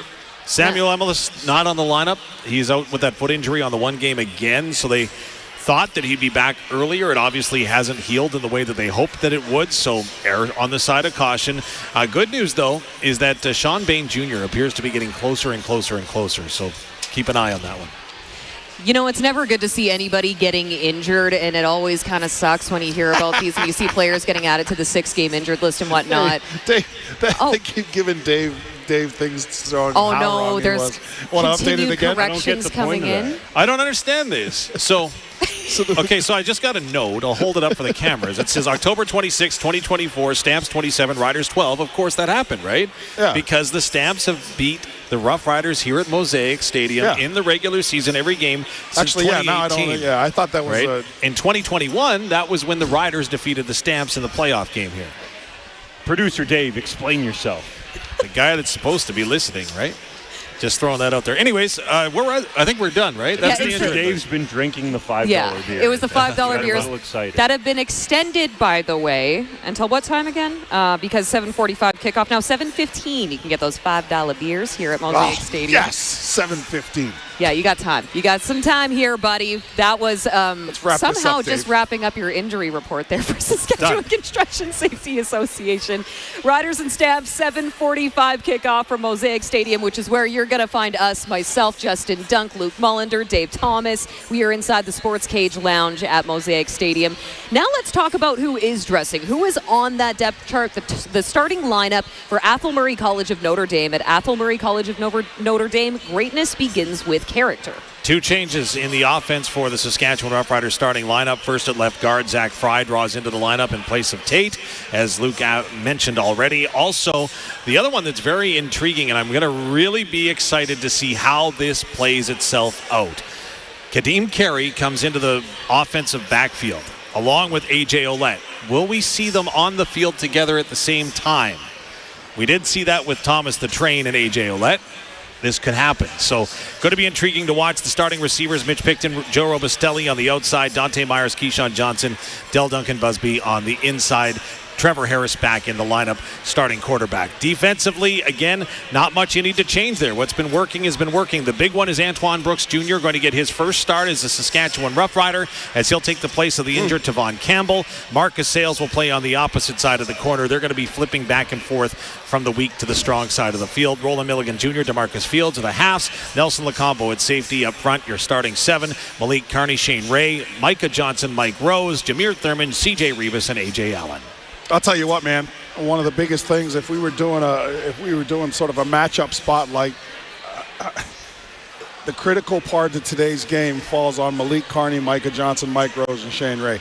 They've got to figure out how to get some pressure on VA, but more importantly, keep him in the pocket and turn him into a pocket passer today. It's going to be one of the keys to the game. I'll go into more of it, but that is such a big matchup, our defensive line versus their offensive front. There you go, starting lineups. And it's brought to you by Athol Murray College of Notre Dame. At Athol Murray College of Notre Dame, greatness begins with character. Discover excellence in academics, athletics, and leadership. Join the tradition and apply today at NotreDame.ca. So with Harris back in for the Riders following that bye week, he didn't play, of course, the week prior to that. Jake Bear was in, but now that he's back in the starting lineup, let's talk quarterback comparisons on both sides of the field. Brought to you by Prairie Gun Traders and Avonlea. For all your hunting and shooting needs, visit prairieguntraders.ca. So let's dive in. Well, okay, Trevor Harris, right? 7 wins in a row, looking for an 8th regular season win consecutively, which would be a career best for Trevor. However, he's seeing red whenever he sees the Stampeders. His career record against the Stamps is 3-11-12. So if there's a team in the Canadian Football League that's had his number... 3-11-2. 11-2, yeah, pardon. Did I say 12? Wow, a lot of ties. Oh, you're full of You just want text messages to come into me, don't you? You're just baiting now. Yeah, wow. So 3-11-2 against the Calgary Stampeders for Trevor Harris. The impressive part, though, is that the last few games, his completion percentage has been over 70%, and that continues to show well. So Trevor Harris, the 13-year pro, gets the start for the Riders. Luc, you talked about it. Vernon Adams Jr. does not do well against Cory Mace-led defenses. No. This will be his 65th career start. Overall against the Riders, he is 4-2. So, again, this is going to be one that's interesting to watch in that little chess game as to whether or not Vernon Adams Jr. has figured out Cory Mace in the defense. Well, one of the things that, especially last week against, who did they play last week? BC. BC, right, sorry. No, I'm talking about the Stampeders. They played BC, right? Oh, Winnipeg. They played Winnipeg. Yeah. So, sorry, having a Charles Barkley moment. Anyways, one of the things that made them so successful against a very good Winnipeg team last week was the fact that Vernon Adams had all day to throw the football. Some of the throws that he made, he got to sit back there, go through his progressions, and make a full throw. And that rarely happens against a Winnipeg Blue Bombers defense, right? So it's got to change here today. They need to get him off schedule. They need to get him his feet shuffling, but in the pocket. Yeah. Right? They don't want him to extend the play, adjust the launch point, find a receiver that's able to sort of manipulate the coverage because of the fact that VA's now in a different spot of the field versus his initial launch point in the strategy. Like, they've got to get him uncomfortable within the pocket today, and I think that's the way we fire off and maybe get some picks. And that was your quarterback comparison for Prairie Gun Traders. Now, Luc, I want you to keep going here because we're going to talk about your keys to the game for KFC. Get the Rough Rider Game Day Special, $4.95 for a Big Crunch, $7.95 for a Big Crunch combo at participating Saskatchewan KFC locations. Yeah, so the first key today, and I've talked about it a couple times, you have to keep VA in the pocket. So pass rush lanes and levels are critical to your defensive lineman take. What I mean by pass rush lanes is there can't be huge gaps between you and the other pass rusher, right? That is where quarterbacks take advantage. They break through the pocket, either they throw or they run for a first down. So you've got to be in your pass rush lane, and they have to be consistent and where they normally start and are supposed to end. And the other piece of this is pass rush levels. If I'm a defensive end, okay, and I am rushing the quarterback, especially a mobile quarterback, I cannot, once I get to the level of that quarterback, if I get to his upfield shoulder, I cannot continue. I need to stop and come back, because if you get behind the quarterback, Justin Dunk knows this. If a pass rusher gets behind you, what do, Justin Dunk? Get out the door. Absolutely, you get out the door, right? So your pass rush lanes in terms of what he sees in front of him, and pass rush levels in terms of where he is related to all his pass rushers, they have to be consistent, and they have to be where they need, or they have to make him stay in this pocket. So that's the first key. The second key to this game is win the firsts. The Saskatchewan Roughriders have to win the first quarter, and they have to win first down. The one weakness in the Calgary Stampeders attack is actually 2nd and 7+. And I know that sounds opposite of what I said, and they had success against the Winnipeg Blue Bombers, you know, with him sitting back there all day. But they're not a great team against 2nd and 7+ situations. So win first down. And what does that mean? That means stuff the run. That means everything you do, own the line of scrimmage, stuff the run. You got to win the first, though. This team, despite being 4-0, still has not played a good first quarter, in my opinion, right? So win the first. And probably one of the more understated pieces today is the Mark Mueller versus Bob Slowick matchup. So Mark Mueller, I think that especially last week, he called a perfect game when it came to the staff that he had access to, specifically your backup quarterback, Jake Mayer. I thought Mark Mueller's attack plan 2 weeks ago was perfect. He needs to continue to be good. But Bob Slowick, he's not a big name in the CFL, but he's a big name in coaching ranks. This is a guy that has 15 years of NFL experience. This is a guy that coached the Montreal Alouettes defense in 2019-2020 to some really good and productive defenses. Mark Mueller has to, offensively and strategically, has to have his best game as a play caller to date, because this Calgary defense, they're not flashy, but it is hard to score on them. All right? The one opportunity, though, I think we can run the ball, especially with Kadeem Carey backing up Joe Olette. So, again, your three keys: pass rush lanes and levels. You got to win the first, so first quarter and first down. And then especially Mark Mueller has to continue to be big in big moments versus a very good defensive coordinator in Bob Slowick.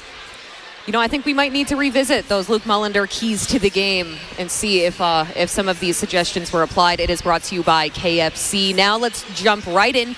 Betting the odds for Deline Power Sports, proudly community-driven, powering the ride every season. These are two evenly matched teams at the top of their division. What are the odds makers saying, Justin? I mean, the betting line does not say that. All week, heavy money coming in on the green and white. The line opened up at 4.5. Oh, it was 5.5 last night. Today it's 6.5. The Riders are favored by 6.5 points in this football game. Luke, are we talking Dave's paycheck money, mortgage? Whatever they've made selling $5 beers out in the park, I'm taking all of that money and I'm putting it in on the stamps to cover that.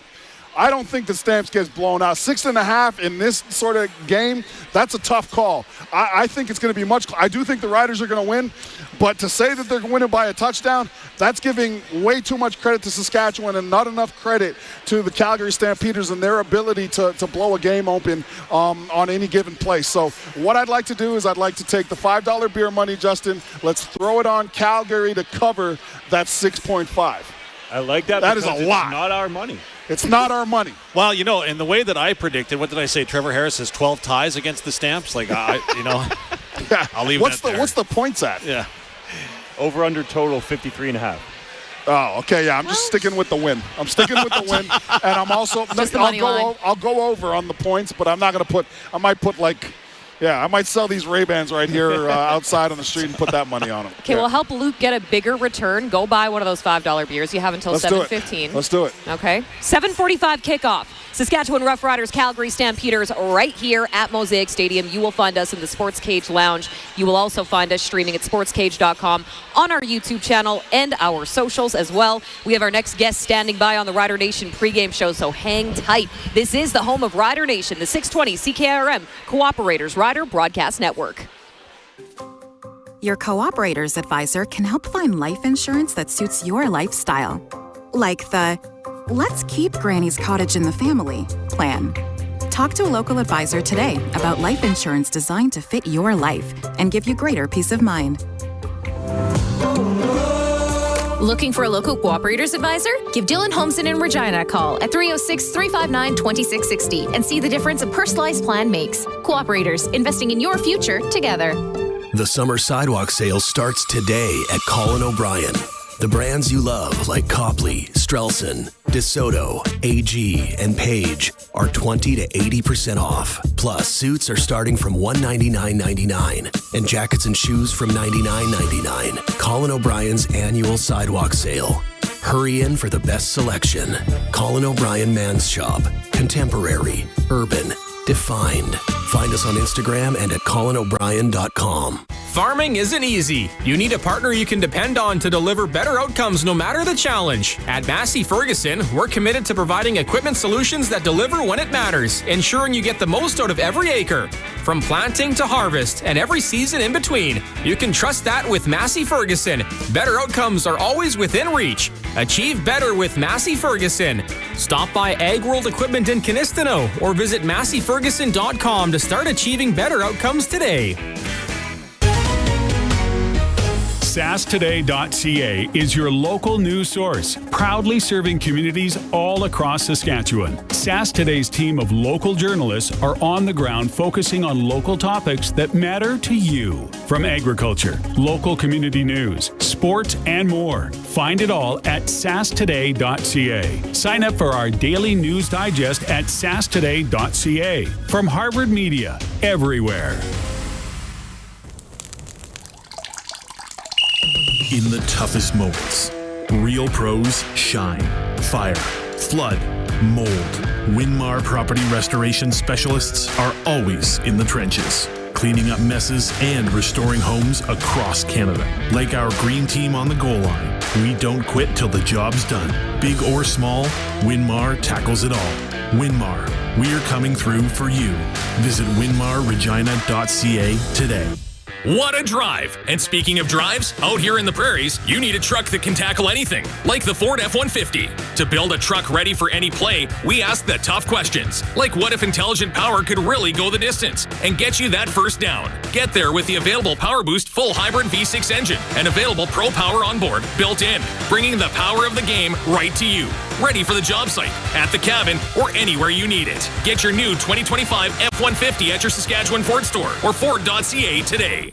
In an ideal world, you're already driving one. When you're behind the commands of the Fendt Ideal Combine, you experience a workhorse that takes harvest to task. Real-time monitoring, 485 bushel grain tank that unloads at 6 bushels per second, all backed by a 3-year full machine warranty, plus all scheduled maintenance ensures your harvest doesn't stop. Now that's how you grow bold. See the Ideal Fendt Combine at Nick's Service in Emerald Park. nickservice.com. There's no better way to get you set to cheer anywhere else in the province. This is the Rider Nation pregame show. Watch at sportscades.com. This is the 620 CKRM Cooperators Rider Broadcast Network.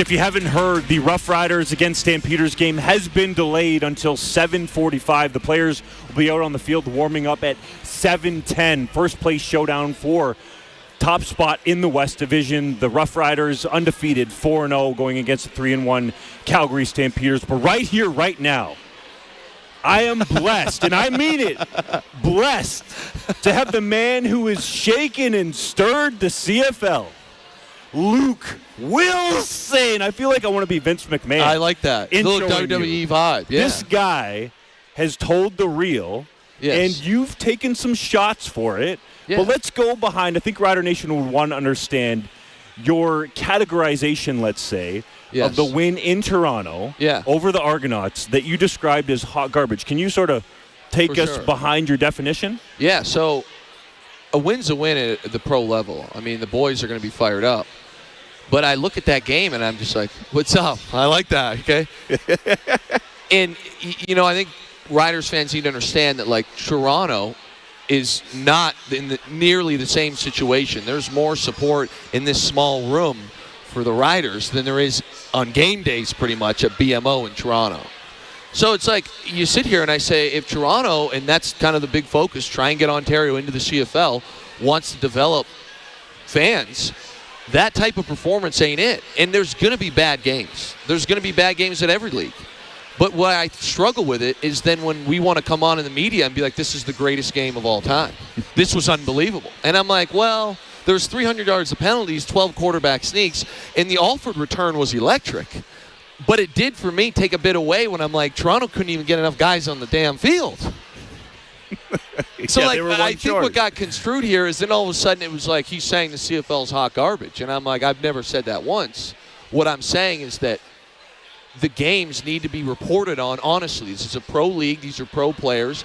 We should be professional in the media, and we should call how we see it. I don't think that it's that crazy of a take. I don't think it is either. I want to go so many different directions with you, but you played, right? You won a Super Bowl. You were with the Seattle Seahawks for a long time among a couple of other NFL teams. How did you take it as a player in the media when you were being criticized? Well, this is the thing. I didn't really, one, I didn't give a shit, if I'm going to be honest. Who cares? Two, I didn't really say anything about the players. And I think this is what got a bit strange. People are he's taking shots at the players. And I'm like, we played a ton of bad football games in Seattle offensively. The Legion of Boom almost never missed.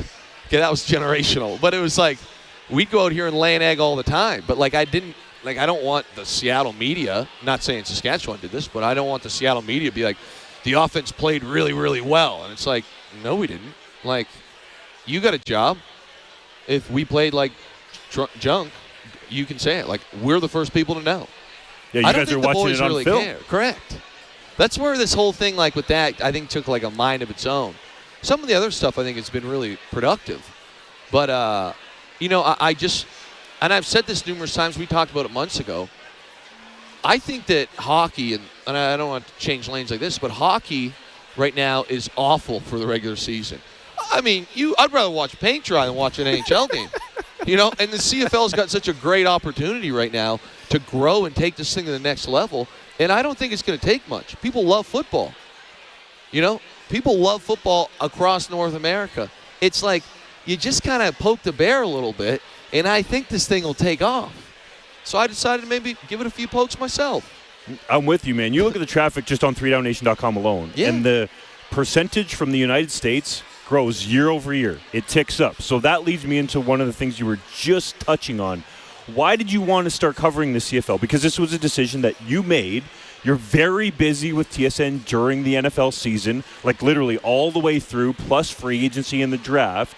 But you chose to cover the CFL and join the CFL on TSN. Why? Yeah, there's a couple reasons. One, I am one of the few guys, and it's something I take pride in, where I went to high school in Canada.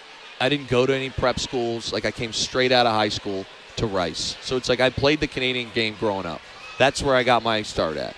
Secondly, and I've told you this, I remember being a kid watching you at Guelph because my brothers were playing at Western.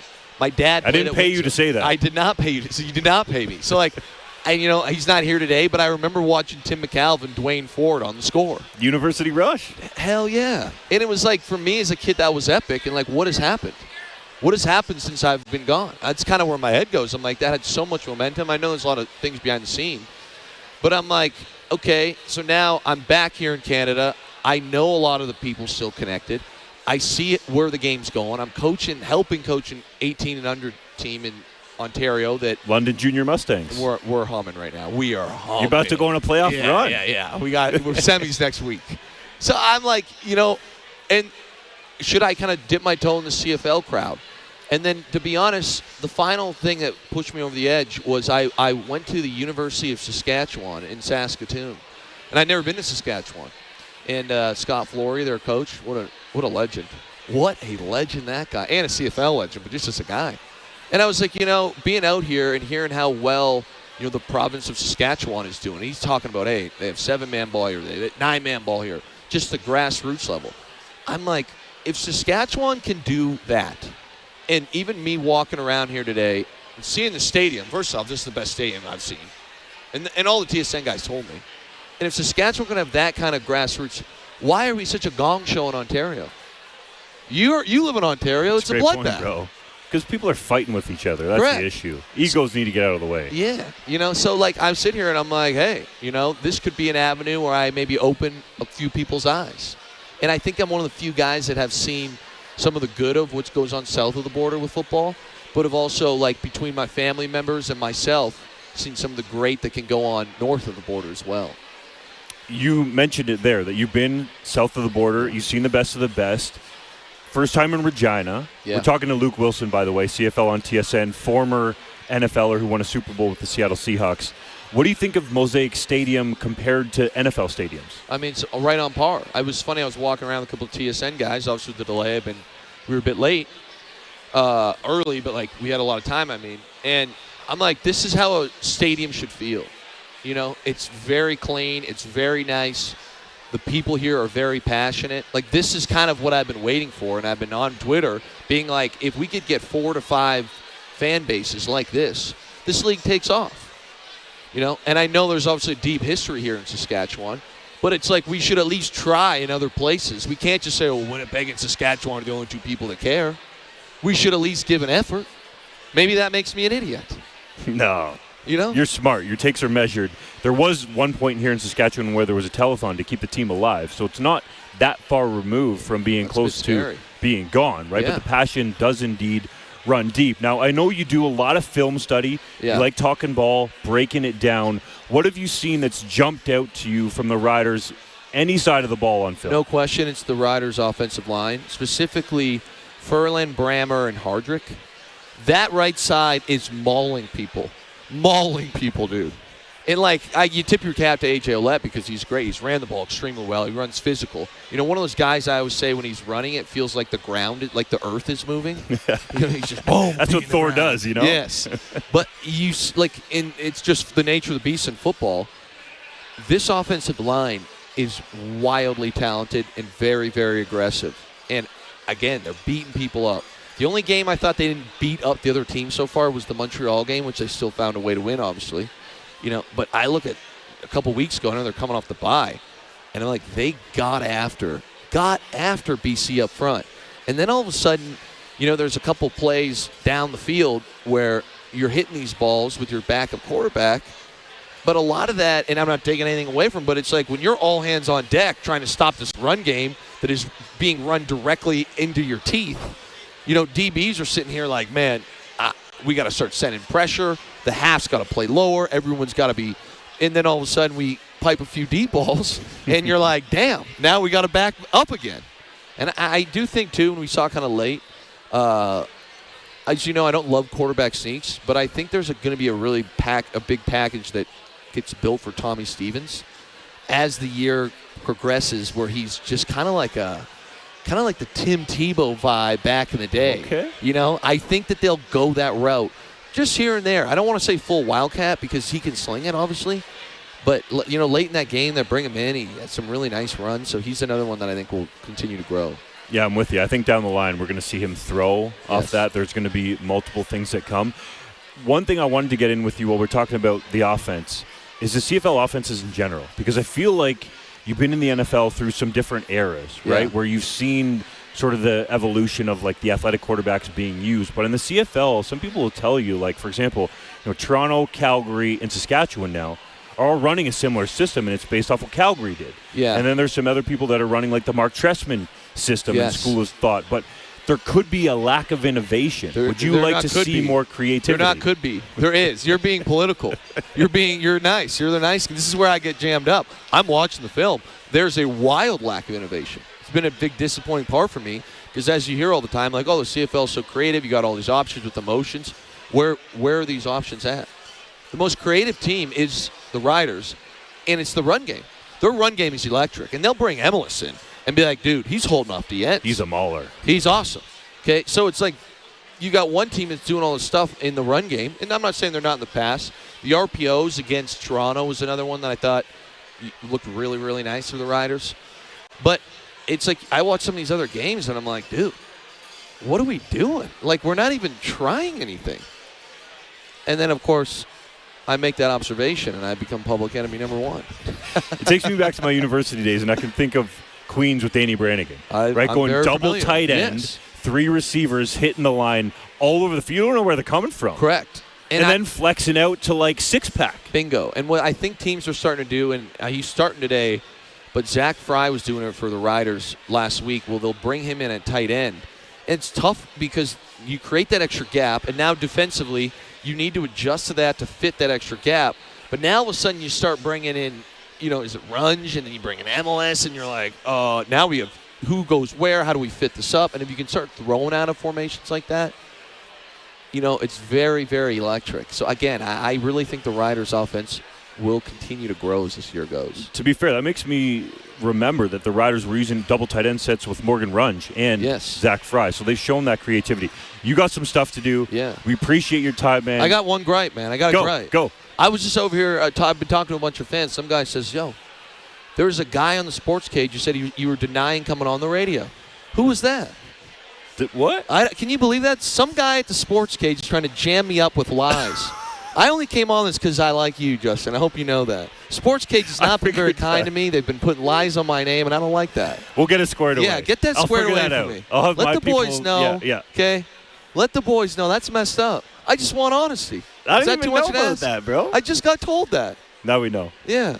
We'll get it squared away. All right. Thanks for coming on, man. Keep doing your thing on TSN. That's Luc Wilson, man. CFL on TSN, the former NFLer who has a Super Bowl ring with the Seattle Seahawks. Coming up next, we have the 5-time reigning Western Women Canadian Football League Saskatoon Valkyries. 5-time. 3 of those players in the house. 5 times in a row, Luc. That's like impressive. You should start studying that film. That's dynasty right there. I like that. Indeed. Luc likes it. You want to hear it next. This is Saskatchewan Roughrider football on the 620 CKRM Cooperators Rider Broadcast Network. Choosing what restaurant to go to? Difficult. Choosing a wireless deal at SaskTel? Easy. When you switch to SaskTel and choose your savings, you'll have no regrets. Switch to SaskTel and choose to save $10 a month for 24 months or get up to $250 off a new phone. Visit SaskTel.com/choice for details. Conditions apply.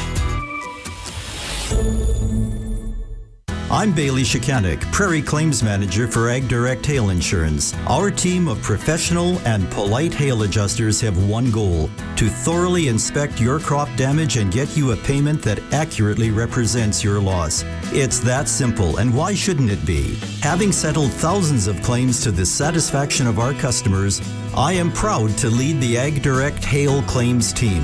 Visit agdirecthail.com or call us toll-free. We appreciate your business. Sask Lotteries has over 50 years of winning behind us. And you know what that means? Lots of winning numbers. Numbers like over 1,200 organizations funded and 12,000 plus groups supported. $6 million given away annually in community grants. And the winningest number of all? $1.4 billion given back to the people of Saskatchewan through sport, culture, and recreation. And we're just getting started. Learn more at sasklotteries.ca. Start counting the days. Country Thunder Saskatchewan is almost here with Jason Aldean, Def Leppard, and Bailey Zimmerman. You're the last thing that Plus Nate Smith, Tyler Hubbard, Kip Moore, Tim Hicks, and many more. All your favorite artists together on one stage. Experience Country Thunder Saskatchewan in Craven, July 10th to 13th. Tickets at countrythunder.com. From minor repairs to complete rebuilds, Golden West Trailer and Equipment has been your #1 repair shop since 1979. Saskatchewan owned and operated, they have dealerships in Moose Jaw, Saskatoon, and Winkler. They're Canada's only full-line Wilson trailer dealer and the biggest move-all trailer dealer in the country. Be sure to also check out their parts and service section. For your heavy truck and trailer service and parts, all SGI accredited, visit Golden West Trailer and Equipment today. If you're going to upgrade to a new combine, don't take half measures. Go all the way with this limited time offer on the Claas Lexion 8600 Combine and the Convio Flex Draper Header. Now through July 31st, get 3.45% financing for 24 months when you purchase both together. An unbeatable deal that delivers big savings, legendary Claas performance, and lower cost of ownership. But hurry, inventory is limited. Contact your Claas dealer or visit claassavings.ca. That's CLAAS savings.ca. Offer valid in Canada only. Calling all skilled heavy-duty mechanics. Core Industrial Services has an exciting opportunity for you. They're hiring a full-time heavy-duty mechanic to join them at their 9,000-square-foot shop in Rocanville, Saskatchewan. As a heavy-duty mechanic, you're responsible for performing maintenance and repairs on a wide range of equipment, from heavy machinery to light trucks and more. At Core Industrial Services, they believe in the power of teamwork. Apply today on their website at coreindustrial.ca or call them at 306-745-4844. Core Industrial Services, where expertise meets opportunity. Apply now. The only thing better before Rough Rider football is the sizzle of burgers on the tailgate barbecue. This is the Rider Nation pregame show on the 620 CKRM Cooperators Rider Broadcast Network. It is jam-packed inside the Sports Cage Lounge, and if you didn't hear, this Rough Riders game has been delayed. Kickoff's going to go at 7:45 p.m. Players will be out on the field warming up at 7:10 p.m. for this Saskatchewan matchup against the Calgary Stampeders for top spot in the West Division. And speaking of top spot, we have the 5-time reigning Western Women Canadian Football League champions with us, 3 of them to be exact. We got essentially the run game part of the team here. We have Sarah, Alex, and Elisa. I was about to say Alyssa. It's Elisa. Get it through my thick head. So I want to start first and foremost, the championship game. We'll start with Sarah, that you guys recently won. Take me through it in as much detail as you can. Okay. Well, the drive to kind of get to the championship, we had to play obviously many great teams in our league, which is the Regina Riot and the Manitoba Fearless. They're both great teams. We were able to bypass those teams and work towards the championship, and that was against the Edmonton Arctic Pride.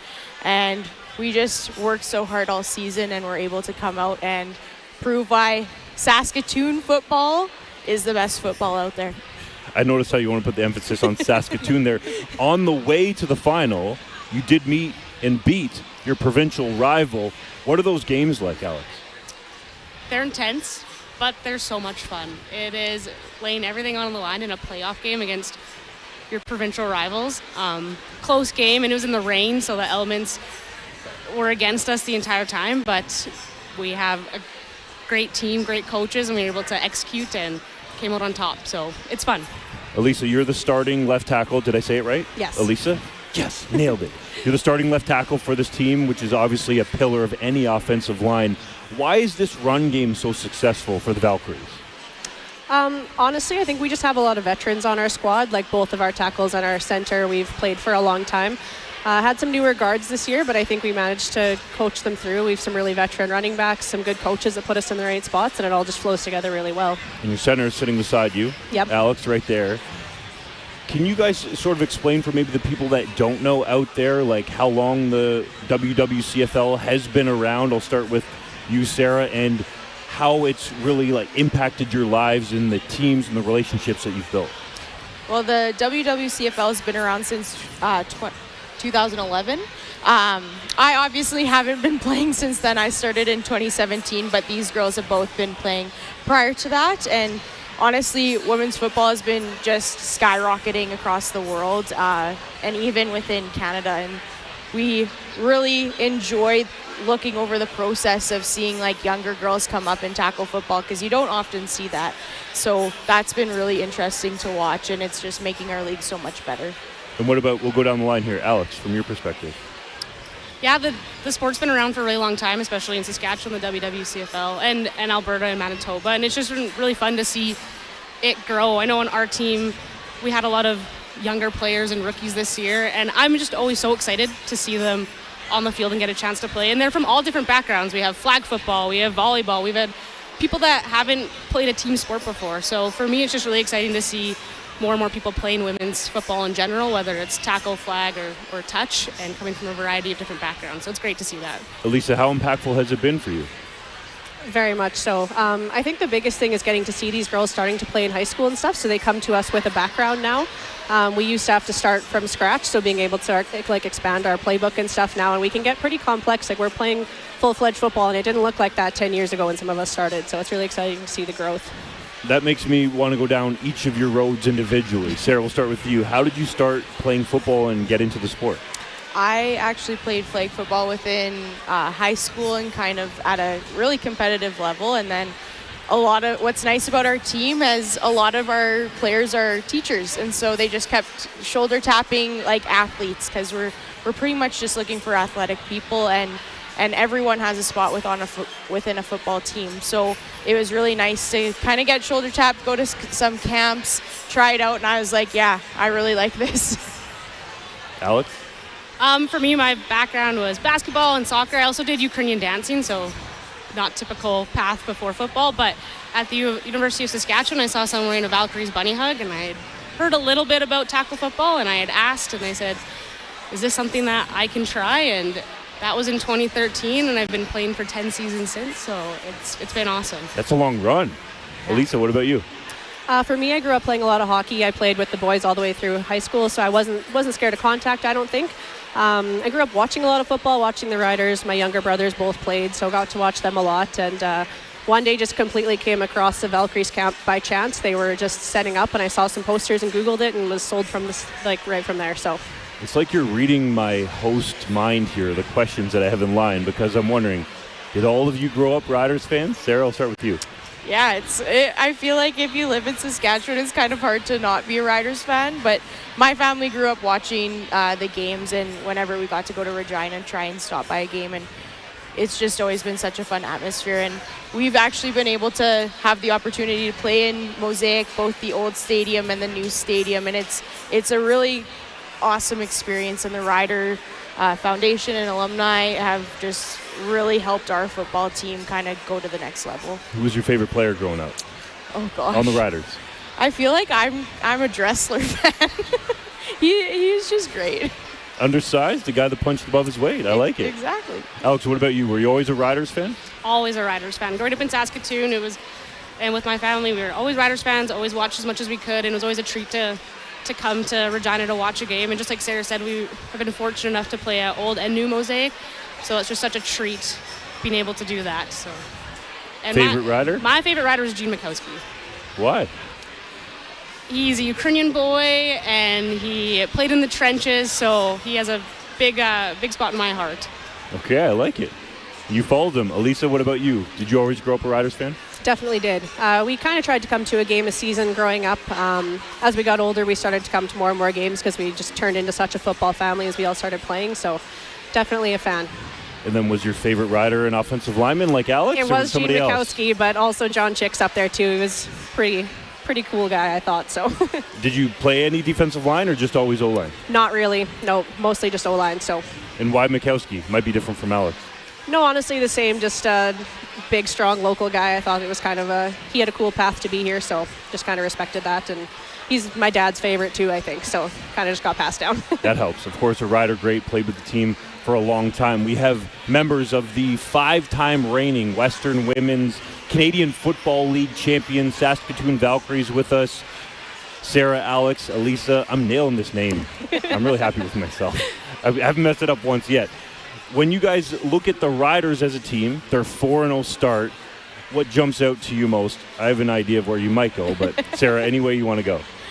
Honestly, it's just impressive whenever any team can come out with a 4-0 win.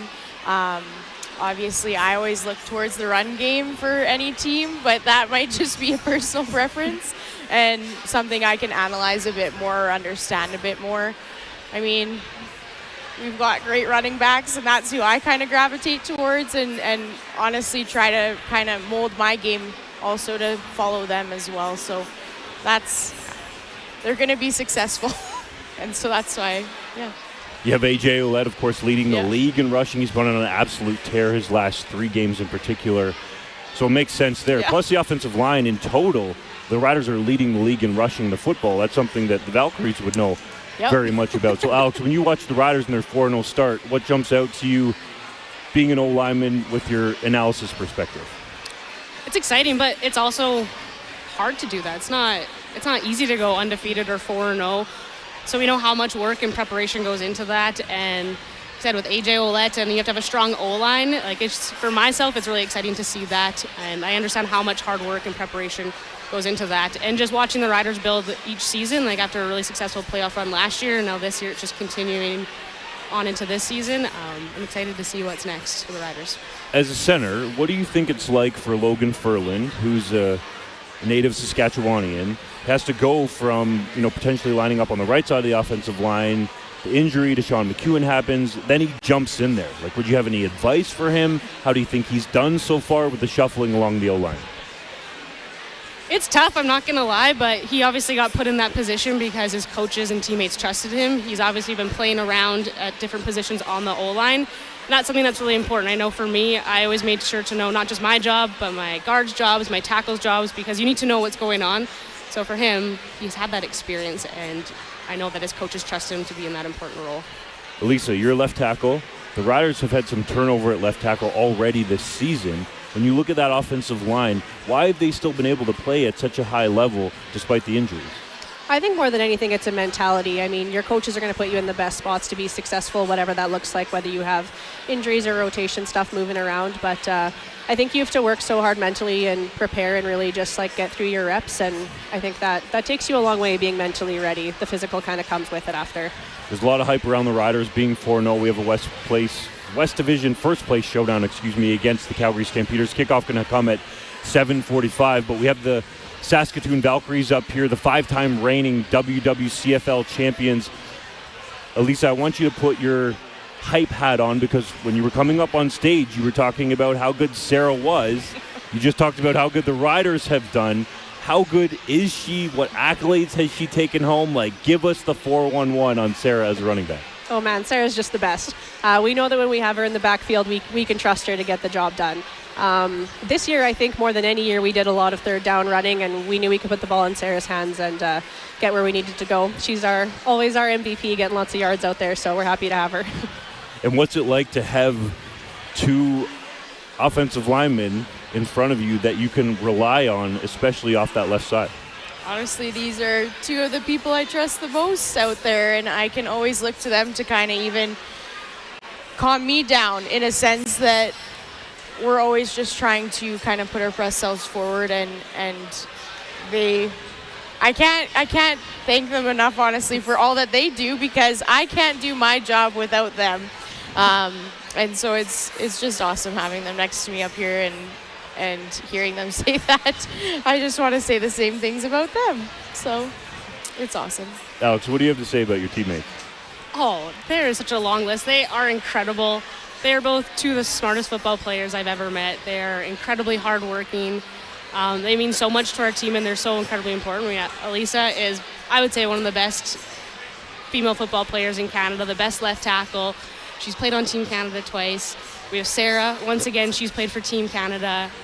Just an incredible football player, very smart, very passionate, and will do anything for her team and put the team on her back in any situation. She's always running hard and will do anything for the next yard, the next down, the next touchdown to lead our team. But we wouldn't be where we are without these 2 and their experience and their hard work. So I'm very fortunate to have these two on my team. And I learned so much from them every single practice and game. And where you are is 5-time reigning WWCFL champion. Sarah ran us through the schedule to get there. But let's focus on the championship game. Elisa, we'll start with you. What was that game like? How were you able to get a win and hoist the trophy again? I think we were a little nervous going into it. We got to play at Commonwealth Stadium, which was really cool. We've never played there before. I don't think anyone in our league's ever played there before, so that was a cool environment, but a little bit intimidating. It's a bigger building than we're used to, so I think we were nervous going in, but I think we knew right off the hop if we came out with a good burst of intensity to begin with, that we knew we were capable of that win. So, Alex, how did you feel about the day, how you were able to get the victory, and then what did it feel like later on celebrating with your teammates?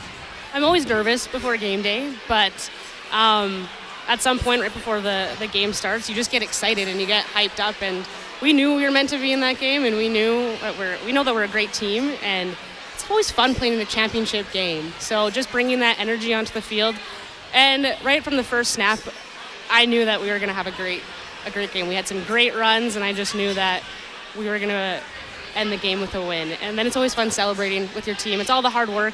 And when I say team, I mean coaches, players, staff, our board, volunteers. It's just really fun to celebrate a successful season with everyone. Sarah, how did you feel about it? Obviously, like both of them said, everyone's always nervous, and we can't take any opponent for granted. Edmonton was a new team this year to the league, and so we honestly didn't really know a whole lot about them. But playing Manitoba, playing Regina quite a few times throughout the season, I felt like our team was very prepared going into that game, and we did not let our foot off the pedal. We came out there and just absolutely made sure that we were taking care of business and playing Valkyries football, which is hard, rough, tough, and never letting up. So, the next question is going to be, how do you make it 6 in a row? Elisa, we'll start with you. Oh boy, I don't know. I guess we just got to keep doing what we're doing. I think that's the biggest thing, is to not plateau, right? Like, we can always get better. Each year we're going to have some players leave, we're going to have some new players come in, and just being able to adapt, but to keep our energy up and our sights on that championship game. I think that's always the goal, right? So anytime we can make it there is pretty special, and I think we'll just keep working towards that trajectory, and that's about it. Just preparing accordingly. Alex, can you make it 6? I hope so. I think so, but it's not easy. There's a lot of preparation, and our league is growing and it's getting stronger, and you're looking at all the teams in both conferences. We have the Manitoba Fearless. They put up a good fight against us, same with the Regina Riot, and Edmonton Arctic Pride. They're a new team, but they made it all the way to the final, and they're a hard team to play against. So they're prepping to play against us, but we also need to prepare to play against them. But it's putting in the time at practices and preseason, mental reps, and preparation to make it 6 in a row. Sarah, how does it happen? I mean, as a few of us have kind of said, the next one's always the best one. So right after we won that game, I mean, the mentality of our team is, okay, we got to figure out how to get the next one. And that starts right in the summer of getting your body ready and making sure you're training during the off season, and then coming back to our practices fully mentally, physically, and prepared, and making sure that we're putting our best foot forward into the next season. Did you ladies hear what Luc Wilson called the Valkyries? What did he say? A dynasty. Ooh. You like that? Yeah, we do like that. I think 5 is safe to say it's a dynasty. If you get to 6, we might have to start coming up with other words. But unbelievable run. Ladies, thank you so much for coming on. We appreciate it. The Western Women's Canadian Football League, the more I learn about it, it's high-level football. You guys are dominating. I know we're in Regina, but shout out to Saskatoon. You guys are doing your thing up there. Last thing, predictions for the game today. Sarah, we'll start with you. A Rider win, of course. You got a score? I don't know. If you're not comfortable, you don't have to pick one. I'm not a score person either. I'm kind of superstitious, so I don't like to put numbers out there, but let's see if these other two have anything. Alex? Rider win, of course. Close or comfortable? I think exciting. Comfortable. Comfortable win. Okay. Not too close. Riders are going to pull it out, though. I'm going to 10-point win. Oh. I don't know the scores, but close, but close but dominant. Are you talking like 24-14 kind of thing, something or like more that. points? No, I think that's good. Nice and intense somewhere in the middle, but definitely a win. Okay, you heard it here first. The Saskatoon Valkyries, usually when they set their mind to something, it happens, especially when they're on the football field. We'll see if the Saskatchewan Roughriders can do the same tonight against the Calgary Stampeders. You're going to want to stick with us more as we count down to kickoff, which will happen at 7:45. Dave Thomas, Luc Mullinder will have the other call. We'll catch you on the other side. This is Saskatchewan Roughrider football on the 620 CKRM Rider Broadcast Network. Hey y'all, AJ here with my quarterback Trevor. You know every drive counts, right? Yes sir. That's why off the field we trust the Capital Automotive Group to get us there. At Capital Ford and Capital GMC, man, those trucks are built like a solid O-line. Tough and reliable. Need to go off-road? Crestview's Jeeps cut through anything, just like a strong run game. Looking for luxury? Mercedes-Benz Regina is straight MVP material. And when you want to move the chains, Titan's pre-owned lineup delivers every single time. Capital Automotive Group. We drive Rider Nation. At the cabin or on the farm, Access Rural Internet gives you speed and service you can rely on. Right now, get Access Rural Internet for as low as $69.95 a month for 24 months, including free service calls by our local techs, a free Wi-Fi router, and a strong, reliable signal matched by our strong, reliable customer service. Great service is never far away with Access Rural Internet. Visit myaccess.ca to book your free site survey. I'm Carla Beck, leader of the official opposition and MLA for Regina Lakeview. I love this province. I'm proud of what we produce, and I know you are too. But to get our world-class products to market, we need to build more infrastructure. That means rail lines, power lines, and pipelines. We need action from the government to remove tariffs from our canola and our steel. Let's build that bright future together. Contact me at 306-522-1333 and enjoy the game. 620 CKRM brings you Saskatchewan's #1 sports talk show, The Sports Cage. Weekday afternoons at 3 p.m. Breaking down the biggest news in Rider Nation. Rider season is in full swing. Check out sportscage.com for the full Rider schedule and all Rider updates. It's time to bleed green. Catch The Sports Cage weekday afternoons from 3 to 6 on the voice of Saskatchewan, 620 CKRM. If you want to optimize yields and profits, you need the power of PRS technology from Western Ag. An accurate measure of the soil's power to release nutrients, a customized crop plan, a complete understanding of the best crop options for your fields, and a network of professional agronomy consultants. That is the power of PRS technology from Western Ag, helping you grow more profit. See them at Ag in Motion in Saskatoon, July 15th to 17th. GrowMoreProfit.com. Complete your application field goals with the new AB640 90-foot air boom applicator from Salford. The AB640 has 22% more coverage per pass, getting you to the goal faster. Spend more time on the drive and less time on the sidelines with double the capacity of most floaters. Check out the new AB640 at your local Salford dealer or online at salfordgroup.com. See them at your local Pattison Ag dealer with 18 locations. B&A Petroleum is a Southern Saskatchewan family-owned business that's there for you. They've been supporting their clients for over 30 years with locations in several communities throughout the southern part of the province. B&A Petroleum is available for all your bulk fuel and lubricant needs with propane at selected locations Monday to Friday. And don't forget, their Cardlock location is accessible 24 hours for your convenience. B&A Petroleum. Fuel you once, fuel you forever. Getting you set for Rough Rider Kickoff. Rough Rider Kickoff. It's the Rider Nation pregame show with Dave Thomas, Luc Mullinder, Justin Dunk, and Teagan Witko on the 620 CKRM Cooperators Rider Broadcast Network. Inside the Sports Cage Lounge as we count down to kickoff between your Saskatchewan Roughriders and the visiting Calgary Stampeders. The Stamps come in at 3-1 while the Riders are undefeated at 4-0 on the season. Battle for first place. Yes, it's early, but it's still first place in the West Division. And I got a chance to go one-on-one with somebody who's very familiar with Regina and Mosaic Stadium at Hostel Saskatchewan. Check it out. Calgary Stampeders playmaker Derek Moncreef with us, otherwise known as the strong side linebacker for the team. Man, you are balling, and I was looking up some of your stats.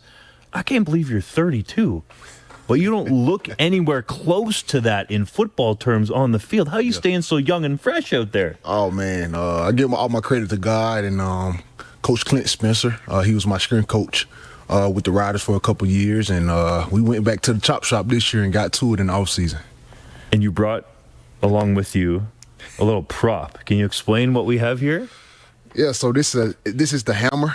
We came up with it this year with the Stampeders, and the guy that brings the hammer out the whole game for 60 minutes, and that's what we've been doing. We got Hutchinson, and we got Philpott, and then me. So it's been pretty good, man. We're just trying to continue to keep it going because the physical football teams win football games. You did bring the hammer last week against the Winnipeg Blue Bombers. Yeah. Pick 6 against Zach Collaros. What did you see on that play? Man, just film study all week. I knew that particular route and, working the flats and the curl and, just going through my progressions and having that time in my head that I know I had to break on the football. And, I just trusted my preparation. And after that, I was gone. A lot of Rider Nation always keeps up with your career. Yeah. The first 3 seasons you played in the Canadian Football League were in Regina, and that's actually where you met your wife, and you still call Regina home in the offseason and maybe even on the bye weeks. Oh, yeah, man. I love Regina. This is the first place I came. Undrafted rookie, hungry with NFL aspirations. This place will always have a special place in my heart. I've been here doing community work and things like that. And, my wife, shout out to Jared Lacoste, the team chaplain, one of my best friends. He even married us inside our home. So our anniversary is coming up in August. Can't wait.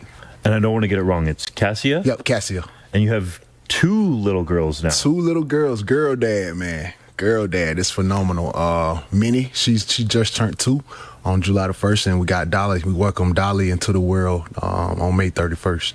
What's it like for Cassia to have to go from being a Riders fan to all the different teams that you've been with? Well, she's a husband fan, so you know how it goes. She can go from green to red, whatever it is, but hopefully this is my last stop right here wearing red to call it a career. What's it like for you playing with the Calgary Stampeders for instance? Yeah. But you live in Regina. You're out in the community. Do you hear from Rider Nation saying, hey, Moncreef, why didn't you come back here and play for us? I get it all the time, man, especially during the free agent frenzy.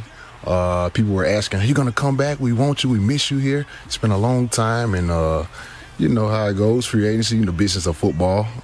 But I'm just grateful to be a Calgary Stampeder. How did free agency go for you? Because from what I understand, there was multiple teams interested in you. Yeah, it went. It was steady. But I was looking to go to somewhere where I was appreciated and not tolerated, and bringing my veteran leadership and also my playmaking ability. And we just got the call and we made it happen. Were there any other teams that you were close to going to, or who was in the final decision-making process? It was really Calgary all along. We had our eyes on some other teams in the East, but it just perfectly made sense for Calgary, the distance from Regina for my family and stuff like that. So it was a perfect situation. There was a lot of people in the offseason that had the Stampeders at the bottom of the power rankings. Guys show up now 3-1. Those power rankings really don't mean much. We can rip them up probably. Sure. Yeah. You enter this game with first place on the line in Regina, Mosaic Stadium. You know it's going to be a big crowd. But from your view, it's your first year in Calgary. How have they been able to flip the script so quick? Well, you just got some great key additions. Alongside myself, got Vernon Adams at quarterback. Anytime you can have a great quarterback like that who manages football games well, takes his shots, and trusts his offensive line with the run game, you put yourself in a great position. And, you got Dominique Rhymes, so on, Tevin Jones, just a great group of guys. Damian Webb, I can keep going on and on, Green. We just got some great playmakers, great veteran guys that can make football plays and lead by example each day. You mentioned some of your defensive teammates there, and the Stampeders lead the league in terms of the lowest amount of points given up on defense. On the other side in this game, you're going against the Saskatchewan offense that has scored the most. So let's start with your defense first. Why have you guys been so difficult to score against? Really, man, we're just doing our job. We're not making the moment bigger than what it is. And when we first met in the off season, we just wanted to, minimize the big plays, play physical on the edges, stop the run, put offenses in second and longs because teams don't like that, right? And when you're playing physical on the edge and your interior is stout, it makes it tough for football teams. Who was the real recruiter to get you to go to Calgary? Man, I would say Marcus Klein. I worked with Marcus Klein, Coach Klein. He came in Saskatchewan. He coached me in Saskatchewan and Edmonton. He was my defensive back coach. Me and him developed a great relationship. And he was just like, man, we need you, man. We need your leadership. I know what you can do. A lot of people thought I fell off, but I'm here. Definitely not, man, with the way you've played in the first 4 games. When you look at the Saskatchewan offense, take us into the film room. What do they do well? First off, the trenches, man. Their offensive line is great. They got great depth, along with their running game. And you're talking about Trevor Harris, the highest percentage passer rating in all of football for the last, 10, 15 years. That guy right there, he understands what the pre-snap looks look like. So you really can't fool him. You got to make his job tough. You got to try to, be physical with him and really just stop that run, man. But they're a tough team, man, because they got some great receivers too. Will you have Cassia and your 2 daughters at the game? Man, I got like 40 people in the stands. It's going to be crazy. You've been trying to get all the tickets from your teammates? Got them all, sorted them out last night. Everybody's here. It's going to be a show. I can't wait. They'll all be wearing Moncreef. Red and white? It's red everywhere. What would it be like for you, coming back here, considering you live here in the off season, being with Calgary, West Division rival, to win and celebrate with those 40-ish people? It'll be great. But, I'm just focused on the task. Just can't wait. Just continue to prepare. I got to watch film tonight, hang out with the fellas. I'm laser focused right now. We know what we got to do. This is the biggest game because it's the next one. We're not worrying about the standings and everything that's going on right now, but I'm excited for it. I can't wait. Should be a fun one. Yes, Thanks sir. for the time. Yes, sir. Thank you. Derek Moncreef lives in Regina, working towards getting his Canadian citizenship. That sounds like somebody that I know, Wes Cates. How did that process play out for you? It wasn't easy. I'm going to tell you that much. Basically you have to be a permanent resident for 5 years before you can even apply. But I don't know if it's the rules have changed. But when I was playing, playing in the CFL didn't count towards your permanent residency because it was considered a part-time job. What? Yeah, because you're only working 6 months out. Yeah, Canadians, I think it's a pretty good citizenship program the way Canada's got it set up. But you got to, hit a certain number of points. And basically, if you don't have a company that's sponsoring you with a quality job or obviously getting married, Moncreef, check that box. And then depending on how many dependents you have, that takes your numbers back down. I don't know if this is probably getting close to 6-7 years ago when Henry Burris was trying to get his citizenship. He didn't count because his wife didn't work. He had 2 kids. So it took him under the threshold. But, he's Henry Burris. We called some people and it got worked out. But, it's an interesting process. It's tough, but Moncreef will have no problem. But if there is a problem that the Saskatchewan Roughriders are going to have today, it might be Derek Moncreef coming back to the place where he played. Great athlete coming off of a pick 6. Defense playing great for the Stamps. That's one guy I actually was thinking about this week. I think that the Riders need to attack him with double moves because if they try to just pretend like he's just another player out there, I think Derek Moncreef's going to hurt him. So I would focus on trying to maybe get him to jump some short stuff to kind of mimic the pick 6s that we saw last week from the Stamps. Get them with maybe a little pump fake, try to hit them over the top with some double moves. I think just the way their defense is playing aggressive, that might help the Riders get a cheap score or 2. Indeed, Derek Moncreef hoping to get the chance to get on the field tonight, as it sounds like they're possibly, we're working to confirm, but could be a further delay to this football game due to the air quality. Moncreef, of course, coming back to Regina, get a chance to see his kids. He's got 2 daughters. Cassie, his wife, he talked about in the interview there. What's it like for him to come back to a familiar setting to play? And for you, what was it like to go back to Calgary, the reverse? Oh, there's a lot to play for. I mean, especially when he gets to come back to where his family is and play in front of his family. That's even bigger. I know the first time I got a chance to play against the Stamps when I was here, Oh, whoever. I think I got a linebacker cut. I ain't kidding. Like, the dude who ended up matched up with me, that game had a problem. I scored twice. I remember running down on special teams. It just so happened that he was, like, running next to me, but we weren't, like, assigned to each other. But he got too close. So, boom, I just dumped him. Take that. Then ran down and got ready to, like, get another block, I think. But, hey, man, you got to keep your head on the swivel and play the game, because I know I was playing like Calgary stole something from me. Like I had a vendetta out against them. And it wasn't like I didn't get along with the players. It wasn't like the team didn't treat me right. It was just a trade situation came up that worked out for both teams, and I ended up a rider. But I was trying to make sure the Stampeders missed me. That's for sure. Regretted trading me away. Regardless of how it happened, you still want to prove something to them, which is a similar scenario to what Mike Rose is in. Mm-hmm. But he was released. He was released in the offseason prior to an offseason roster bonus, which I believe was around $30,000. He was scheduled to make over $200,000 in 2025, and the Stamps felt like his production didn't match his value. So if you're Mike Rose, you'd probably be wanting to show, like, hey, I still have that kind of value. Oh, it definitely, especially when you paid me some money up front, you still wanted to get rid of me. Like, you already invested, but you're like, yeah, we'll lose that. It was before the offseason roster bonus. Before. They did it just before. Yeah. February 1st it was due. He was released late January. Okay. Yeah, but still, whatever. You got me on the docket. I'm thinking I'm making that much money, and then you come up with some weird reason to get rid. I mean, like, the older you get, the more you understand it, right? The more that you kind of realize it is a numbers game, and it's not necessarily about the relationship or the person. It kind of just comes down to, well, we might be able to get two of you for the price of one, or, you know, you just kind of roll the dice as a management to say, is this guy really worth that, or do we know of a couple other guys that can play his position that we can pay less, and one of them will probably work out? It's kind of the way you play that game. But as a player, when you've worked yourself up to that sort of status, and then a team says, yeah, the juice isn't worth the squeeze, or we shouldn't have put you in that contract, that burns a little bit.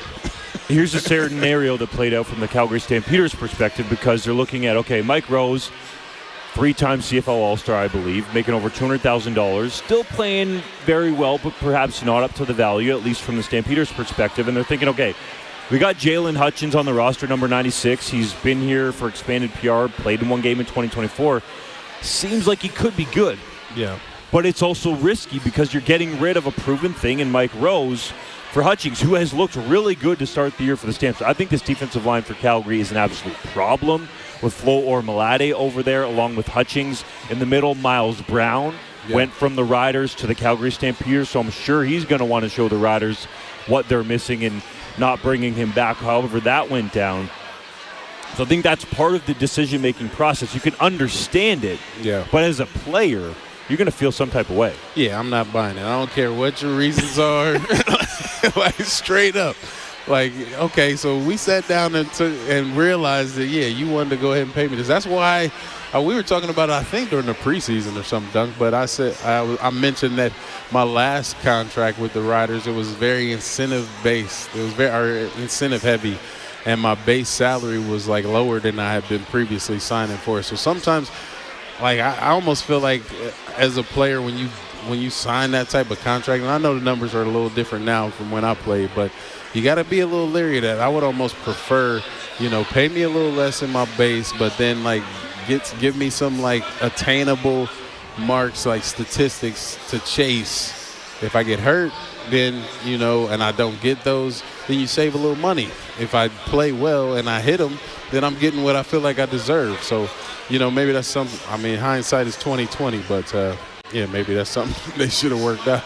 We have an update on the game that's just rolled through. There's an indefinite delay. The players are going to go out on the field, check it out, see how they feel, and if all parties agree, the game could start after a 30-minute warm-up. But we are now in an indefinite delay for this football game that was bumped back to 7:45, but it's now indefinite for this game between the Calgary Stampeders and the Saskatchewan Roughriders. You mentioned incentives and contracts. AJ Olette has some of that in his and he shared with me one marker. I don't think it'll make him any more money in his contract, but that he wants to hit this season from a rushing yards perspective.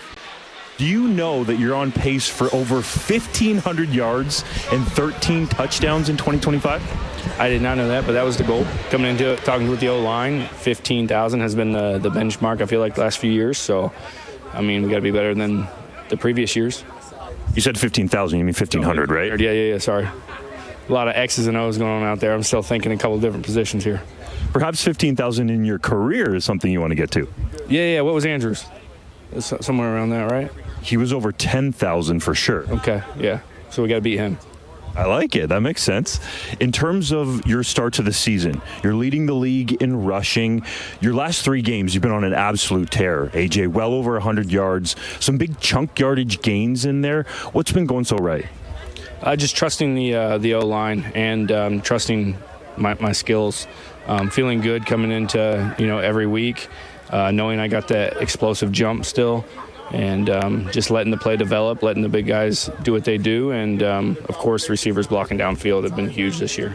It looks like there's a couple different plays from my untrained eye that have really helped set you free. It looks like the zone run game's working really well. And then in particular, that touchdown against Toronto looked like, would you call it a power play?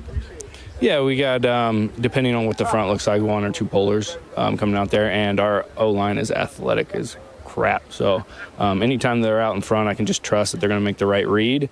And it's just an extra body out there blocking downfield. And as we saw in Toronto, I just followed Tate until he had someone to block and then just go right off of his hip. And then inside zone has been my thing since college. So eyes are well trained at reading that play. Do you have a favorite run play in Mark Mueller's playbook? Any run play is my favorite. I just tell him, make sure it's a run. Just make sure it's a run, we're good. Can you sort of take me behind the scenes in what it's like for you preparing this year? Have you changed anything in terms of your game week preparation? Lifting's a little different. I still get my lifts in. Just training more explosion closer to the game day than the heavy lifting. And then X's and O's wise, I'm just emphasis on what the D-line's going to do to double teams versus single blocks, and then just the half safeties, how they're tackling, and of course who the fast fills are at linebacker position. You and Dean Carey seem like you have built a quick relationship. How has that happened? I don't know. He's a ball player, and I like ball players. It was like when Andrew came to Toronto, came in. The story is I didn't like him when he came because he was a Winnipeg guy, right? Came in, first day he was asking football questions, balling out there, and brothers since. And I got the same feel for him. Every time he comes out here, he just does what he's asked, and yeah, great guy. When the Riders signed Teagan Carey, did you get that notification from Cory Mace, or how did you find out? Andrew told us. He told the running backs in the group chat that we were going to be signing a new running back. Heads up on it's probably going to be Kadeem. So as soon as we signed him, I told him welcome, got a new group chat going, and yeah. It seems like you guys are tight. What's it like when he's on the roster with you? I mean, no matter who we are, who's out there, Tom, Kadeem, me, I feel like we're running well. I think everybody's above 5 yards a carry. So that's just tribute to everybody out there blocking. It's just cool because everybody sees stuff differently. We all run differently, so we can talk on the sidelines and get a feel for what the other guy might do that might work better than what you might do. And we're just lucky to have him because he's a talking guy. So he actually talks in the running back room when all of us are just quiet, just watching the screen. So I'm actually glad we have him because it was boring at first. AJ Olette leading the Canadian Football League in rushing, and he's been on an absolute tear in the last 3 games. If you remember, that first game against the Ottawa Redblacks, I believe he only had 21 yards before he went out with that head injury from the game. So, technically it's just over 3 games that he's played to lead the Canadian Football League in rushing yards. He's averaging 6.2 yards per carry, Wes Cates. Yeah. How's he getting it done at such a high level? That's impressive. I think you got to thank Jamarcus Hardrick and that O-line. I mean, I think they've been playing really well. And actually, his 2 long runs were off the right side. So maybe they need to keep that up, be a little run heavy to that right side. But he's definitely come in ready to go. I think, with a couple of seasons dealing with injuries and then, cutting some weight in the offseason. I know I've brought it up a few times. But I think it's really helped him out and just helped him be a little bit more explosive and maybe a little more nimble on his feet. He's always kind of ran with good balance, and I think he's taking on some hits and kept it rolling and found his way into the end zone. It's those big runs that do it for you because he's a smart runner. He knows how to get those 4 or 5 yard pops and rush and stick his nose in there and get the tough yards. But it's always nice when you got like some good blocking up front and then also some good blocking downfield like we've seen from these Rider receivers. So you mentioned the big runs. He's got 3 straight games with runs over 20 yards. That 47-yard touchdown against the Hamilton Tiger Cats in week 2, that was his career long. Then he had a 25-yard touchdown run against Toronto that was a beautiful power play where both guards pulled, and he said he rode just Travion Tate down the field until he picked up a blocker and easily got into the end zone. And then against the BC Lions in week 4 before the bye, he had a 26-yard run. He has 56 carries for 347 yards and 3 touchdowns, as I mentioned, to lead the Canadian Football League. I was wrong about his average, though. It's 6.4 this season. I don't know if that was CFL stats being funky or whatever. Actually, they have it 6.2 in one spot, 6.4 in another whatever spot. It is. Hey, anything over 5 yards, you're doing. I don't get it. It's over 6 either way. That's unbelievable. A.J. Olette running so well in this offense. Do you think that the weight cut down had to do with this? Was this him being in a contract year? He's the highest paid American running back in the league at a little bit over 150,000 Canadian. What plays into this? I think it's a few things. One, if you're getting paid well, you need to produce or else you're not going to last long enough. I know just coming off of those injuries, that was probably in the back of his head. Definitely taking advantage of this good O-line. That's helped. And then, bringing in a good veteran backup like Kadeem Carey has probably sparked Olette a little bit too. So I think there's plenty of reasons to go out there and put your best foot forward repeatedly, again and again for A.J. Olette. And I guess getting to play a little Thor, put the hammer down in the end zone, all that good stuff. That's a little icing on the cake. What? Yeah. And how do you pick that up if you're Kadeem Carey coming into the game? Because you've seen this guy run so well. Kadeem's only had a handful of carries that came in that Hamilton game. Yeah. And if you're Kadeem Carey, too, you're like, I want to give Dave Dickinson the business after I pointed my finger at him. Like, if I'm Kadeem Carey, I'm going to score a touchdown and then run down that Stampeders sideline and give Dave Dickinson the business. Well, for sure. It definitely reminds me of my first game, actually, at Mosaic Stadium, Taylor Field, against the Stamps. My first time getting to play against them, and I was ready to go. And I actually scored a couple times. I think, Kadeem will definitely be ready to go. No pressure on him. He's just like hoping he probably gets some touches early. And I think it would be smart for the Riders to go ahead and give him, a few touches early, like within the first 2 or 3 series. Just get him in there in rotation. Let him get in there, have a little fun. Let the Stampeders have to worry about what would happen if he comes back in the game. Maybe even throw both of them into a package just to, see how the Stamps, one, adjust to it personnel-wise, and 2, how they play it, and if they're really keying on Kadeem, maybe you can run some actions off of him. By the way, for those who are not watching us at sportscage.com or on our YouTube channels or socials, hi, I'm Teagan. I'm back. I was down on the field, and, you were getting ready for kickoff. I was getting ready for kickoff, and then I was quickly notified that we are not ready for kickoff in the dressing room. So I'm back here, and that also means Dave and Luke are up in the booth. I think it's time that maybe we check in with them and see what they're seeing up there. Well, hello, and yes, we are up in the booth, and to bring you up to speed as to what's been going on is that the Canadian Football League and the 2 teams are conferring amongst themselves to ensure that this game will be played safely, with air quality, of course, being paramount. So what we have been told is that the start time has been pushed back until a time when the air quality improves to the point the teams can get out on the field. And when they can get out on the field, what they will do is the minute they step foot on the turf, they're going to roll 30 minutes, they'll warm up, and then they'll go right into the kickoff so that they can play this game tonight. So I can't imagine, Luke, what that's doing to the pregame routine of the players. Yeah, you've got to find a way to stay warm. And the worst part is you're doing it in a cramped locker room. The Riders aren't. The Riders have a massive space down there, right? They can get on the bike. Shoot, the guys could, if they want to stay warm, they could just jump in the hot tub they have here, right? For the Calgary Stampeders, the dressing room's not as big.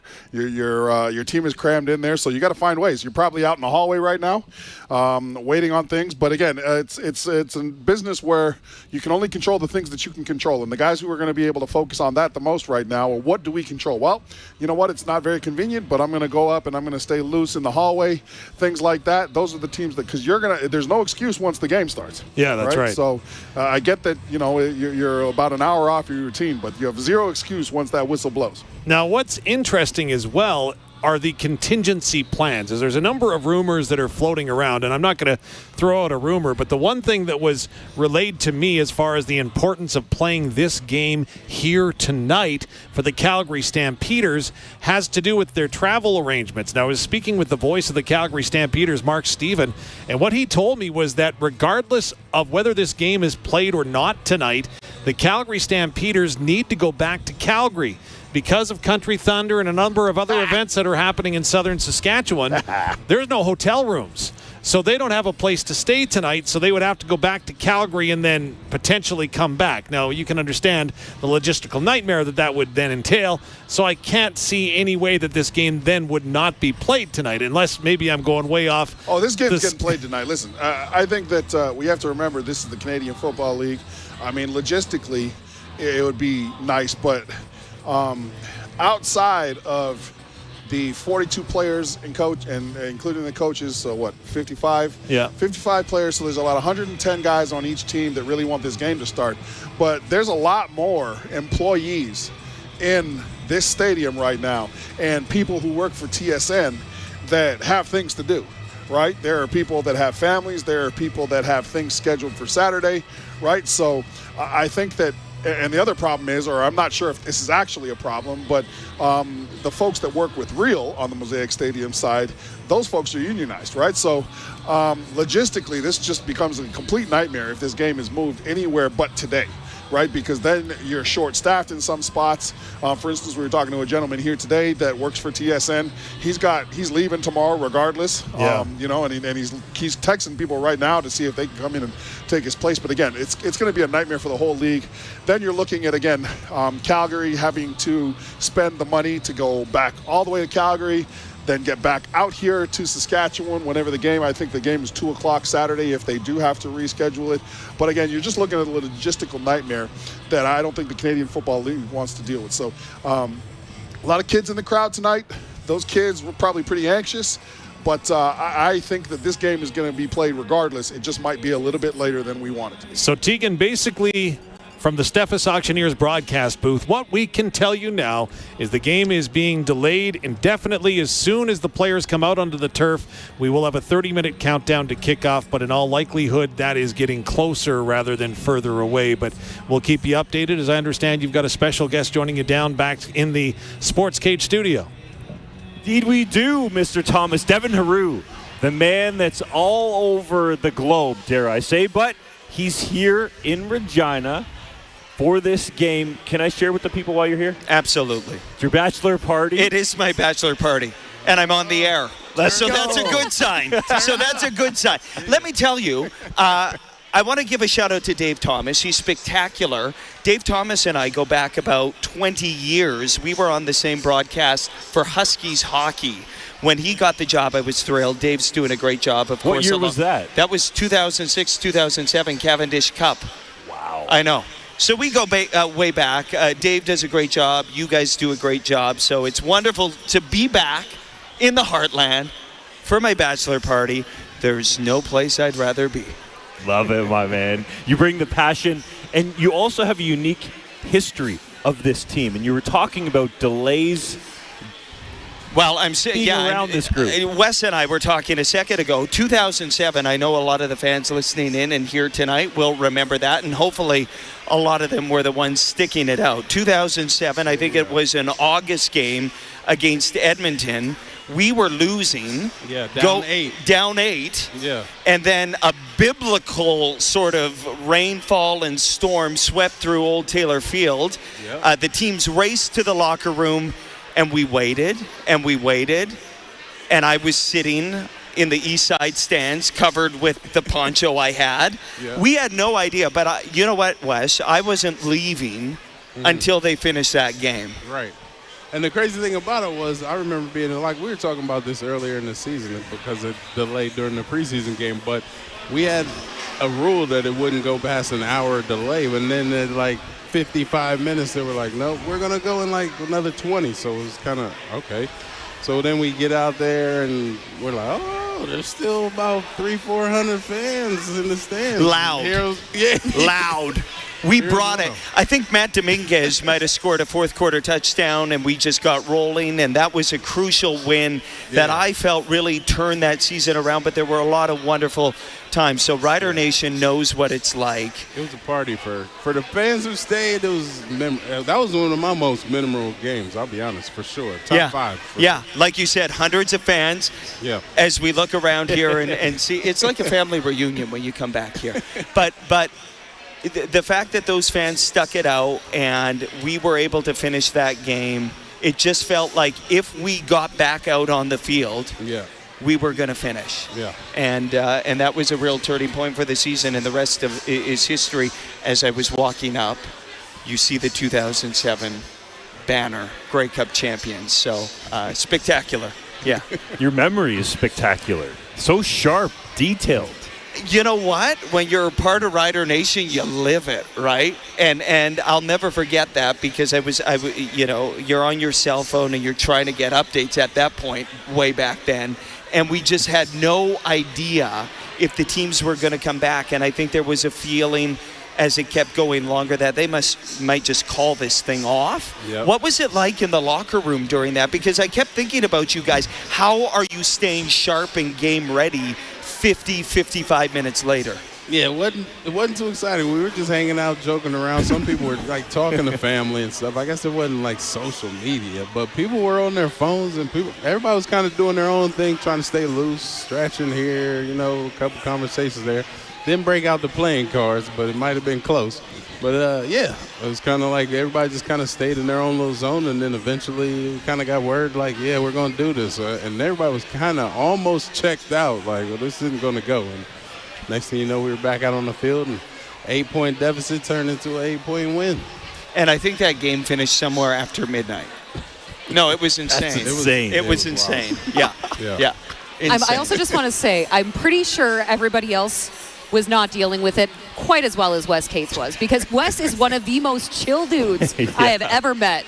You handled that so much better. He's than like, when are we going out? Sure. I'm ready. Yeah. He was ready. The team was ready. It was fantastic. It's a great memory, and I know a lot of people listening in will recall that game, the Thunder Bowl, and they will think of it fondly. It was a good memory here. Unbelievable memory. Hopefully this game starts sooner rather than later. Not Where as are we late at? as It's a 30-minute countdown clock. I was worried I was going to be late. Now it's like, what? No, you got plenty of time. The 30-minute countdown clock hasn't even started yet. For those that can't see, Luke Wilson's down on the field kicking field goals. They're doing all kinds of things to try to pass the time down there. Yeah, Mark Johnson's down there. All kinds of people. But right here, right now, we have Devin Haru. And I want to talk Riders with you. We'll get into a little bit more of that. But also, you're around the world all the time. Reporter with CBC, covering different sports. You're doing your thing with curling. But I think one of the underrated stars in our country, we need to raise her profile. Yeah. Summer McIntosh is going for a feat that's potentially never been accomplished. I mean, it's Michael Phelps-esque sort of stuff right now. And, of course, we were all sitting here a little more than a year ago looking forward to the Paris 2024 Olympics. I talked about her, that she was going to do great things. She was the first Canadian ever to win 3 golds at a single games. Now she's trying to swim in 5 individual events at 18 years old. I'll say it right here, right now. I think she's going to win gold in all 5 of those events. And I think she's going to probably end up being the greatest Canadian Olympian ever. I think when she goes to LA 2028, She's going to win 5 gold medals, and one of the things everybody should be looking forward to is the 800-meter freestyle showdown with Katie Ledecky. Katie Ledecky is the star.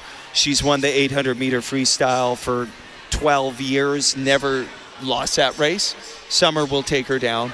That happens in Singapore starting on July 27th to August 3rd. I'll be there. Follow along. And it's the World Championship, It right? is a World Championship. So, you know, you have the Olympics, the World Championships every 2 years. So this time it's in Singapore, and it's a great time for Canadian athletes. I was thinking about it. You had Connor McDavid, who's a beast. We were talking about Shea Gilgeous-Alexander, Summer McIntosh. We are dominating in globally recognized sports, which is fabulous. Yeah, Wes. Yeah, I know. You hear that?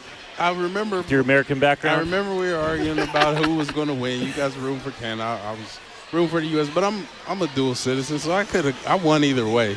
But it was a win-win. Yeah. Win-win. But we were talking about how Shea Gilgeous-Alexander kind of got robbed for MVP last year, and then he doubles up comebacks this year. And even though I feel like Joker maybe had a better season this year, I think Shea was deserving, and he won the head-to-head matchup in the playoffs and won the championship. And we're on a football show, too, so we can't forget the Canadian men's flag football team beat the American men's flag football team. Pat McAfee wasn't feeling so great about it down there. I'll tell you what, I had lunch with Arash Madani. Hey, there's a beauty. 2 days ago, downtown Toronto, and we were talking about flag football. Paul LaPolice, Lapo, coaching this Canadian team, he's all in. Heard some background stories about, listen, nobody has any idea what's going to happen. Flag football, LA 2028, but I love it because it brings profile to the sport. I don't know what the makeup of the Canadian team is going to look like come LA 20. It will be interesting. I'm interested to get your guys' thought on, let's say it's an NFL dream team that goes to LA 2028. Does it necessarily translate in flag football? Because as I understand it, it's a completely different game. Yeah. Does it translate? It can be different. Like, I think it can be. Yeah. It depends how you play it. I'll just give this one example real quick. Like, when I was coming out of university from playing the University of Guelph, some of my buddies were playing, it was touch, so it's kind of similar, in this touch league in Toronto. And there was this team that had been together for years. You show up, and I should say some of this stuff politely, but they looked out of shape, right? They're in their 40s, maybe getting in their 50s, and we're like, we are going to whoop their behinds. Sure. But these guys had their timing down. Yeah. There was a snap that they were doing like 15 yards behind, and the quarterback had it timed out that, like, you would get there just about to touch him, and the ball would be gone. And when we showed up, I hadn't played in this league very much, but my buddy convinced me to play. I think I was off of Red A, but I was like, yo, we're going to do this because it's a bunch of old men. We got this. Almost beat them. And the almost part wowed everybody else because this team hasn't lost in like years. Wow. So then I apply that to flag football. That's and to my your point. Right. It's a different game. Right. There can be laterals. Yeah. But it depends on how the game looks. If it's a bunch of NFL stars, are we going to play it more like NFL football or CFL football where it looks like the football that we know? Because here's my thought. If you're the NFL or the CFL, you probably want it to look like that game, less like rugby to market your product. Yes. And if you're going to have the biggest NFL stars there, from an injury risk standpoint, are you going to want to have a bunch of laterals? I wouldn't think so. But I can tell you for a fact that, like, this is being discussed in NFL buildings. And I'm not just talking about Team USA. I'm talking about Team Canada. Right. Yeah. Wes, what do you think? I mean, I definitely think taking the physical part of the game out of it makes it completely different, right? Because, even in CFL, NFL football, you're leveraging off guys, you're blocking, you're pushing off guys in your routes. This stuff is like no real touching. And then even the way you dodge people or the way you think about how you're going to move with the ball is completely different because you're not just trying to run through arm tackles. You're literally trying to run at a guy, swing your hips so he can't grab the flag. There's little nuances to the flag game that maybe, like to your point, Justin, make it a little less attractive to a person who's used to watching other football because you're going to see things that don't really look like an athletic play, but it's a great play for flag football, right? Yeah. Devin Haru, CBC reporter with us. You've covered multiple Olympics. So let's get your angle on this from the flag football perspective. How much can it elevate the game of football around the world and then tied into Canada and benefit the CFL and football overall? The comparison I make and the parallel I make is in curling, if you can believe it, but mixed doubles curling. With you, I can believe sure. it. But it's a bit of a gimmicky thing, right? Mixed doubles curling was meant for fast-paced, television, quick. It was a different style of game. And I think in the first year that you saw it in 2018 being an Olympic sport, everybody was kind of perhaps not taking it as seriously as they should have. And then you wake up and you go, wait, I can win an Olympic gold medal, right? And I kind of think that's what's going to happen with flag football is everybody's going to kind of be like, what? And then they're going to go, wait a second. I have an Olympic gold medal if I win this thing. So I really think that it is going to increase the profile. There's no question that the NFL and the IOC were working hand in glove in making sure that this happened. Remember, every host city of the Olympics gets to pick their Olympic program. It's in America. They love football. They love baseball. Football and baseball are a part of the Olympic program. No doubt it's going to increase the game globally. What is the attention like on the Olympics? Like, can you explain the gravity of it? Because you've been to multiple covering it, and the fact that flag football is going to be in there. Yeah. What is the feel around an Olympic game? I think it's going to be interesting, generally speaking. I think there's nothing like the Olympic Games. What I love is that we watch the Olympic Games and we watch sports we've never seen really in our lives, and suddenly we're an expert. Right. You're watching diving, and you are an expert about that latest dive because there was a bigger splash. With a splash. Exactly. Yes. Or figure skating. They fell, they didn't, they win. I'm an expert, right? This is how we watch the Olympics. People are going to be watching flag football.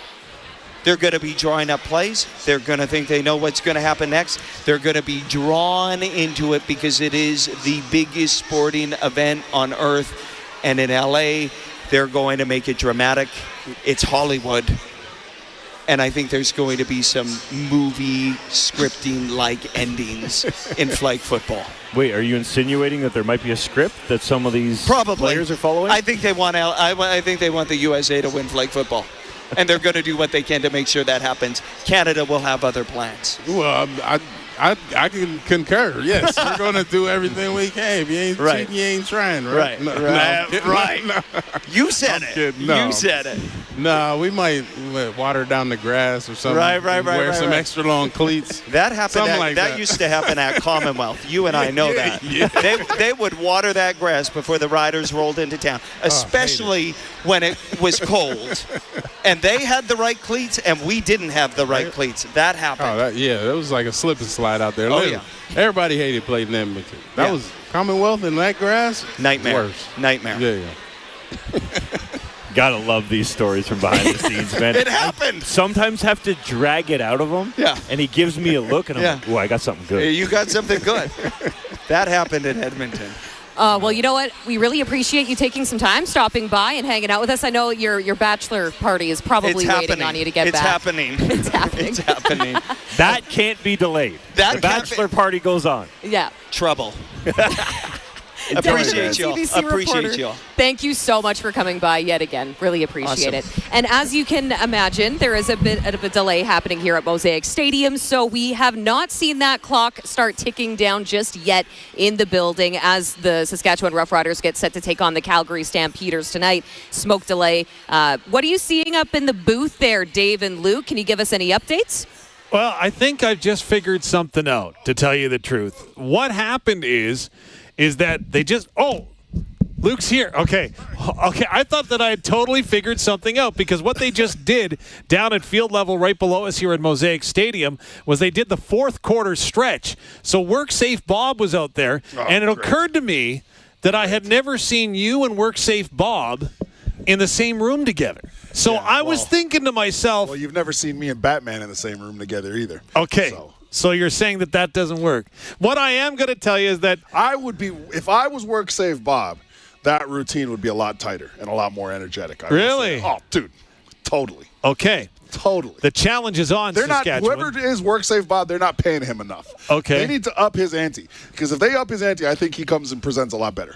Well, don't forget that workplace health and safety is everyone's responsibility. And if you don't warm up, Luke, like he did, you could suffer an injury. And that's where WorkSafe Saskatchewan comes in with your injury report. Well, what we really need to consider here, okay, the national anthem singer. Uh-huh. You know when they did like their sound check? Yes, they did. Is the national anthem singer now kind of losing their voice? Right? Like, what do you do as a national anthem singer? Are you in there like drinking more tea and honey, or like, are you like what do you do? Yeah. You know, it's easy for me and you and the fellas there in the locker room. Some are chilling, some are hanging out, some are laughing, some are warming up, some are eating. But like, what does the anthem singer do right now? Well, bringing this full circle, first of all, let's get back to Devin Haru, who was just on with the crew downstairs. Again, fantastic reporter, amazing ability that he does, and he had some very kind words. Took me back almost 20 years when the two of us got started way back. Did I hear him say he was on his bachelor party? Yeah, he's on his bachelor party right now. So it's a good thing it's pregame. That's all I'm telling you on that front. Yeah, he needs to take that party over to Craven. No. Right after this. Well, go you from never here know. to Craven. So let's bring everybody up to speed on what's actually happening in stadium. When we arrived about 3 hours before what was the anticipated kickoff at 7 o'clock, various players were coming out on the turf, going through their routines, doing their warm-up. Trevor Harris was out doing his typical visualization that he does before each and every game. Everybody was out there, was all systems go. Everything appeared to be as normal. Then when we got to about 5 o'clock-ish, so 2 hours before kickoff, that was when the air quality started to become a bit more of a concern. So the players essentially were all pulled back off the field, and from there, the team officials went back into the room. Of course, a lot of the coaches, they know one another. They're out. They say hi prior to warm-up starting. So it was all systems go. But now everybody has gone ahead and exited the field. The CFL wants to make sure that everybody on the field is safe, and that's why air quality is of paramount importance.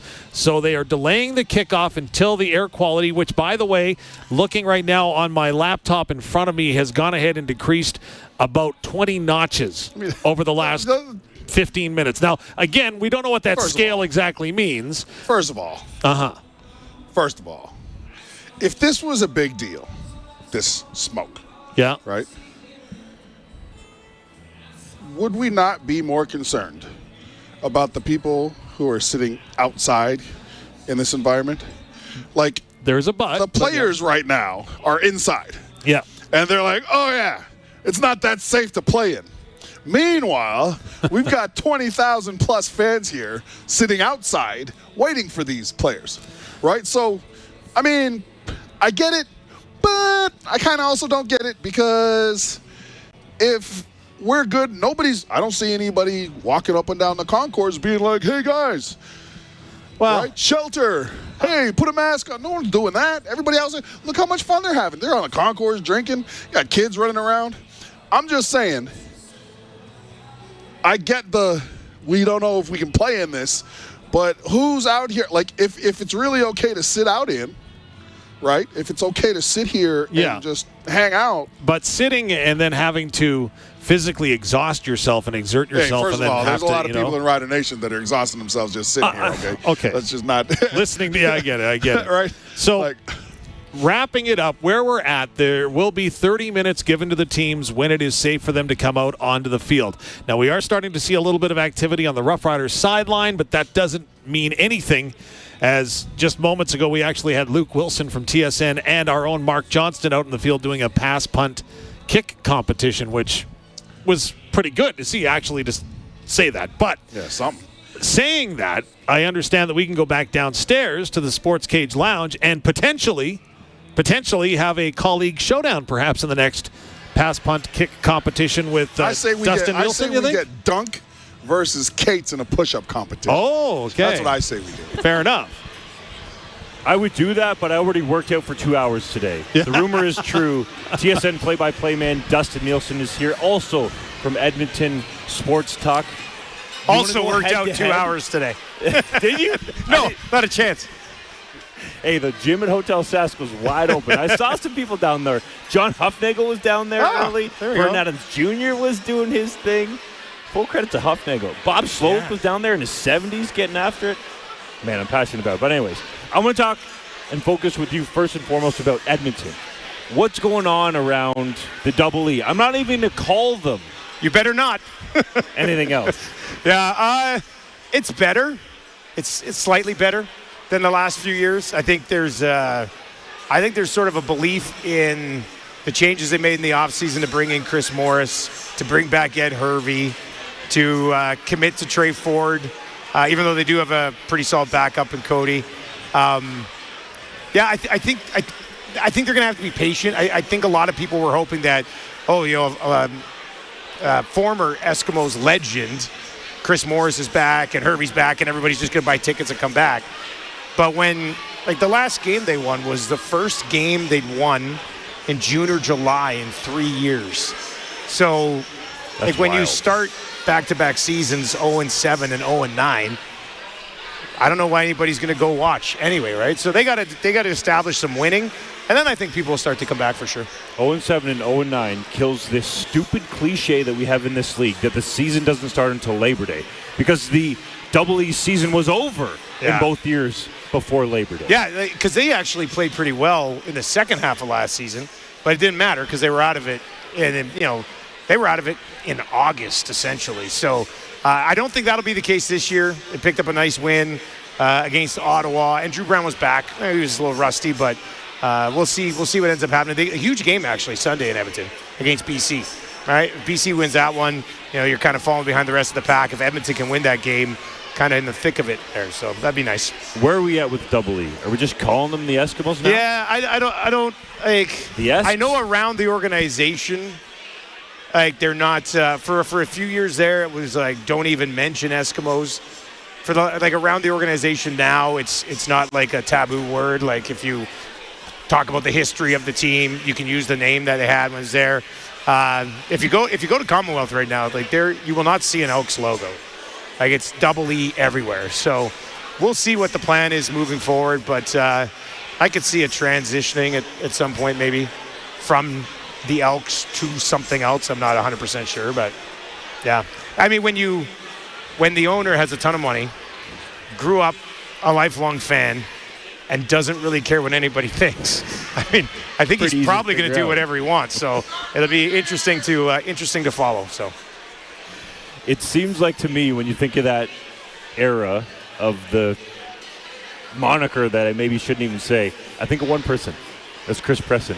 Yes. That if he wasn't brought in, and I think some of the board over there deserves some blame, that he's literally set this franchise back years. That's where it started. Goodness. It was a little bit Len Rhodes as well before him, but Chris Presson came in and kind of burned every bridge that they still might have had, and lost a lot of fans. And now it's going to take Chris Morris, I think. Not a season, maybe not 2 seasons, but 3 to 5 years to sort of bring people back around. There's some good things happening there. The tailgate is unbelievable in Edmonton. It's a good time. Their roster, talent-wise, is much better, especially defensively, than it's been the last few years. But I also, I don't think it'll be, let's say Larry Thompson comes out and next year goes, hey, we're going to be called the Eskimos again. If you start the year 0-5, nobody's going to come watch. People don't want to watch a team that sucks. It's as simple as that. So they have to find, they have to put together a winning season, and people probably wouldn't care what they're called. It's hard to analyze this, but you know Chris Morris very well. Yeah. He goes from head coach with University of Alberta Golden Bears, but he's kind of like the CEO there because he's raised so much money in the way he took care of the program. How do you think his transition has been to president? I think when you jump from... And he built that U of A program. When we did games together, they were awful there for a few years. And then, he started to develop some CFL players and things like that, and took the program from pretty much no respectability to quite a bit of respectability, I think, around the West. So, this is a different monster. The only thing that's really comparable is that he's coming in at maybe an all-time low point, right? For the Golden Bears, it was an all-time low point, took them to respectability. I think the last few years for the Elks was an all-time low point as well.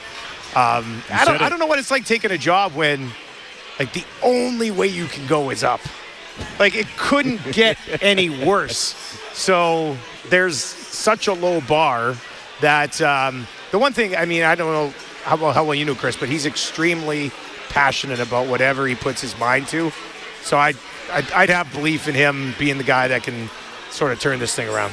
Do you have an idea of how many season tickets the Double E have, and has that increased? I don't. I'd be speculating at that point. I know we have bumped into, because like at Edmonton Sports Talk, we talk a lot about the CFL. Like, if I'm on the broadcast, Gazzola's on broadcast, we have our own pre and post. Hernan's in the press box. Reed is a season ticket. Like, we're all around. We have a tailgate spot at the tailgate promoting what we're doing. And we've talked to some people who've said, hey, you know, you guys talking about the league and talking about this team so much. I bought season tickets this year for the first time, and I had my kids at the game, and it was a great experience. So that's like small little things like that. But you have to be patient, I think, with the small little things, because it's just not going to happen overnight, right? So we'll see how it goes. I would be curious, just because you know how it is, like a vocal minority with the name thing. Like, if they did switch the name back, would there be like 1,000 people who all of a sudden buy season tickets again? Like, would they put their money where their mouth is? I kind of doubt they would, but I don't know. We'll see. We'll see. It's all up in the air right now. So. I mean, potential Atlantic Schooners fans put their money where their mouth is. They haven't got their money back yet. That's a whole other story. How polarizing is Canadian quarterback Trey Ford in the market? He's not polarizing at all in Edmonton. Everybody loves him. Everybody loves Trey. And I think because they love him so much, they'll be patient with the development that you'll probably need to continue to see from him. Like last year, anytime they were losing at home, even if MBT was playing okay, like there were people chanting, we want Trey, we want Trey, we want Trey, to the point where if he struggles for 2 more games and they put in Cody, I mean, those same fans cannot, like they chanted, we want Trey all last year. You can't turn on the guy if he doesn't have a good start to the season. And I'm seeing little improvements in his game, so we'll see. Yeah. That's what I mean by polarizing, because it seemed like some fans wanted Trey Ford just to take the league by storm all of a sudden. And then they're kind of thinking, well, can we see Cody Fajardo in there? But it's a new offense. Yeah, no, Jordan Maksimic and Trey Ford are learning each other. Trey Ford's learning the offense, getting comfortable with a bunch of new weapons around there. And I don't know if you want to go down this rabbit hole, because I'm willing to do it, but like Geno Lewis was a guy he was so comfortable with, and it didn't seem like there was any price tag that Ed Hervey was willing to bring him back at, especially when you're building your team around Trey Ford. Yeah, I mean, I don't know if I would have paid Geno $300,000 either, though. I wouldn't pay him $300,000 a year, but he signed an auto off for like $225, $230. Yeah, but then was anybody else offering him $250? Right? Apparently Calgary was. Well, why didn't he go to Calgary? I don't think he thought they were going to be very good. Yeah, well, that might have backfired on him a little bit, but like I think it was. You know, last year they did spend a bit on receivers, and they still sucked. So I think it was probably a better decision to. I don't think it was a good decision to say what Ed said, but I think it was a better decision to spend money on your defense and go from there. So, you know, Geno had a crack. He was great there, but it didn't lead to wins. So, and I like where he is now. Actually, I think he'll have a pretty big season with Drew Brown, but the team needed to get better defensively. And if you had to take the money you were going to pay Geno and give it to Robbie Smith and Jake Ceresna, or some of it, or however it would work, I think that's probably the better decision for building a winning football team. That part does make a lot of sense. Yeah. Dustin Nielsen, TSN play-by-play man with us. Also, are players on the field yet? No. Still not even on the field? We got the live shot right up here. No players on the field. The 30-minute clock is locked up there, so we don't have an update. Still in an indefinite delay if you're tuning in and wondering what's going on. But we've been fortunate to have some great guests join us. One of them, one of your new teammates on the CFL and TSN, Luc Wilson, who has absolutely shaken up the CFL. Spitting fire, with his takes. Indeed. What's it like working with Luc Wilson? Well, I've only had a chance to work with him twice. We worked week 1 together, and then here this week. So I've actually sort of been like everybody else, kind of just watching on Friday nights. I think he's doing a great job there, and then watching the social media blow-ups as well. And it's certainly created some conversation. But I think he's really good at what he does down on the sidelines. Like I think he's a good fit there. And I think he is actually very passionate about, everything that he says about wanting to make the league better. And the league's not perfect. I mean, there's lots of things you can do to make it better, but it is still pretty awesome. So, but yeah, no, I think it's been a nice addition. Like overall, we tried to change Friday Night Football a little bit. New intro. We have a different panel, the panel's in a different studio for Thursday Night Football. We got the new intro for Friday Night Football. We're working in some special graphics and stuff. We got Luke on the sideline. So just trying to make Friday Night Football have a little bit of a bigger feel. And I think adding him and the reputation that he comes with from doing an on-right show, talking football so much, I think it's probably good for the broadcast. Do you think it helps elevate the CFL in a way that you have a former NFLer that wants to cover the CFL? Like Luke's choosing to do this. He doesn't necessarily have to do it. Yeah, it's a good question. I don't know. I think it. Maybe I don't know. I never thought about it that way. It's a good question. I've never thought about. Is it good for the league that a guy who played in the NFL? I think it's good for the league to have another quality broadcaster who likes football and is passionate about football and knows the game extremely well. I think that's good for the league, 100%. And I think the fact that he's established himself on right show as a very knowledgeable football broadcaster, I think bringing that in here. But if a guy from the CFL had been doing the same thing for the last 8-9 years and then moved him over, I think it would be good. I think the part where Luke has really done a good job is just creating discussion, some controversy, not just with him, but with some of the replies, but like a talking point around the league on where there's some room for improvement. I got a couple more questions, but Teagan has an update. Yeah, really quick here. We are inside the Sports Cage Lounge at Mosaic Stadium, waiting for that clock to start counting down from 30 minutes. We are waiting for the CFL to give us the go-ahead here for the Riders and Stamps. The index, air quality index, is currently sitting at a 9. Ooh. Now, the threshold for the CFL to go ahead with the game would be an 8. So we're just waiting for that smoke to come down a little bit more so we can get those players out on the field. Get some big fans installed. Yes. Right? Around outside the stadium and just push it away. Or get a roof. That's okay. A little bit of a later kickoff than we were expecting. There's been a lot of chatter about this in Toronto. It's not CFL related. Okay. Is Connor McDavid going to stay in Edmonton? Oh, my what God. Do you think? Your boots on the ground I can't there. get away from this. Like, he's staying at Edmonton. He's staying at Edmonton. He's not. Now, if I was him, I'd probably only sign like a 4-year deal because the salary cap's going to jump by like 20-25 million in the next 4 years. So you sign a 4-year deal, you get as much money as you want anyway, and then in 4 years you sign for 8 years after that. So yeah, but he's not going anywhere. Mitch Marner leaving opened up a bunch of salaries. Yeah, it's not happening. Just saying. Edmonton already doesn't like Toronto. That would be the final blow. That'd be the final blow. I want a Mario Alford return touchdown tonight, man. That's what I want. He'd continue to go up the list, man. I know. He's incredible. And maybe it happens tonight. That would be a good way to get energy back into the place after a huge delay, like opening kickoff. Mario takes it back. That'd be a crazy That'd be pretty good. I like that. I don't want to just focus on Edmonton with you, so a couple more around the CFL. You know, what stuck out to you this season? You're going all around the country. Return game for sure. I saw since 2010, the league has averaged 3 kick returns, not punt returns, but 3 kick return touchdowns for the year. And there's already been 4 this year. So we're already past the regular league average. I think there's going to be more. So I think it's very talented in the return game right now. It's been tough because of the quarterback injuries, but I think the quarterback position's really strong right now as well. And actually, the running game has kind of impressed me quite a bit, especially here with the 2 we're going to see tonight. Both of those guys are off to great start so far. And then I was in Montreal for week 1, and that crowd was awesome. I hadn't done a Montreal game in a couple years. Great buzz there in Montreal, which was great.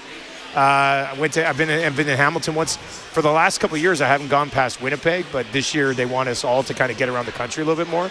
So I've been in Montreal once. I've been in Hamilton once. Going to go to Ottawa in a couple of weeks and back to Montreal next week as well. And it's nice getting out there and seeing something different than like the West, which I love.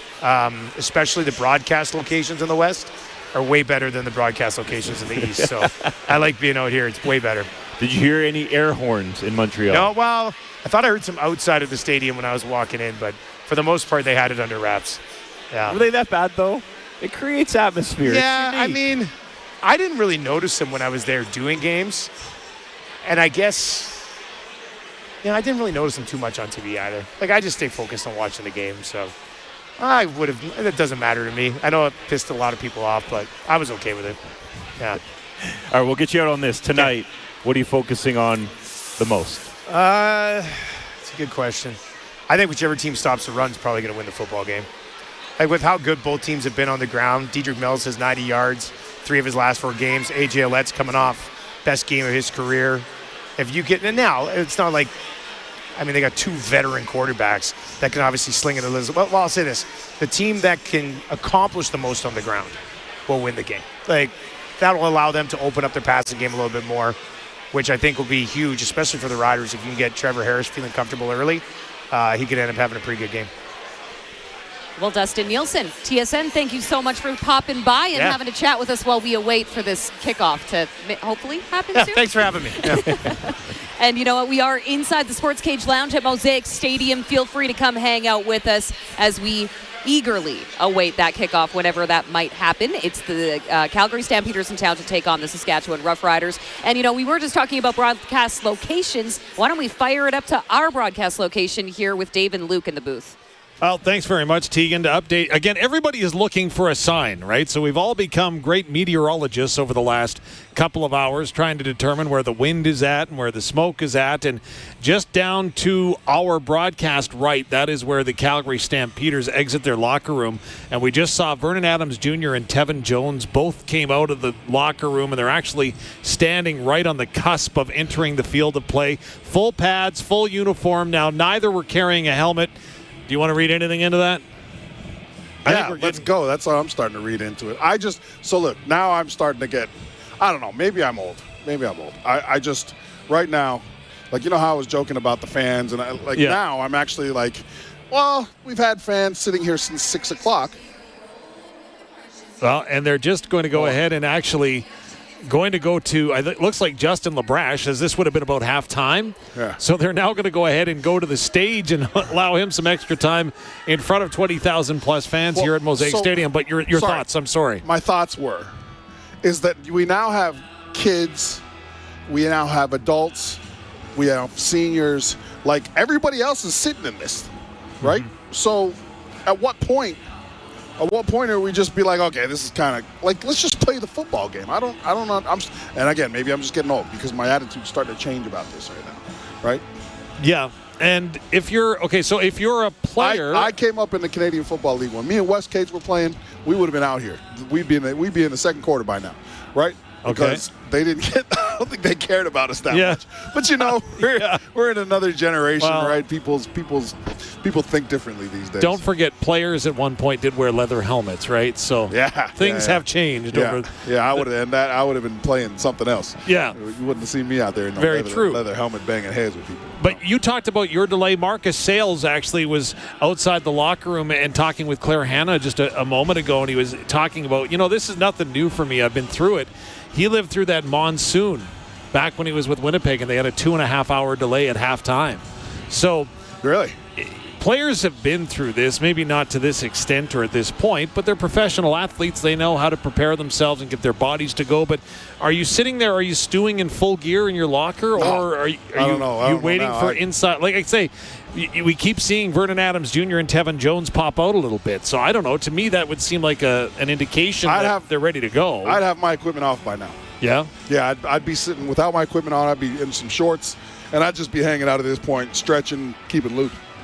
But I would have taken it all off by now. Now, what fascinates me, though, as well, is the nutrition programs that these players are on today, right? So, obviously, you've timed your carb load and all that stuff. So how can you alter that? Are you going ahead and are you ordering a pizza right now or something, or no? Well, no. Okay, not a pizza. Sorry, you know what I mean. You're eating the protein bars or whatever is down there, right? You got the fruit down there. You got some muffins. Might have a cookie by now. If you're on offensive line, you'd have 6 cookies by now. So, it's just this is starting to. I think it's starting to irritate everybody now. So you talked about firsts in your keys to the game, right? Like getting out to that quick start. You mentioned earlier, again, the Saskatchewan Roughriders are in the confines of their facility. while the Calgary Stampeders are in the visitors' dressing room, which, as you can well imagine, does not have the amenities. No. But nobody will use that as an excuse, but still, does that go ahead and give you a little bit of a jump, staying where you are and where you can prepare the way you want to be? I think it keeps your mind a little bit looser, right? Like right now, so if you're Saskatchewan, you're in the locker room, oh, sorry. I thought they were making an announcement again. So if you're Saskatchewan, you're in a locker room, right? You're hanging out. You're keeping loose, but you're having fun. Also, you're like, if the game gets canceled and we play tomorrow, I'll just be back tomorrow. Now, Calgary by now knows what they're doing. So their staff is being like, okay, well, if we don't play today, what do we bring back to Calgary? Because we have to go back to Calgary. Maybe it's nothing. Can we just leave everything here? You know what I mean? Can we just leave everything here and just get on the plane and come back? But, like, those players are like, man, that's going to suck, right? So I think that by now you're going through different outcomes. You're going through different outcomes, but you're kind of getting out of the routine by now. You know what I mean? And, again, you're a professional. You're going to have to get back in it quickly, but this is, so this is, I don't know, this is crazy. Well, Teagan, I don't know about you, but I know that we've got a lot of people that are listening right now to the Cooperators Rider Broadcast Network in Craven. So maybe they've got a spare campsite or something they could offer. I don't know. Man. Maybe you got something. Folks out in Craven, they're having a blast. I mean, we brought the country here tonight as well. It's that back 40 bash, right? So we're trying to get the party started here. Still not seeing that clock counting down on the Jumbotron there, but I am seeing some performances happening here from Justin Labrache. So as we patiently await kickoff, Calgary Stampeders in town to face your Saskatchewan Roughriders. So the threshold for the CFL is 8. An air quality index of 8, and they should be able to proceed with the game. That is when that clock would start ticking down. We are currently sitting at an air quality index of 9. So we are oh so close. I don't know how much stock you guys want to put into the air quality index forecast on the Weather Network, or this is Environment Canada rather, but by next hour, we should be in that threshold to kick off. So hopefully we don't have to wait quite that long because we want to watch some football. In the meantime, though, Wes, I know we have a guest joining us on set. Yeah, we got Vincent Donaldson. He's been a rider great 1991 until 2000. He played as DB with the Saskatchewan Roughriders, and currently right now coaching with the U of R Rams, and DB coach and passing game coordinator. And he's got a few DBs that are actually on CFL rosters around the league. We know he's got the safety for the Stampeders. Jackson Sombach? Yeah, Sombach. You got Jackson Ford on the other side? Yeah. So we got a couple of DBs with the Riders, and one guy dressing with the Stamps tonight. So how do you feel about all these young proteges getting their chance to play in the CFL? Oh, it's amazing, especially when it comes to Jackson Sombach. I actually, when I developed my company, True Potential, I sat down with him and his parents. I was actually recruiting him to my company, went to his parents' house, sat down with him, and, had a conversation like, man, I see something in you, and dude, if you willing to do the work, I got the knowledge to help you get to where you want to be, and the rest is history.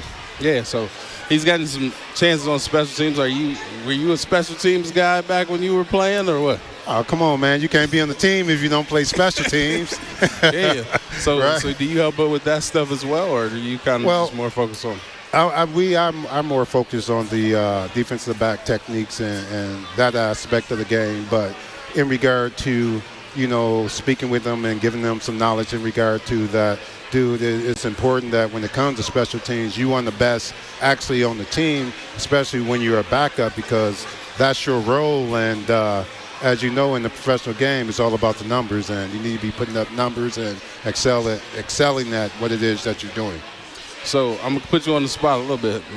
So out of the players that you've coached that are in the CFL right now, who would you say is the most athletic, and then who would you say has the best potential as a CFL star? Oh, man.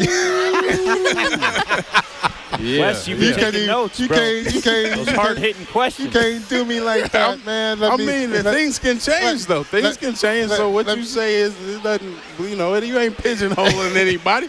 You just saying what you know now. Right. Who's the most athletic, and then who kind of, has it all, like the mental and the physical. The most athletic is an easy one. Well, Teagan Campbell, right?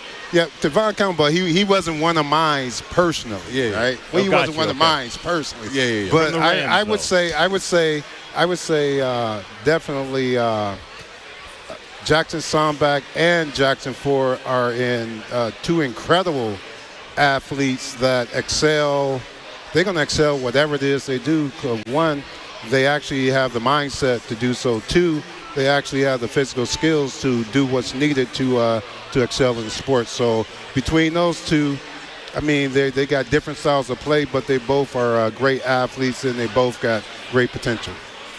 So what made you decide to go ahead and take that step to be, a full-time coach, or to invest that much? Because you trying to make your money, you trying to do some things, and then you say, I'm gonna go ahead and become a part of this team, and commit more time to developing these players. Well, for me, as you know, my career ended with a brain injury, and a lot of what I went through made life challenging. Life is still challenging, and me as a person, for me to give back, that's medicine for me. Okay. You know what I mean? Yeah. I really didn't start to come out my darkness and the different things I was going through. And it wasn't until I actually started coaching when my son started playing in '96, and I wanted to make sure he's been taught the right way. And the moment I started coaching, that was my medicine. That's when life began to change. Okay. Can you take us through that? What happened with you and then coming out the other side? Do we got enough time? I guess we do got time. Oh, yeah, we got time. Guess we do got time. It was a rough journey. I had several life circumstances and challenges that, I had to deal with. When I got the brain injury, nobody actually sat me down and said, well, Vincent, you need to be aware of this, and that is, this is how it's going to affect your life. I'm thinking, this is nothing more than a regular concussion, but it wasn't a concussion. It actually was a hematoma on my right frontal lobe, and, life definitely got a bit challenging. Did it happen from a hit? It happened from a hit. That was the last game I played was in Montreal in 2000. I believe it might have been our third or fourth game of the year. You remember who hit you? Who hit me? No, I was laying the hit. No. Okay. Yeah, it was 3rd and 1, and I can't remember the fullback name, but we manned the hole, boom, like this, and went straight down. And he got up. He was kind of wobbly. When I got up, I wasn't wobbly, but I knew something wasn't right, and that was my very last play I ever played. And then what was it like to go through that process? Your career's done, and then, as you said, come out the other side? Well, going through that process, physically, it was a lot that I didn't understand in regard to, some of the things that come with brain injury on your right frontal lobe. Like I said, nobody really sat me down. I went through a situation where, I didn't have feelings. I don't really feel. And that's something new for me, where you kind of numb to your emotions. Yeah. You see your loved ones, but you feel nothing. Also the challenge of anxiety. Not feeling like yourself, and just wondering when I'm gonna be better, when I'm gonna feel like the old me, and what I had to come to the conclusion and realize that the old me, he was dead and gone, and I had to figure out this new me. Kind of rebuild. Was there a certain physician or a certain process that you went through that helped you kind of work on that and battle through it, or men basically? Well, for me, I actually hit a rock bottom. Another part of it, I'm easily get emotional. Like when I retired, I started working for an organization called Labra, and I know I never should have been working there because I wasn't okay, but you know, I'm an athlete. You wasn't ready for labor. If I can walk, I can run. You know what I mean? And you know, I worked for them. They dropped the ball on my immigration papers.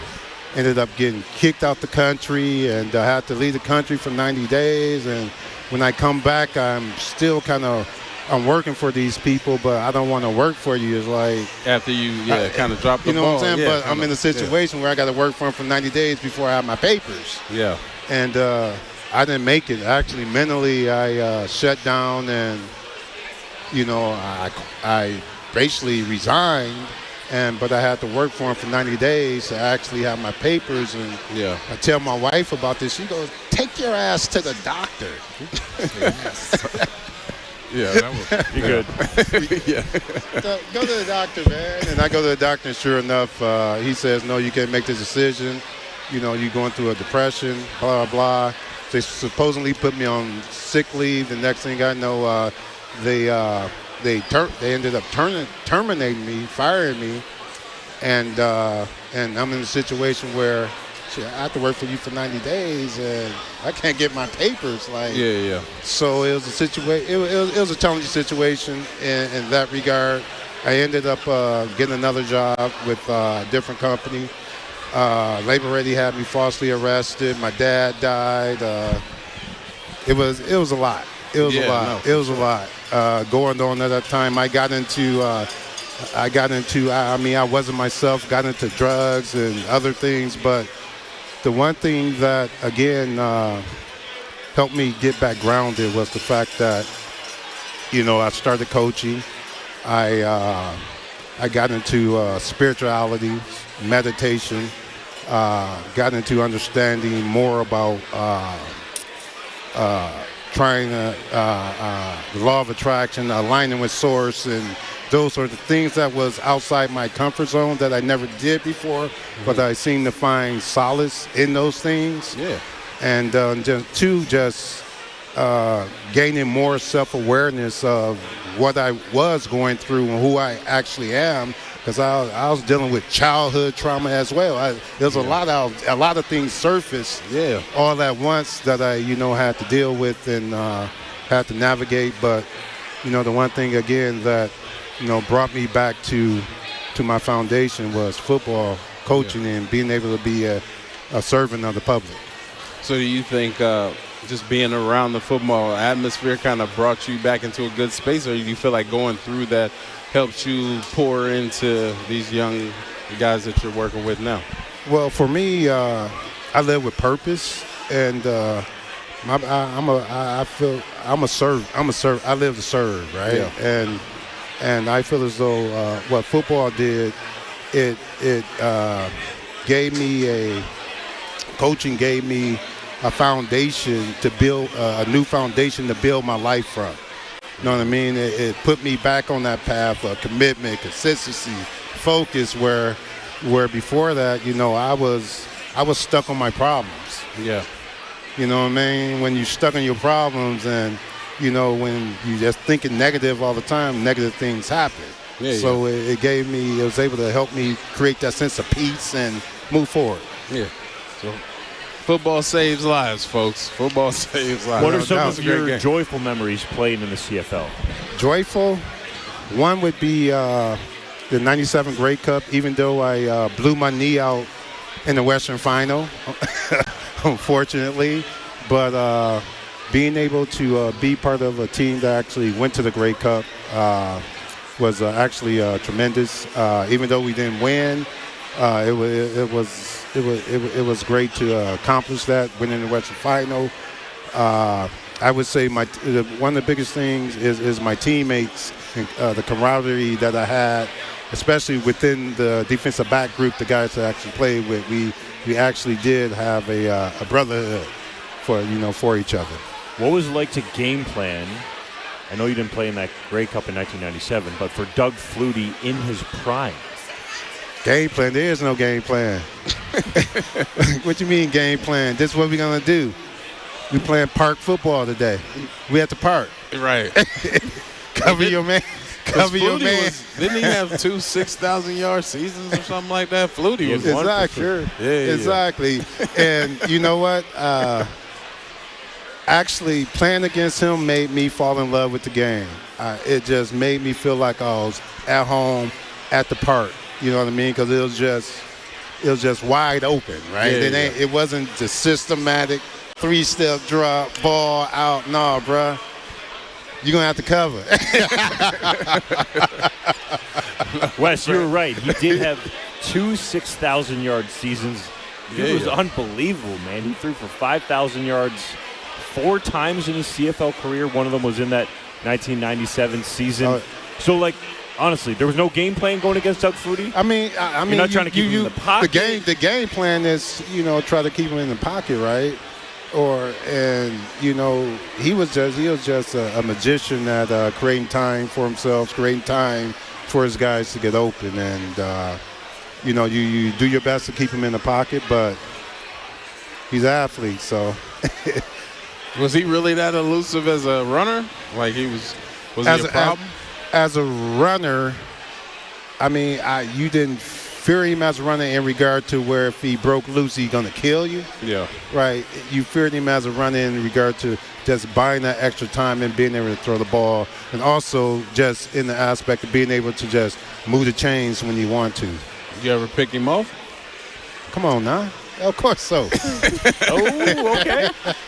All right. Well, you remember the play? Yeah. Oh, most definitely. Most definitely is my. You gotta give us the key details here, man. We're pulling it out of you. It was my first. It's my first full season as a Saskatchewan Roughrider, and we were playing against Calgary, and he was throwing the ball to Crawford, and sure enough, got me a nice little pick. Diving pick. Would you return it? You undercut Diving it. pick. It was somebody, I believe the guy tried to take me deep and basically just caught the ball as we was running. Okay. Yeah. Let's switch to the collegiate level now, because your University of Regina Rams were that close to getting to the Vanier Cup last year, and it's well known throughout the city and the country that Regina is going to be hosting the 2025 Vanier Cup in late November. What do the Rams need to do to put themselves in contention to get back to that game? Or already get to that game?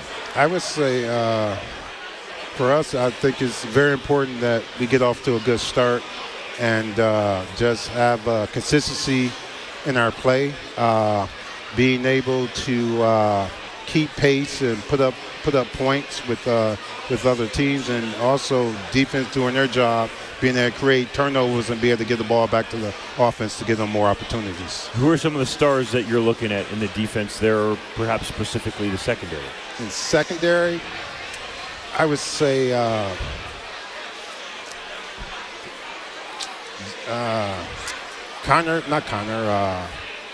my other Sombach. Carson Sombach. I would say, who else I want to say? I would say my guy Grasshopper, Tuchuk. Who else? We're going through a few different actual changes in the secondary. So right now, few spots are still up in the air. It's spots up in the air, man. I just want guys to be able to come back, compete, and take what's yours. And we got some young guys that's doing some things. So we'll see how everything works out. When you say Grasshopper, is that all of them learning, or is that one specific player? That's a nickname. That's a nickname for Tuchuk. Why am I drawing a blank right now? I don't know. Because that's how football is. It's like last names and nicknames. That's all you call each other. I did want to ask you this, though. Everybody's been kind of complaining about how many yards the Riders secondary is giving up, and I know we talked about this a couple times, but what is it about the way the Riders are playing coverage and defense that's good, and why are they giving up so many yards, you think, in the air? Okay, I was fortunate enough to go to their training camp last year, and basically their style of play is, they do a lot of drop reading off the quarterback, and when you have that style of play, you're gonna give up yards, but at the same time, what you're gonna do, you're gonna create more turnovers for your offense. So we might be a team, we might give up the most yards in the league, but at the same time, we're going to have the most turnovers giving the ball back to the offense that create opportunities. Yeah, when you say drop read, what does that mean for a DB? Is it match coverage? When I say drop read, meaning that the defense got their eyes on the quarterback, and based off his drop, is going to determine the routes that the receivers can actually run. So based off that intel, we're going to play a certain kind of way. Gotcha. Okay, would you call it match coverage, or how would you or the Riders categorize it? Within match coverage, within zone coverage, within man coverage, you could drop read. Because basically you're just reading the drop of the quarterback. Gotcha. The player I think you were trying to refer to was Jacob Teagan. Jacob, yes. Number 27 for the Regina Rams. Yes, what's crazy about it, I've been coaching Jacob since he was, 15 years old, but his name for me is Grasshopper. That's the one that matters. Yeah. That's the one that counts. Watch out for Grasshopper in 2025. Yeah, he was a young guy, and actually he got to play as a freshman, and he came back this following season and had an outstanding season. And I'm looking for him to do some great things this year. Do you have any intel on Darius Crandall, Marcus Crandall's kid that's now with the Regina Rams? Other than the highlights I have seen, I'm excited to see this young man, because iron sharpens iron, and we need those type of guys to be better on the back end on the defensive side. He's a receiver, for people who don't know, that is going into his second year with the team? This will be his first year. He'll be a freshman this year. Yeah. First year with the team. Marcus Crandall's son, Marcus Crandall, longtime CFL quarterback. Did you pick him off? Marcus, I didn't get a chance to play against Marcus. Okay. Yeah, I didn't get a chance to play against Marcus. But if I did, play against me enough times to come at me, I'm going to handle that business. Vincent Donaldson, thank you so much for stopping by the way. We certainly hope to see you in that Vanier Cup when it comes to Regina. Obviously, he is a pass game specialist, defensive backs coach, former rider. I might be missing something there. I'm not sure. But really appreciate you carving out some time to come chat with us today. I appreciate you. Thank you for the opportunity. And hopefully we get some football action on the field here soon. I know our producer, Dave, he was mentioning that they did say that the air quality was safe, but I don't see that clock ticking down just yet. So hopefully we will see the Calgary Stampeders and Saskatchewan Roughriders go at it in short order here. Now, I do want to throw something back here. Justin Dunk, you had a conversation at Hotel Saskatchewan earlier this week with Jackson Sombach, and he was mentioning that he's probably going to have a lot of people here eagerly awaiting for the game to start as well. So let's go to that.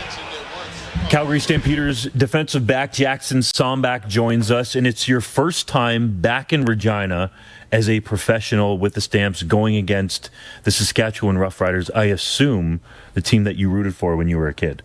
Yeah, it was. You kind of, especially being from Regina, Saskatchewan, you kind of grow up like bleeding green, as they say. Like, that's, the Riders are kind of everything around here. So yeah, that's kind of what I'm used to. So it's nice it's cool to be on the other side for sure, and hopefully be on the better part of the game tomorrow. Did you have any favorite Riders players growing up? I like Brackenridge a lot, obviously Weston Dressler. And then like we had Baron Miles. Like, I used to be really good friends with like Baron Miles' son when he was here, actually, because he coached for Riders, and met like Macho Harris and those guys, and they're all really good guys. Some of my favorite players. So a lot of good DBs in there, man. Tons. They breed them. Javon Johnson too. Yeah. When did you realize that you could play professional football? How old were you? Obviously, it was always the goal and like a dream of mine to play professional football, but I didn't really realize it till like my fourth year of university, where I was like, okay, like I'm undersized, like hopefully get a shot. But we'll kind of see how it goes. And then fourth year of uni, like when East West Bowl, I was like, okay, like I think I'm stacking up pretty well versus other people. And then I kind of realized, yeah, I have a good shot at this if I can kind of perform at the right time in front of the right people. Where does your speed come from? Because you ripped it up in the 40 at the CFL Combine. I actually don't know. It must be my mom's side because my dad was an old lineman, so definitely not from him. But Where did he play? Regina Rams too. In what years? Do you know? Oh, it'd been the 80s, something like that. Him and his brother played in the 80s at some point. So we'll credit your mom for your speed. Yeah, I'll take that one. Yeah, her side seems to be a little more athletic. What was your exact 40? I think it was in the 4.5, 4.4 range? 4.55 or something like that. Yeah. Laser, like that's quick. We're talking 4.4's hand time. Yeah. My man's fast. He can fly out there. Yeah, that's got to be a 5.8, so gotta make up for it somehow. One story that I think is really unique about you is after you go to training camp with the Calgary Stampeders in 2024, you get released, but the team had some injuries, called you to potentially come back, but you wanted to play your last year with the University of Regina Rams. How did you work through that decision? Because your dream's to play pro, but you decided to stay collegiately. Yeah, it was a super hard decision. I literally didn't sleep that night. I told Dave I'd call him back the next day, and the Regina Rams meant a lot to me and like the relationships I built there. And we never really had a very successful season throughout, and I think we had a good chance this coming up year. So after kind of going through summer workouts and stuff, I was like, I really want to play my last year with my buddies and my brothers and stuff like that, and hopefully like kind of bring a winning season to the Rams, and that's what we did. So I'm very excited. The only worry was like, if I don't make it next year, I'm going to be super choked. But it ended up working out. So the Dave that you mentioned, of course, is Dave Dickinson, the general manager and head coach for the Calgary Stampeders. What's it been like, your first pro season playing in regular season games, meaningful football? It's been an awesome experience. Obviously, like the veterans and the coach on this team have given me more football knowledge than I thought I could have ever known. Like my football IQ and knowledge of the game has increased exponentially, and I'm just kind of soaking it all in. Obviously, I'm competing best I can. I'm having a great time competing, and it's fun winning with the fellas. And but this first year, I'm just soaking it all in, learning all I can about the game from like guys like Creef that was on here recently. Like he's smart as they come. So what's the game flow been like for you? And I'll give you an example. Riley Pickett was with us, and he talked about blocking on an offensive play that was a run for a touchdown. Then he did the short snap, and then he had to run down on kickoff. Have you had anything like that yet on special teams? Kind of, and sort of. Like the game just seems to be super fast and super random. So it's like, especially like playing punt and punt return, like sometimes you literally aren't on for a quarter, and then sometimes it's like every third play you're running 50, 60-yard sprint, and it's super fun. Like even last game, Webb had to come off for 2 plays, and they're like, Sombach, and I'm on the sideline, like putting my helmet on as I'm running on the field. But that was a rush for sure, getting on there for some defense. So you're playing some defense, and all of a sudden you got to go cover a punt. Yeah. So yeah, it's different for sure, because I've never really played a ton of special teams before, and here I put a lot of effort and pride into it. So it's a different new role, but I'm enjoying it. You're back at a place that you're familiar with, Mosaic Stadium. That's where you played the home games with the Regina Rams. How many family and friends do you think will be at the game? It's gonna be a lot. I'll probably know hundreds there, like just extended friends, and like even like I was a substitute teacher in the off season, so like teachers and family. Like there'll be 30 people I'm close with that'll probably be there. So what's it like for you when you play this out in your mind that you grew up a Riders fan? It's, arguably the mecca of football in this country. Now you're professional, coming back here to play in that stadium where you played collegiately, but now as a professional. Oh, I'm pumped. I've been pumped about this since Monday. So yeah, like that stadium's gorgeous, and the atmosphere is unreal, and just to play in front of the people I care about and stuff in front of that stadium on like the highest stage you can't really ask for much more. Do you have any idea what the noise level is going to be like as a visitor? Because you're used to being on the home side. No, I don't. I actually have no idea. I guess I'll find out tomorrow. Because usually you kind of block it out when you're the one screaming it in the stands. So we'll see when I'm on the opposite side. So I'll get you out on this. Have you had a welcome to the CFL moment? I've gotten rocked a couple times for sure, and just been like, oh yeah, I'm gonna cut this guy off, and I'm like, okay, he's way faster than I thought. So just adjusting to the speed and the physicality of the game for sure. But there hasn't been one like big pop where I was like, oh my god, that was bad. Like I'm sure it'll come at some point, but yeah. You said you got rocked a couple times though. What happened? Oh, just like chipping on punt or going to block somebody, and they just got the full eye of steam, and I was like, all right, that's nice. All right, let's go. But yeah, so there's a couple of those for sure. It seems like you've picked up the physicality and speed level rather quickly though. I think to my best ability for sure. Like obviously haven't been perfect, and I've been doing my best, because it's just like I said about special teams, like I'm learning how to do it still at a really effective level. So yeah, it's been good. Are there any coaches or people along the way in Saskatchewan that really helped you out that you want to shout out before we let you go? I'll shout out all the Regina Rams coaching staff. I'll shout out Vincent Donaldson. Like, he was a defensive back coach since I was like 14 years old, and he was the one that was always telling me, like, yeah, you can go pro. Like, he was always telling me, you can do it. Like, you have the ability. And I'd be like, yeah, I think so, but we'll see. And then it happened. So shout out V. He was right. Yeah, he was. So, and he was super pumped when I told him that I made the team. So yeah, it was awesome. That, of course, was Justin Dunk with Jackson Sombach of the Calgary Stampeders, who the Riders are expecting to face tonight at some point. Of course, we are in a weather delay right now due to the air quality situation that we're currently seeing. So we were supposed to kick off at 7 o'clock. We're now almost 2 hours deep into this, so I want to send things up to the broadcast booth there, check in with Dave and Luc, and see if they can provide us with an update. Well, what we can tell you is that the Calgary Stampeders, we talked about a couple of them, and Vernon Adams Jr. and Tevin Jones, that were kind of mulling about right at the end of the tunnel in full gear. They've definitely gone back inside the Calgary dressing room, and I understand that the locker room and the hallway outside it of the Calgary Stampeders is completely empty. About 20 minutes ago or so, we did hear the public address announcer reconfirm that the air quality was improving, but hadn't improved to a point yet where it was safe for the athletes to come out and start their warm-up, and that was greeted with a huge boo here in the stadium. As you can understand, that there is some frustration now growing from the stands, who have been patiently waiting to see the Stars come out onto the field, but they are hopeful, and when it gets to a point that the air quality has improved, they'll have 30 minutes, and then the kickoff will begin. Moments ago, though, and I want to get your thoughts on this, Luc, and maybe explain it. I've had this question asked of me actually a number of times. We just had a Joe who was out on the turf, of course. Great rookie season for the Saskatchewan Roughriders, ended in Calgary last year. Then he signs a deal with the Indianapolis Colts. So the question is it surprising that he's here in Regina right now and not in Indianapolis or in that area somewhere when it comes to what the NFL preseason schedule or off-season schedule looks like for athletes? Yeah, no, the OTAs are over, so guys just go sort of their separate directions. The folks that, obviously the players that live in Indianapolis where he's signed, Indiana, I mean, obviously they stay down there. They probably have but I mean, the NFL, yeah, they don't keep their players. It's not like college, right? You're not there year-round, so they probably got a workout regime. They probably got numbers that they need to hit, right? Like, so when you come back, you probably got a couple conditioning tests to make sure that a couple strength tests to make sure that you've been doing what you need to do. But again, there's so much money on the line that guys aren't going to not do what they need to do, right? Yeah. Like you're looking at guys who are at minimum making $850,000, right? At minimum. So it's like, hey, if you're not working out, like, yeah. You know? Like, so you do that anywhere.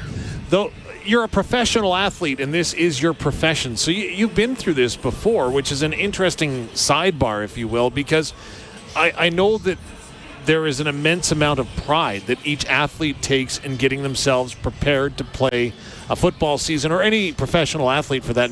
Right. But you mentioned there's those milestones and landmarks that a younger player would have. Would a veteran player have that dictated to them by the team, or do you prepare how you feel you need to prepare to be ready? At the pro level, it's on you. Yeah. You're a professional now. Yeah, there's no hand-holding. We're not going to sit here and babysit you. We're going to hear where you're going to be expected to show up whenever you need to show up, whether it's OTAs, whether it's mandatory workouts, whether it's training camp. You got to show up and be ready to go. Right? We'll give you all the resources. So we'll send you programs. We'll give you suggestions. We'll send you like, I don't know, workout. But you are on your own. You are a grown man, and you're making a lot of money to play a kid's sport. At what point does that kick in? Now, you went to Michigan, right? Had to leave home and do that. Michigan State. Sorry, yeah. I knew that, yeah. I just abbreviated. But I know what you mean, the little brother down the... Yeah. Anyways, saying that, so when you go to college, right, and you often hear this, I'm trying to bring it back to a hockey player analogy. Yeah. But in hockey, right, you go to play junior, you're still with a billet, you got somebody cooking your meals, but you graduate to the pro ranks, and all of a sudden, you got to find somewhere to live, and, you got to get the oil changed in the car. Like, at what point does that kick in? You go to college, and everything's done for you. Your schedule's done for you. Like, hey, you got to get up at 5, got to be here to work out, got a class, here's your class schedule, you got to be back by 2:30. Film starts. Everything is on a piece of paper. You can literally sit there and be like, oh, what time is it? It's 3:30. Oh, I need to be here, right? Like, yeah. So, and your meals, they're taken care of. you get to party or whatever. You are on your own a little bit, but nothing to the extent of being an adult. Yeah. You get out of the college program, you're now a professional. You're now a 1%er. There's a reason why you're at that level. There's a reason why you're a 1%er. You have the talent, you have the ability. Now you have to have the mentality. Right now, you are on your own a little bit more. Right now, the expectation is you show up to a certain venue. So it's a completely different world, right? But if you make the team, you still got that schedule where it's like, hey, all right, you got to be at 6:30, got to be at the airport. Yep. Team flies here, team meals are here, team training, right? It's actually when you get out of football, you realize what the real world is like. Yeah. All of a sudden, there's nobody telling you, hey, you better be up at 5:30, right? Like, then you're really on your own. That was probably the biggest adjustment for myself, and it's the biggest adjustment for a lot of the guys, is all of a sudden, right, you go from this scheduled out, supported life from college, from high school to college to the pros, where, again, you're on your own in the pros, but still, if you continue to make the team, you're pretty set up. To all of a sudden being just on your own. Yeah. All of a sudden the bills are coming in and there's nobody handing you a check, right? You got to go out and earn your own money, right? The real way. You're treated like an old man in the locker room when you're 33, right, to 40. Like you're an old man to everybody. Then you get out in the real world and then you're like, oh, man, I'm so old. I'm like 33. And they're like, 33? Yeah. I've been working here for 33 years. You know what I mean? Like real life is where you really start to see, wow, there was a reason why I was a 1%er, and there's a reason why it was so special. Because out here in the real world, now you really know what on your own means. Now, allow me, again, we haven't started the countdown to kickoff or anything yet. We're hopeful that the air quality is going to continue to improve. Fingers crossed, everything crossed. But you talked about the real world. And while we do have a moment, the B&A Petroleum text line is always open at 306-936-6262 for your thoughts. Head coach Cory Mace has just come out onto the turf right now to a round of applause from the fans. So we'll have to wait and see whether or not that actually is a good sign. But again, he has come out and sees his own family sitting behind the bench. Mace is looking for his family and being like, sorry, guys. Yeah, no doubt. So getting back to the real world for just a moment, I do want to send our thoughts to the community of Beauval. I know that the flames are starting to encroach, and it is a very critical situation up in that community, but there are a number of communities that still continue to face that. And again, football game being delayed by smoke here in Regina, Saskatchewan, seems probably infinite small to what some of those families and communities are facing. Yeah. And again, there's always an opportunity through the work that you do through the Red Cross to continue to help those people that are in need and at their most vulnerable stage. Yeah, it's really frustrating for folks in Saskatchewan. You get a little bit of a reprieve, and then the situation in Beauval, obviously. There's a lot of people in Flin Flon right now, or on that border, Saskatchewan, Manitoba, looking at the fires. And there's a lot of people who have relatives in Winnipeg, too, that is really being hit hard. I think this is, unfortunately, the atmosphere we're here today. We're going to have to get used to this as a country, and it goes farther than sport. It goes beyond sports. Unfortunately, this is an inconvenience, right? I'm sitting here and I'm bitching about, wasting an energy drink, and my son's out there. He's hoping that, these are inconveniences. The folks that are in Beauval, the folks that have gone through it, the folks that are in Grandmother's Bay that are worried about whether they have to leave, the folks who have gone back to communities, in Peter Ballantyne Cree Nation, and seen the damage to their communities. The people who have fishing huts. Life has changed for them. Yeah. This is an inconvenience for us. There are people here that their lives have changed forever, and not in a good way. There are people in Beauval that are worried about what their futures look like. And so it's nice to always sort of put a realistic perspective into this. Yeah, you know what? There's some smoke. But imagine fire, right? Imagine being told you need to leave your house here within the next couple hours. Just throw some things in a pillowcase and get out.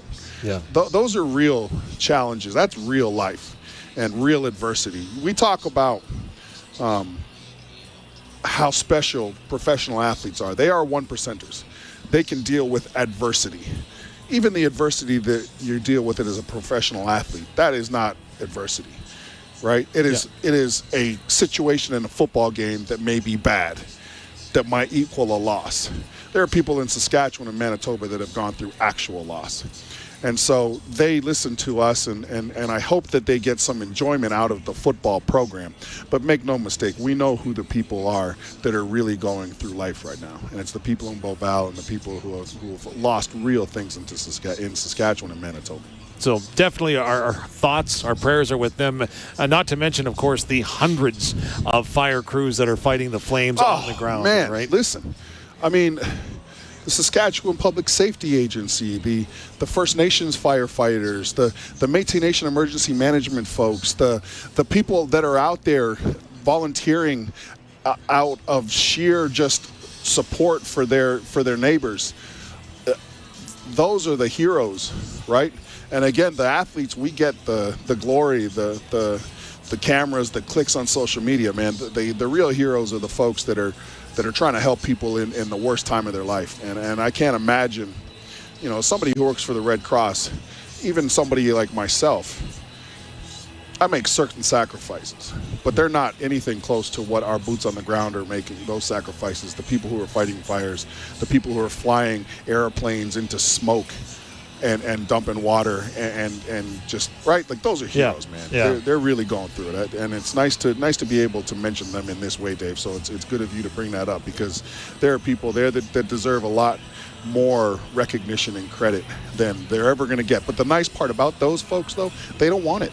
Yeah. Yeah. The people fighting fires, they don't want to be heroes. They are, but they just want to help. You know what I mean? The people who are bagging up food and trying to get them to places for other people, they don't want credit. They don't want these social media likes and stuff. They just want to do it because they're great people and they're trying to help people. All right.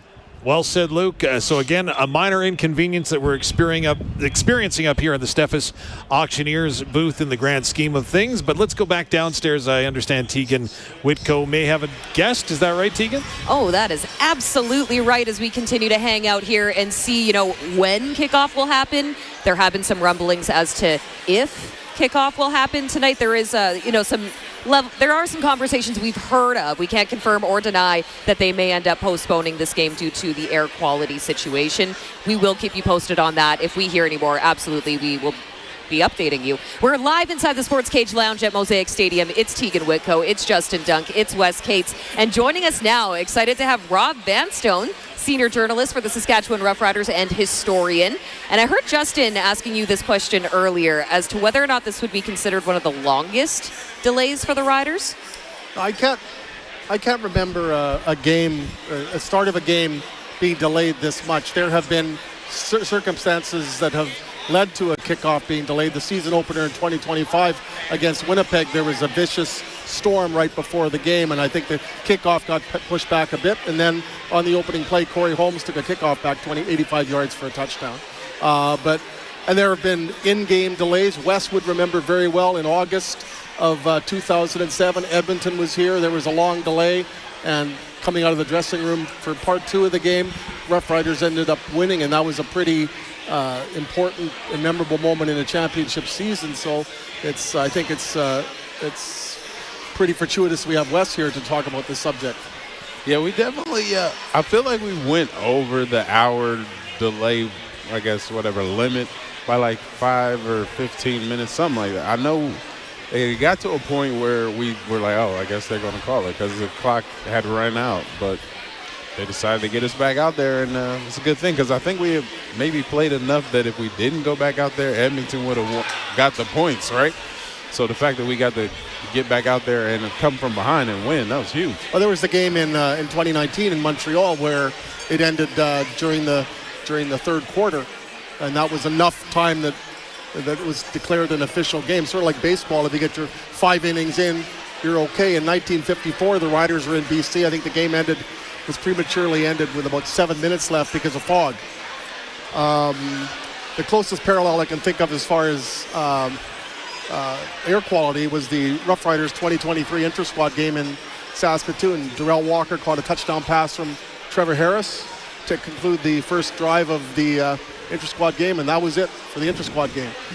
And as far as a game being postponed, 2022, the Argonauts were here leading up to that game. there was a COVID outbreak on the Roughriders. The game was supposed to be played on a Saturday. It ended up being played on a Sunday. The other postponement that comes to mind, of course, is September of 2001. Roughriders were supposed to play in Calgary, and due to 9/11, that game was pushed back. So in the past quarter century, there's been 2 postponed games. Am I listening to that correctly? There was a 9/11 game. Did I mention another one? The There was COVID. game. The COVID, yeah. That was postponed by like a day. Oh, okay. And then the I was thinking of longer time frames, and that was the game in 01 against Calgary. So yeah, two postponements. There's never been a cancellation. There's been shortenings, there's been postponements, but nothing that's completely wiped a game off the map. Hopefully there's a logistical way we can get this done tonight or soon. Here's hoping. But I don't even know. I mean, you're scrambling for precedence in a bit, because I can't think of anything where they've had to put a plan in effect on the basis of air quality.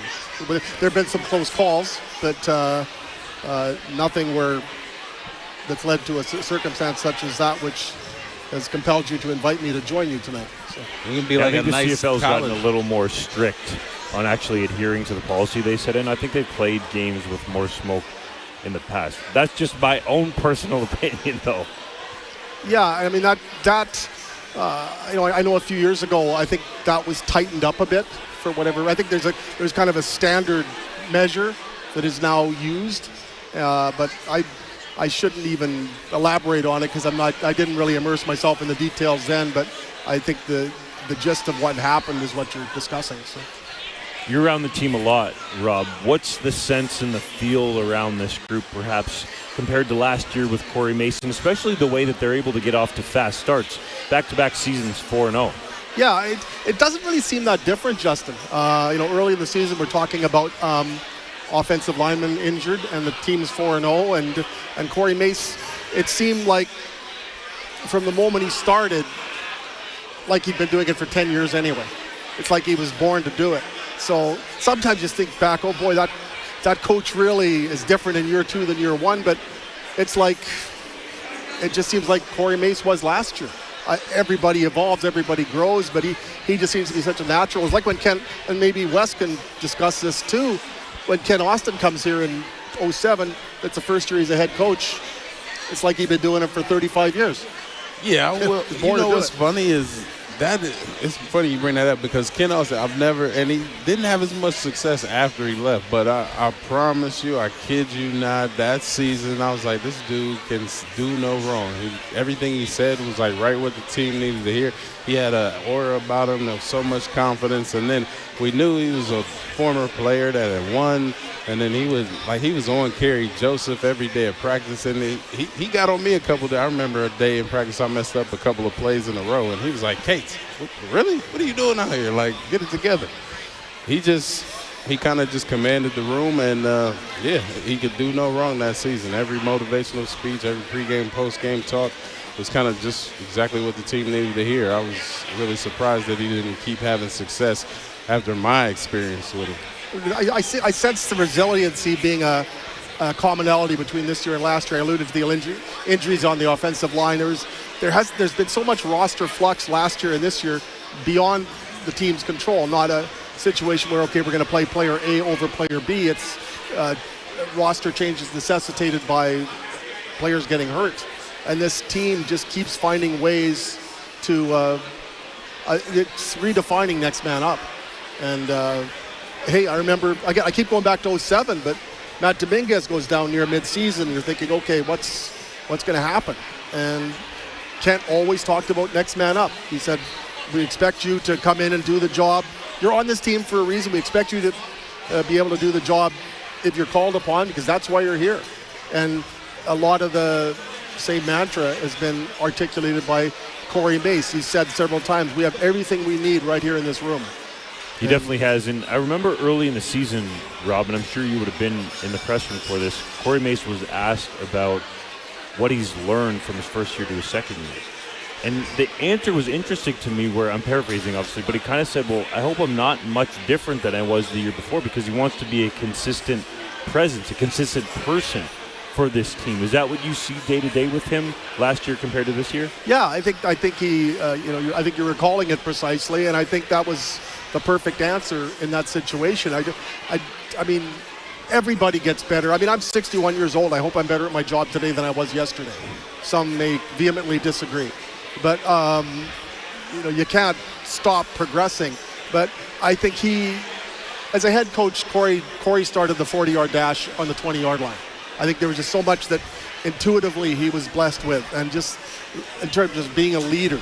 And even that voice is so commanding. Like if you were to say, okay, we want a coach whose voice radiates authority, that's the Cory Mace voice box, right? He doesn't need a megaphone. And it's perfect if you're trying to say something definitively. There's just so many boxes that were checked beyond his obvious football acumen. I think intuitively, just the leadership skills he has, the people skills that he has, that especially in a province such as this where you've got to be able to, we saw it with Jim Hobson. I said many times, Jim Hobson is as comfortable in a boardroom as he is at a barbecue. And I think Cory Mace is much the same. Do you think some teams around the CFL, namely the Ottawa Redblacks, are kicking themselves for not hiring Cory Mace before the Riders got him? I really like Bob Dice, and I think there's been some. I mean, we saw last year as the season evolved, he did a really nice job there, and his season was his contract was extended as a result. They've had some rough luck with Drew Brown getting hurt right out of the gate. I mean, they're just so banged up right now.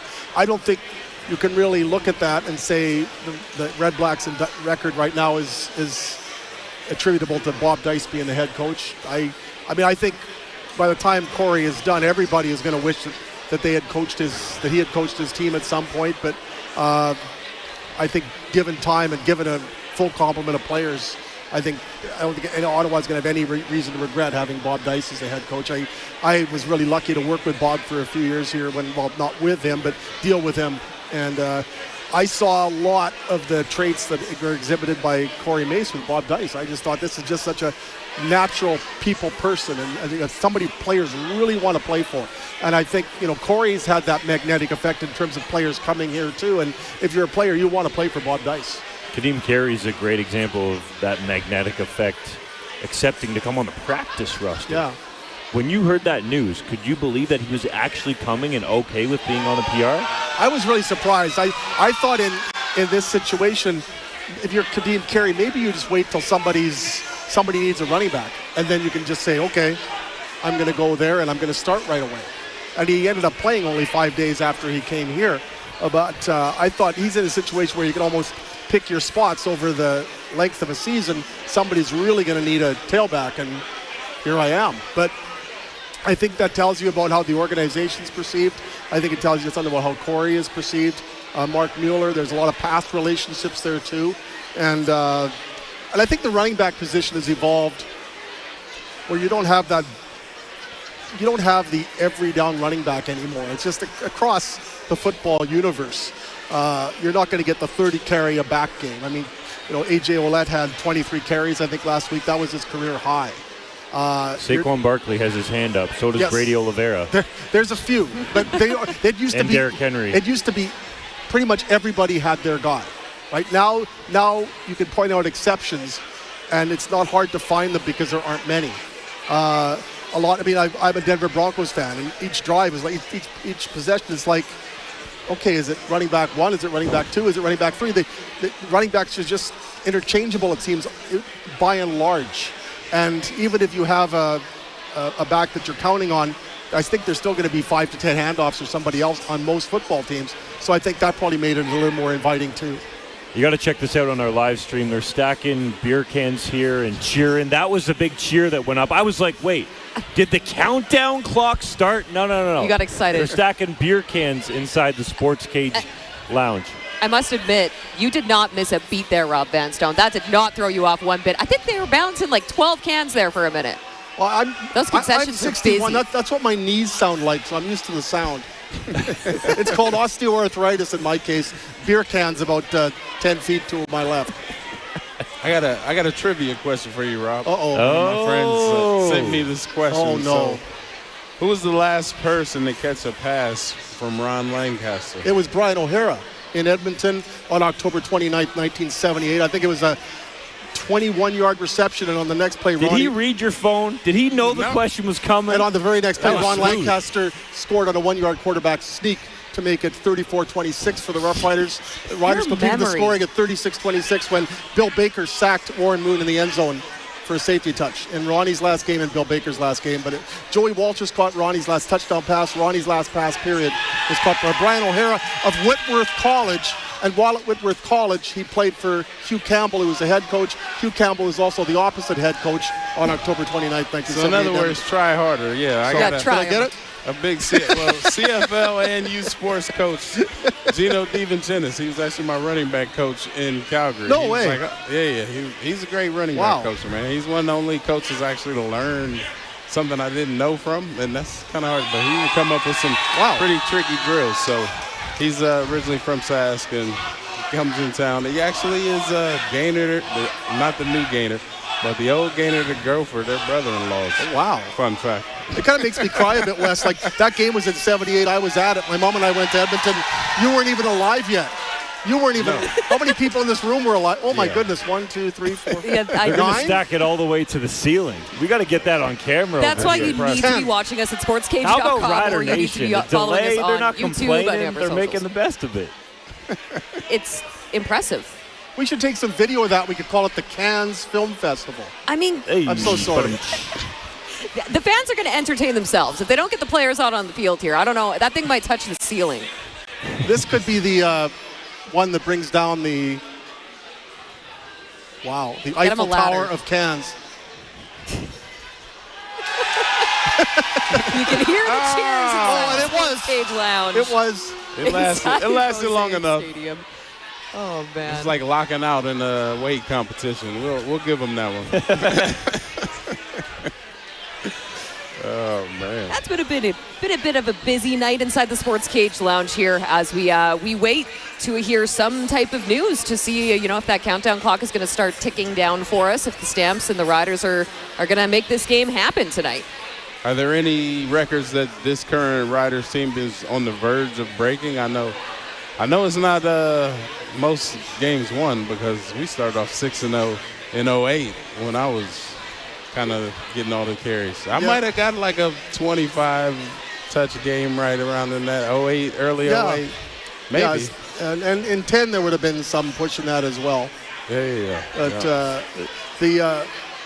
5-0 if the Roughriders were to win their next game. That's only been done twice. 08 was the first time, and then in 2013 it was done as well. Trevor Harris's next completion will give him 2,808. 2,808 for his career would tie him with Tom Clements for 11th all time. Doug Flutie is pushing 3,000 with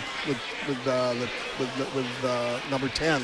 So that's worth watching. Mario Alford's next kickoff return will give him 5 for his career and tie a CFL record set by Harvey Wiley of the Stampeders. Played there from 56 to 64. Well, your knees might not be on point, but mentally you're like 16. Just don't fact check any of this. I've just been freestyling with all of this. He just says it confidently enough that we're all buying it. Yeah, you just got to sound like you know what you're talking about. Right. That's half my job, dude. Of course, Rob Vanstone is our guest here inside the Sports Cage Lounge at Mosaic Stadium. So how long are they gonna wait until they postpone this thing, or are we gonna get these people out on the field there? I don't know about you guys, but I'm not smelling any smoke in here. At this. No. We have people now coming up. Every time I start thinking, there's sort of smoke coming out my ears because it's such a laborious process. But yeah, I'm not smelling anything. It's dark enough. We're not really seeing anything. I'd say we go. I mean, the fact that we are still sitting here. It may be taken as an ominous sign because they haven't started yet, but it certainly tells you that all the stops are being pulled out to try and see if this game can be got in. We're getting close to the 3-hour mark, though. I sat through like a rain delay at Yankee Stadium. I think longer than this once upon a time, and I don't know how many Mickey Mantle highlights I saw on the on the big screen. I think every one of his home runs ended up making it. I think they were down to the Jim Leyritz home runs by the time the game started. Horace Clark doubles, maybe. According to the CFL rules, if the delay is longer than 3 hours, it's supposed to be postponed. But as Wes alluded to earlier, that used to be an hour. They went over that and still played the game that you've referenced multiple times with Devin Haru. And if they're going to have that 3 hour mark or under be hit, they need to start warming up in like mere minutes. 9:25. And I will say right now we're looking at a air quality warning still in effect, but right now it's looking like it's coming down to about that 6 level. And if I'm not mistaken, we're at threshold of 8. Now this is Environment Canada. It does depend on where you check your air quality advisories here. But why don't we actually thank Rob very much for coming and spending some time with us here in the Sports Cage Lounge, because I believe that Dave and Luc are actually ready to give us an update up in the booth. Oh, beautiful. Yeah, I think we are ready to do an update. So the update that we can give you from here is that who knew how many air quality apps you had available to you on your phone? Here's the update. The people who are arguing for putting a roof on the stadium, they have a crap-eating grin on their face right now, the size of Manhattan. Well, to update you, again, this is what the play-by-play is broken down to tonight. What has happened in the last span of time, the Saskatchewan Roughriders equipment staff have come out onto the turf at Mosaic Stadium, picked up the bag that they held the balls in that were right underneath the uprights in the north end zone, and have taken them back towards the locker room. Now, that was about 15, 20 minutes ago. At one point, we had Trevor Harris out signing autographs outside of the players' entrance tunnel for the Saskatchewan Roughriders. And dare I say, the biggest ovation of the night, Luke, has perhaps come on the part of Coach Mace, as Mace came out of the tunnel and came up in behind the Riders bench, and the fans went crazy, just excited to bring someone out. Well, here's the thing, though. Like, you need 30 minutes to warm up. You can't play the game after 10. So they're going to have to, if they didn't walk out of here in 2 minutes, this game is it's over just by time alone, right? So I think that at this point, I'm speechless. Do you think there's a conversation right now amongst the athletes themselves as, do we want to play or do we not want to play? Do you think, or does it even get to that level? I think there's probably some grumpy older veterans that are like, I'm done. I'm getting changed, you know. I'm sure there's some rookies that are like, oh man, this gets me to the club a little bit earlier. I'm sure there's some some country music fan athletes that are out there. I'm on my way to Craven in a minute, but yeah, I don't know. This is a precedent-setting thing. I'm not sure. I'm not a historian, right? I think that Rob Vanstone would probably know a lot better than me, like what type of games have been canceled across the sea. But I would imagine this is one of the first that has been canceled due to smoke. Well, and of course, we just heard from Rob downstairs. So if you miss it, you can always go to YouTube or, of course, sportscage.com and check out the podcast. Got plenty of time. It's not like we got anything else to do. Well, okay, so Can we get inside the matchup and let's talk a little bit of football for just a little bit of a moment, right? So the Calgary Stampeders and Saskatchewan Roughriders were to square off in a first-place showdown tonight. There's a lot of people, I would suggest, that would be surprised to see Calgary at 3-1 at this juncture of the season and battling for top spot in the West. Would you agree? I'm shocked. I thought that they were going to head even downhill even faster this year, but it's still the CFL season is a marathon. It's not a sprint. But I'm really glad that Calgary is competitive. You want this league to be competitive. You want every team to be good. You don't want it. It's a 9-team league. We don't want 2 teams that are just terrible that you can just walk all over, right? So I'm glad. It's been a nice surprise. But again, I think that, and if this game gets postponed till tomorrow, obviously they're going to have some work to do. But I think that right now they're a team that's playing together. They're a team that is a gritty team, and they found different ways to win, right? So, and again, I think it culminated in that win last week against the Winnipeg Blue Bombers. That everybody thought that the Blue Bombers were going to walk in there and punch them in the face, and the opposite happened. So, I'm going to be really disappointed if we don't get to see this game today, not because we've been delayed for 3 hours, but because this was going to be a really good football team between two teams that are playing well at the very beginning of the season, right? And you never know. Right, you never know. You're always one injury away from being in a catastrophic situation. I mean, the Riders managed to navigate their way through a few catastrophic. But what if we didn't play at all? What if this game was just skipped? They played the rest of and then this game was added on to the next, or somewhere in between a bye week, right? What if this Calgary team or the Saskatchewan Roughriders teams look totally different?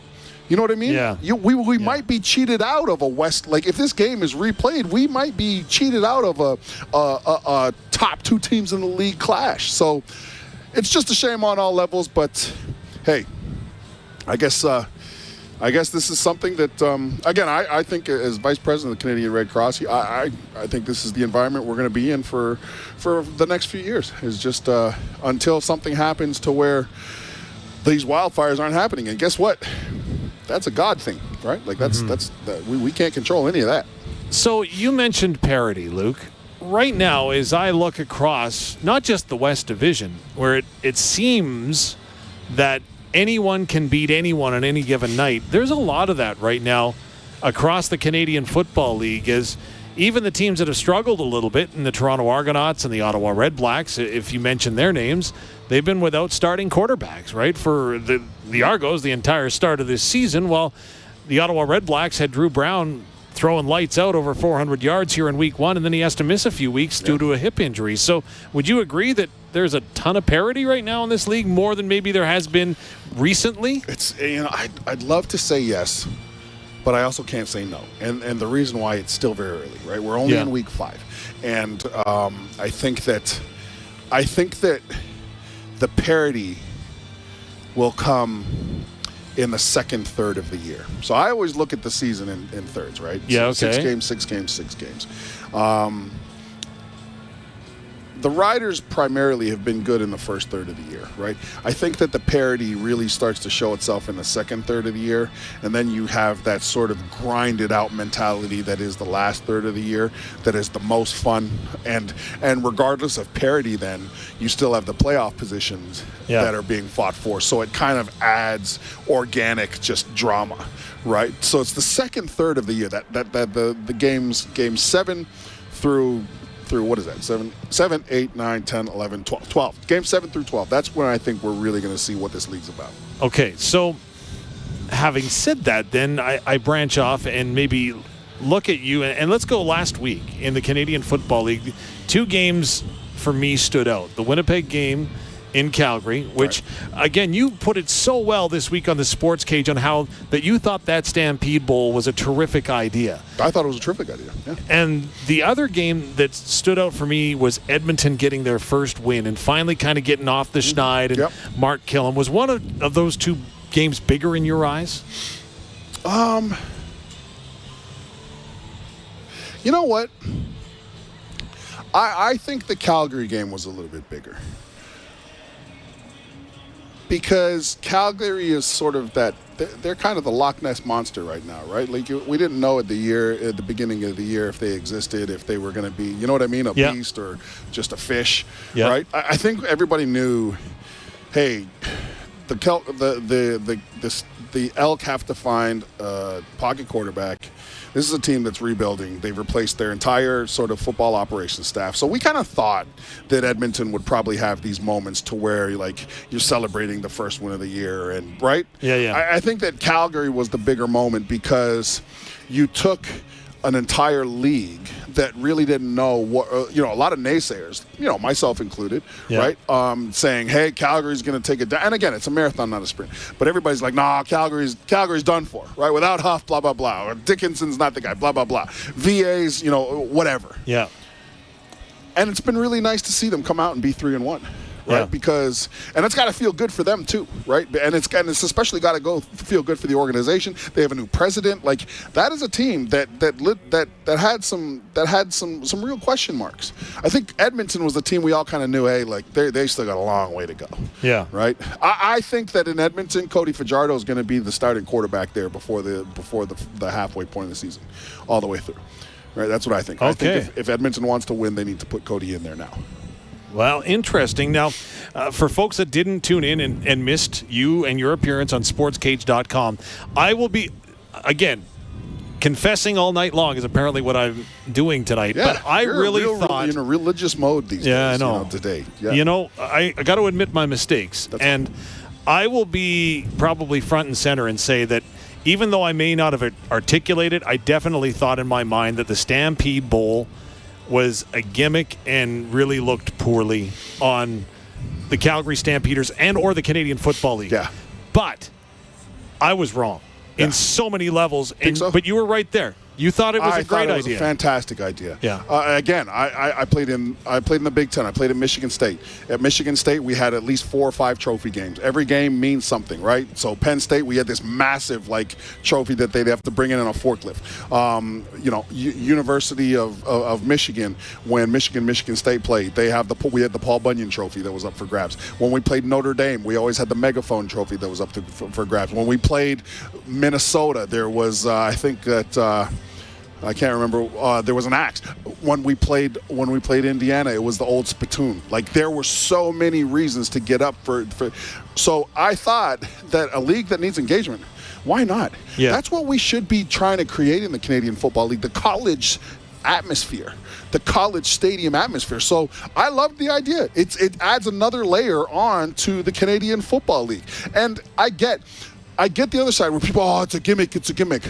My question is, well, what do you want? Yeah.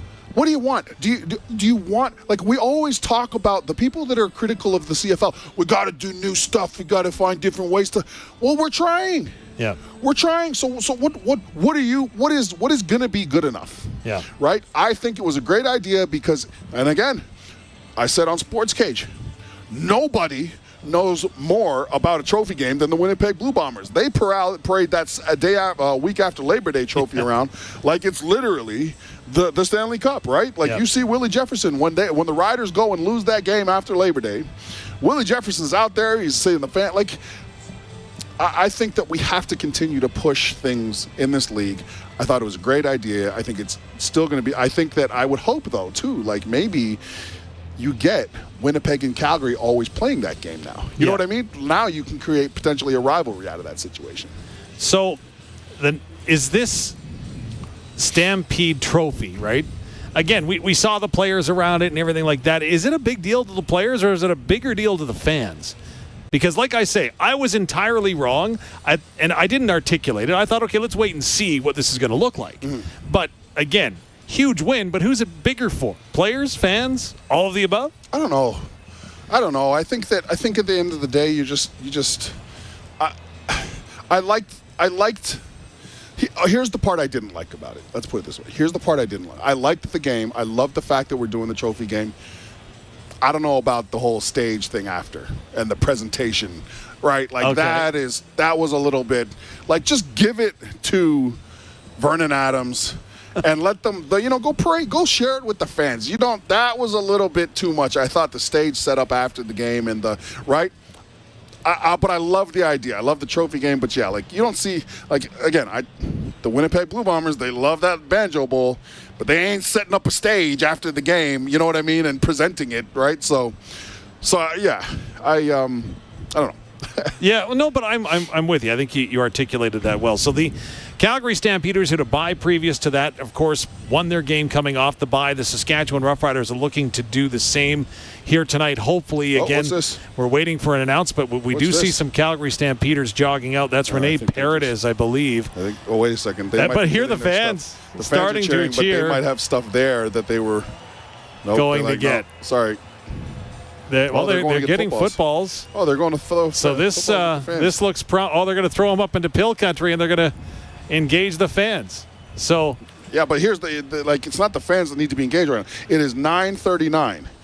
Yeah. This game, I don't know. Well, it's Jalen Philpott, one of the receivers in the south end zone, and they might have just said, you know what, we're done. We got to get out there. We want to do something. So Jalen is in full equipment. The other player is not. Again, we're kind of looking down towards the Riders sideline now to see if there is some movement or engagement on that side, but Riders I don't see much. They're changed into the street clothes right now. Is that Trevor Harris is He's trying to rush back home because he gets to be part of bedtime for the kids now. You know what I mean? Like that's yeah. That I don't know. Like I say, there are people that are pretty excited about the players that have come out to do this so far. Gainer's starting to work up a little bit, but again, thanks, Gainer. I just can't imagine what you're going through to try to make sure that your body is ready to go should they go ahead. Is now all of the Calgary Stampeders are starting to emerge from their locker room. As I look down to the south end zone, again, I still don't see anything coming from the Saskatchewan Roughriders sideline, but again, that is a more solid sign that some of the players are starting to emerge from the tunnels. I would have to submit. I don't know. I think that we just I don't know. Okay, you are okay. So I don't want to be negative about it, but I also I'm not extremely positive about this situation. Are we? You already went ahead and wagered the money that was going to be made on the $5 beers tonight. Well, now on the outcome, the game is postponed until tomorrow, we have a chance to look under our couches and add to that pot of money that we bet on the. You picked the Stamps. I think it's going to be close. Whenever they play this game, if the teams are the same and the momentum is the same, I think that this game, Riders are going to win it by like 1 point or a field goal. I think it's going to be close. Okay, so the Calgary Stampeders making their way out onto the turf. Again, the Saskatchewan Roughriders historically, and again, Jalen Philpott, I give him credit. Engaging with the opposition fans, giving high fives. Why not? What else are you going to do? Is again the Stampeders. He's probably asking if he can sleep on one of those fans' couches, so they don't have to fly back. The game gets postponed. Can I sleep on your couch till tomorrow? If you missed that earlier, the Calgary Stampeders, according to their play-by-play man Mark Steven, told me that they can't get a hotel room in Saskatchewan, or in Regina or area, so they wouldn't have anywhere to stay here tonight if this game is postponed. They'd have to go back to Calgary. So I don't have any doubt that the Calgary Stampeders want to play this football game. Yeah, they don't have helmets with them. That's what's giving me a moment of caution, if you will, when it comes to this. So you're starting to see all the fans gather on the concourse. I hope these concession stands aren't running out of beer. Well, down at field level, our chief engineer has just informed me there is lots of action in the Calgary tunnel right now. Oh, there we go. That's what we like to hear. People getting ready. So all right. Hopefully that is hopefully. Oh, well, here's the real challenge right now, Dave. Okay. I took an energy drink. Yeah. It's going to start wearing off. Understood. So how are we going to get our energy levels back up? Do we have to participate in the fourth quarter stretch? They already did that, but I can see it happening. Wouldn't they do it again for the people that are here? Yeah. We'll just order some coffees and we'll be good. Oh, right. Yeah, I guess we'll just have a coffee. Yeah. Yeah, but this is a concern to me. I still, whether we do this at 1 a.m., I still want to be average. Yeah. What I mean? Well, so obviously we've heard Wes has been talking about his game delay story. Do you have a game delay story? Do you recall one? I've got one that happened in hockey to me, and it was the first ever time that I did play-by-play of a hockey broadcast, and it was from an old arena in Saskatoon, and the puck went up, and it hit the rust, and hit one of the girders, and the girders dropped rust all onto the ice. So you can't do that with skates. Oh, wow. So that took them hours to scrape up all of the rust. And it was a long night, definitely, in the broadcast booth, and many a joke were told. The Edmonton power outage game here at Taylor Field. Yeah. The only story I can, so the power was out, so the locker room was dark.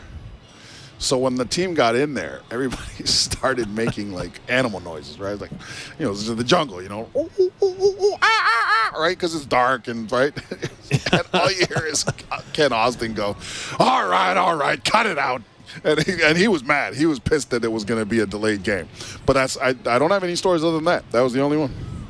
Well, us getting in trouble for making monkey noises. Well, again, you can hear a murmur in the fans as more footballs are going up into the stands from some of the Calgary Stampeder players. Again, we've been told that there is some signs of movement down at field level. And like I say, the Calgary Stampeders are still in gear for the most part. So shoulder pads on. Oh, I feel so bad for some of these kids, though. like some of these kids, some of these kids that came here, this was their first time coming to a Rider game. You know what I mean? Like, can you imagine being so excited like all day? Right? Like literally vibrating, pissing your parents off because you know you're going to the Rider game. Yeah. Asking your parents every 2 minutes, is it time to go yet? Is it time to go yet? Is it time to go yet? Is it time to go yet? And then you get here and you're still vibing. The energy's palpable. You've got like, now it's the first time your parents have approved you having Pepsi, right? Like, so now you're really, now you're bouncing off the walls with excitement. And then you kind of start realizing, and your parents are getting agitated now, right, that the game isn't starting. Oh, I just feel bad for those kids, right? Like, they're going to go home, and hopefully they can come back tomorrow, right? If the game goes tomorrow, then hopefully, you know, the folks that didn't have to drive far distances, the people who did drive far distances, hopefully they can, you know, they can get either Airbnb or make the drive again, because I think that we're missing out on a good football game if we don't see it tonight. Well, just a note from our control center is that apparently we may wait up to another hour prior to starting this football game if the weather conditions would or could improve in an hour. So that's one of the things that we're hearing here at Mosaic Stadium. Sounds like the public address system is going to go ahead and make another announcement in a little bit as we're starting to see some movement. If they make that announcement, we need to turn on the fan noise and hear the fan reaction. That's what we need to do. Because that is going to be, oh, man. Now, so that's where we're at, like, folks. It's not the stadium announcer's fault, guys. No. He's just conveying the message. Yeah. Don't boo the stadium announcer. He's just going to go home and have his. Anyways, yeah. You know what? Just before we head downstairs, we are going to speak with a gentleman that gives of his time in the position that he is. Again, the gift of time, I can only imagine how extraordinary it is. He helps raise a lot of funds for people in this province. He does a lot of things for people that he doesn't even know.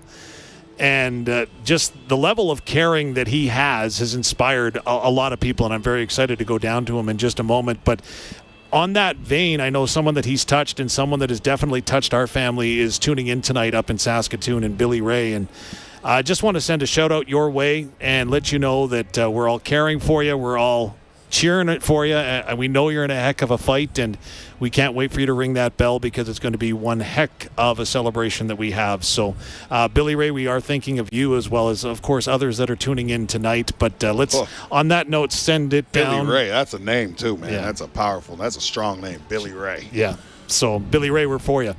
Thinking of you tonight as we go downstairs. I understand that, again, a guy that won't take credit for as much work as he does in our province is standing by with Teagan Witko and Justin Dunk. Well, thank you so much, Dave and Luke, up in the broadcast booth as we are inside the Sports Cage Lounge at Mosaic Stadium, waiting for a decision to be made here. Kickoff was initially scheduled for 7 p.m. Saskatchewan Roughriders, Calgary Stampeders. We are now 13 minutes away from 10 o'clock. So we'll see what happens here. They're still not ticking down the counter on the big screen in the stadium here. They are not out on the field for warm-ups due to that air quality statement that's been in effect all day long here. So if we hear any official word, whether it's postponed, whether it's going to go ahead, you will be the first to know. We are streaming live at sportscage.com on our YouTube, on our socials, and of course, we're hanging out here at the stadium. So if you're around, come say hi to us. We have a very special guest joining us, Justin. Yeah, we're lucky. He made his way all the way over from the east side, but all the way from Ontario. It's Sportsnet Blue Jays host Jamie Campbell. Now, the Riders are hot. Yes. I think the Jays there for a little while were even hotter than the Riders, man. That was a wild run. Can I just say, this is the oddest thing I've ever seen, okay? My 16-year-old son is here with me. I said, let's take you to your first CFL game, and it's going to be in the Mecca of CFL football, Regina, Saskatchewan.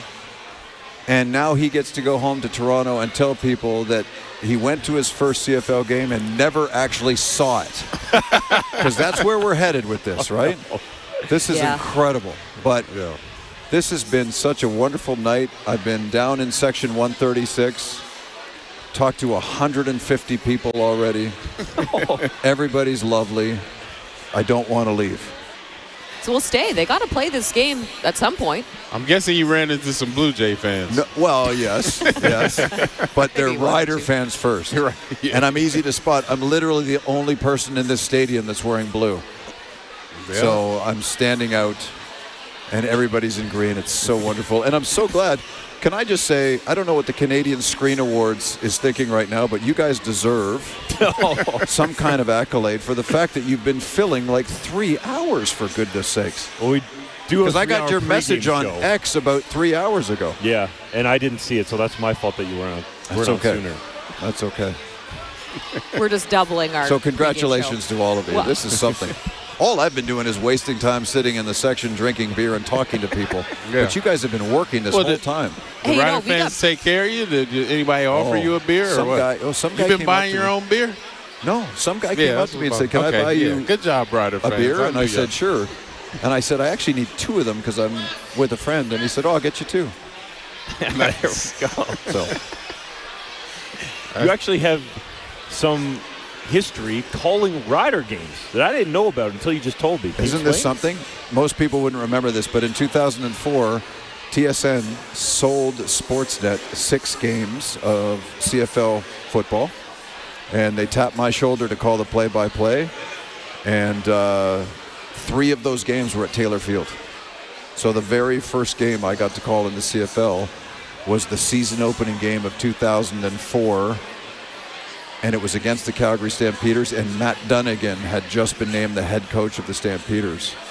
And it was just an absolute highlight for a kid who sat at home in the 70s and watched CFL football with his dad religiously. Do you remember that game in 2004? I don't remember it that well, but I still have my score sheet because you've done a lot of analysis and play-by-play in the booth. I still have the chart that took me 4 days to draw up. I still have it in my basement, and I pull it out every now and then. That's awesome. Yeah. And you referenced the Grey Cup in 1976 because you remember that well. Because it's the first Grey Cup I watched on television, and I was mesmerized. And I grew up in Oakville, Ontario, and the game was played at Exhibition Stadium, so literally 30 minutes from my house. And the Ottawa Roughriders beat the Saskatchewan Roughriders. Ron Lancaster was the quarterback at that time. Leif Pettersson was in that game as a receiver for the Roughriders, and he later became my broadcast partner on Arena Football League when the Toronto Phantoms Arena League team came to town. And great poll. Leif was my analyst, and I loved everything about that game. It's sort of it's an iconic game for me, even though the Roughriders, Saskatchewan Roughriders, lost the game. It's one that I watch over and over every November on DVD.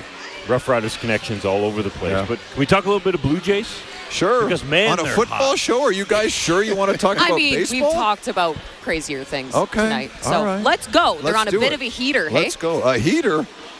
My goodness, I don't remember this amount of excitement about a baseball team in Toronto. Yes, I do. It was 2015 and 2016.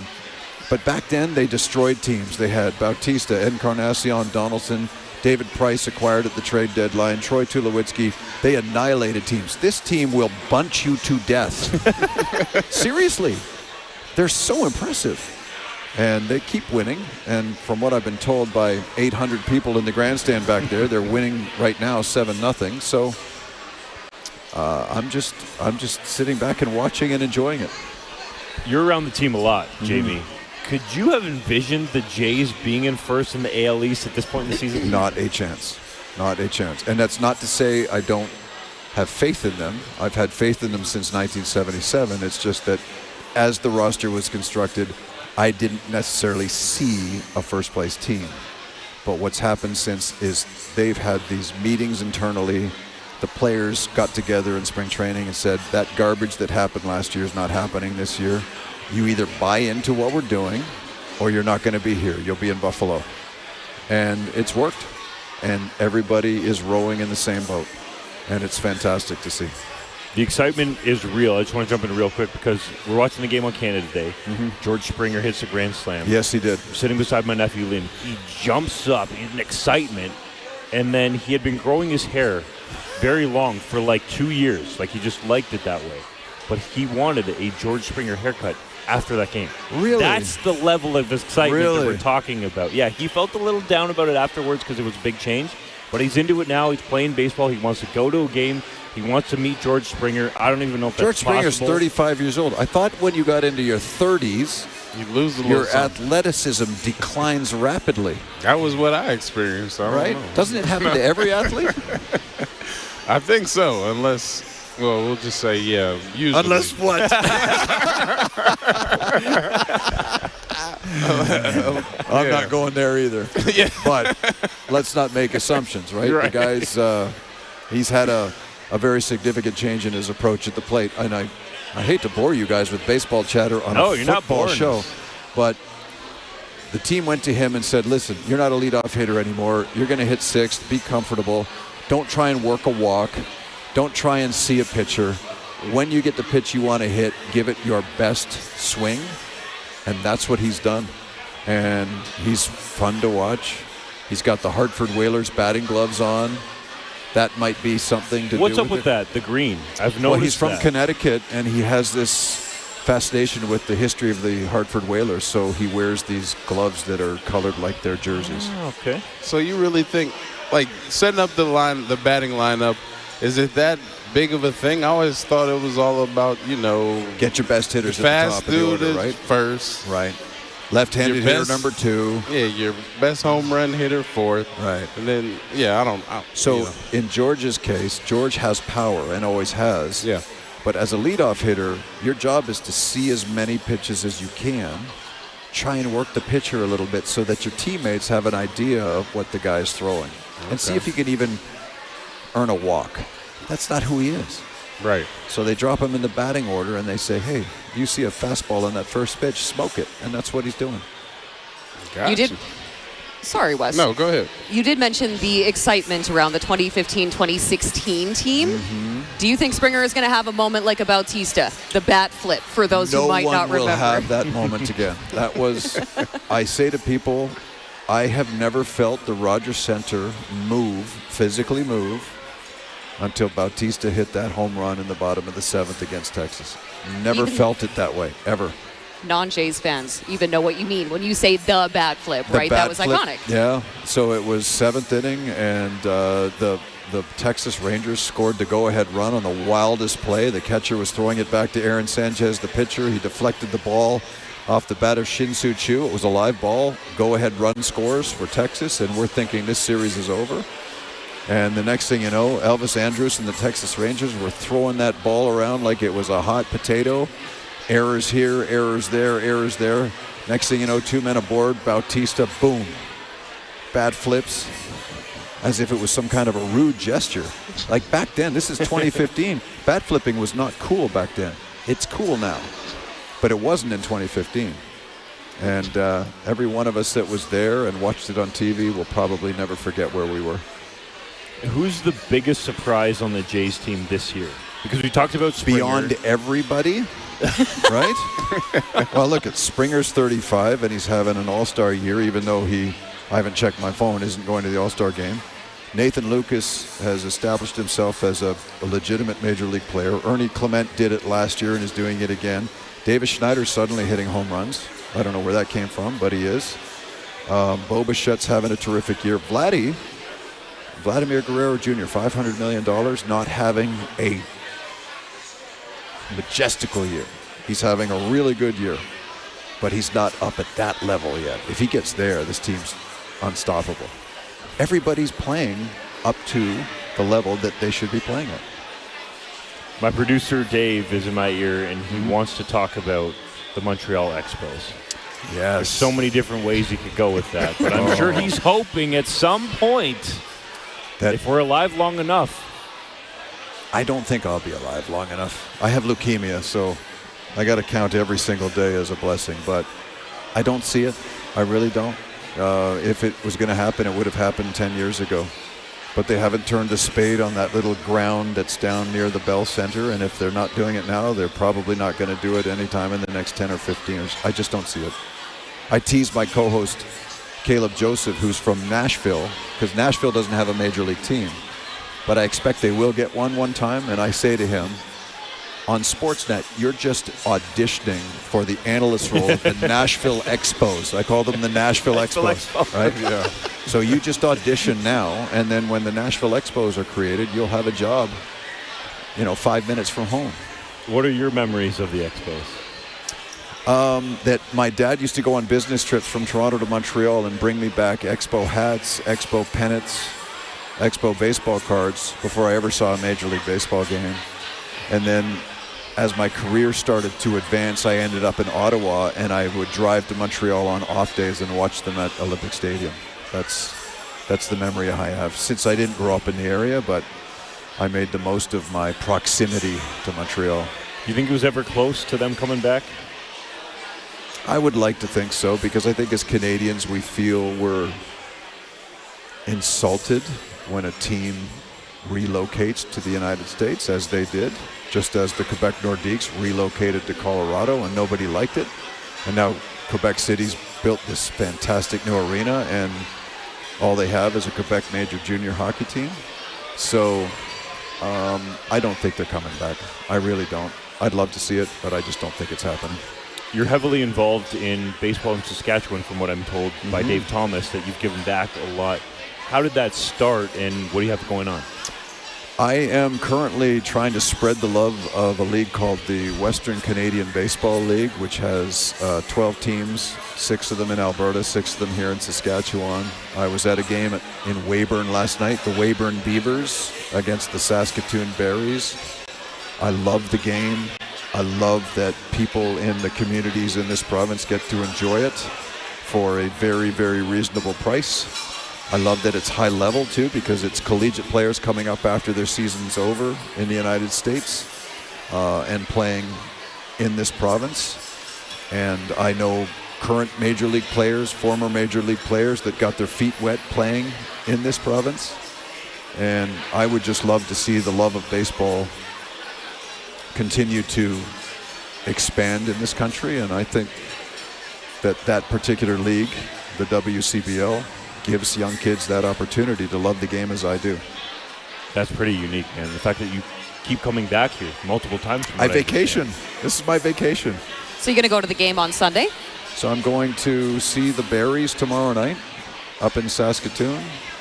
I'm stopping in at, there's a U15 tournament up there, the Evan Thomas Memorial Tournament. Evan lost his life in the Humboldt Broncos bus crash, and his parents are good friends of mine. Evan, when he was very young, played baseball for the Saskatoon Blue Jays and was a guest on my show, Blue Jays Central, 12 or 13 years ago. And so I'm going to go up to their tournament tomorrow and just meet some of the young players. I've got some prizes for them and such. And then drive back here to Regina on Sunday and try and take at least the first inning of the Regina Red Sox game on Sunday. Because I understand a lot of the Roughriders are going to be going to that game for the opening ceremony, unless of course they're playing a football game. Like when are they going to make this thing up? Tomorrow? Are they going to play tomorrow? Is Calgary just going to rebook? It'd be nice if they play. Stampeders just going to rebook in the hotel and stay over? Is that how this is going to go down? Here. Play like a nice early college game or something. The problem is Craven is happening, and there's probably no hotel rooms available. What's Craven? Country Big country Thunder. music. Oh, yeah? It's like a Really? music festival. Yeah. That's happening here in town? So that's just a little bit north of us there. So Okay. Jason Aldean performs tonight, Bailey Zimmerman tomorrow night. These are just the headliners. And then they also have Def Leppard on Sunday. You're joking me. So after the Regina Red Sox game at Curry Field, take a quick trip out, go see Def Leppard. You will not regret it. Sugar on me. There you go. Well, this is a radio station. 'Cause Should we when start pulling up some music? I hate to say this, I'm from Toronto. When you started mentioning those country artists, Just right over my nothing. head. Nothing. It's okay. But that's okay, right? To each their own. I live in a cinder block city, so it's expected. Welcome to the prairies, Jamie. I love Welcome to being the here. prairies. I love being here. I did get an update from our producer here, and it looks like there's a new deadline, so they haven't called anything yet. They haven't called anything 2 yet. a.m.? Could still happen.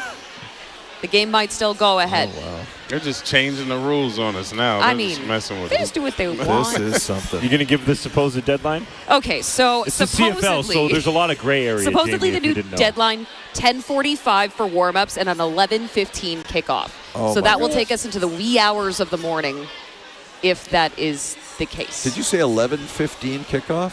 Yeah. Okay, that's 1:15 Eastern time. Yep. And my body clock's still on Eastern time. You're Absolutely probably you. both tired, With all you and due Justin. apologies to fans of this football team, I'll be in bed and asleep. I'm telling you right now, if somebody asked me to play a football game at basically midnight, I'll be like, are you serious? like no. Like right now, I'm supposed to be like icing up, thinking about if I'm going to hit the club or hit the bed. Like, This is where all the chill leaves Wes We'd be in the Cates. post-game show, taking the calls. Yeah. If anyone's awake at that point. Jamie, you were talking about calling some CFL games. So what other games have you called, like other sports? I did auto racing.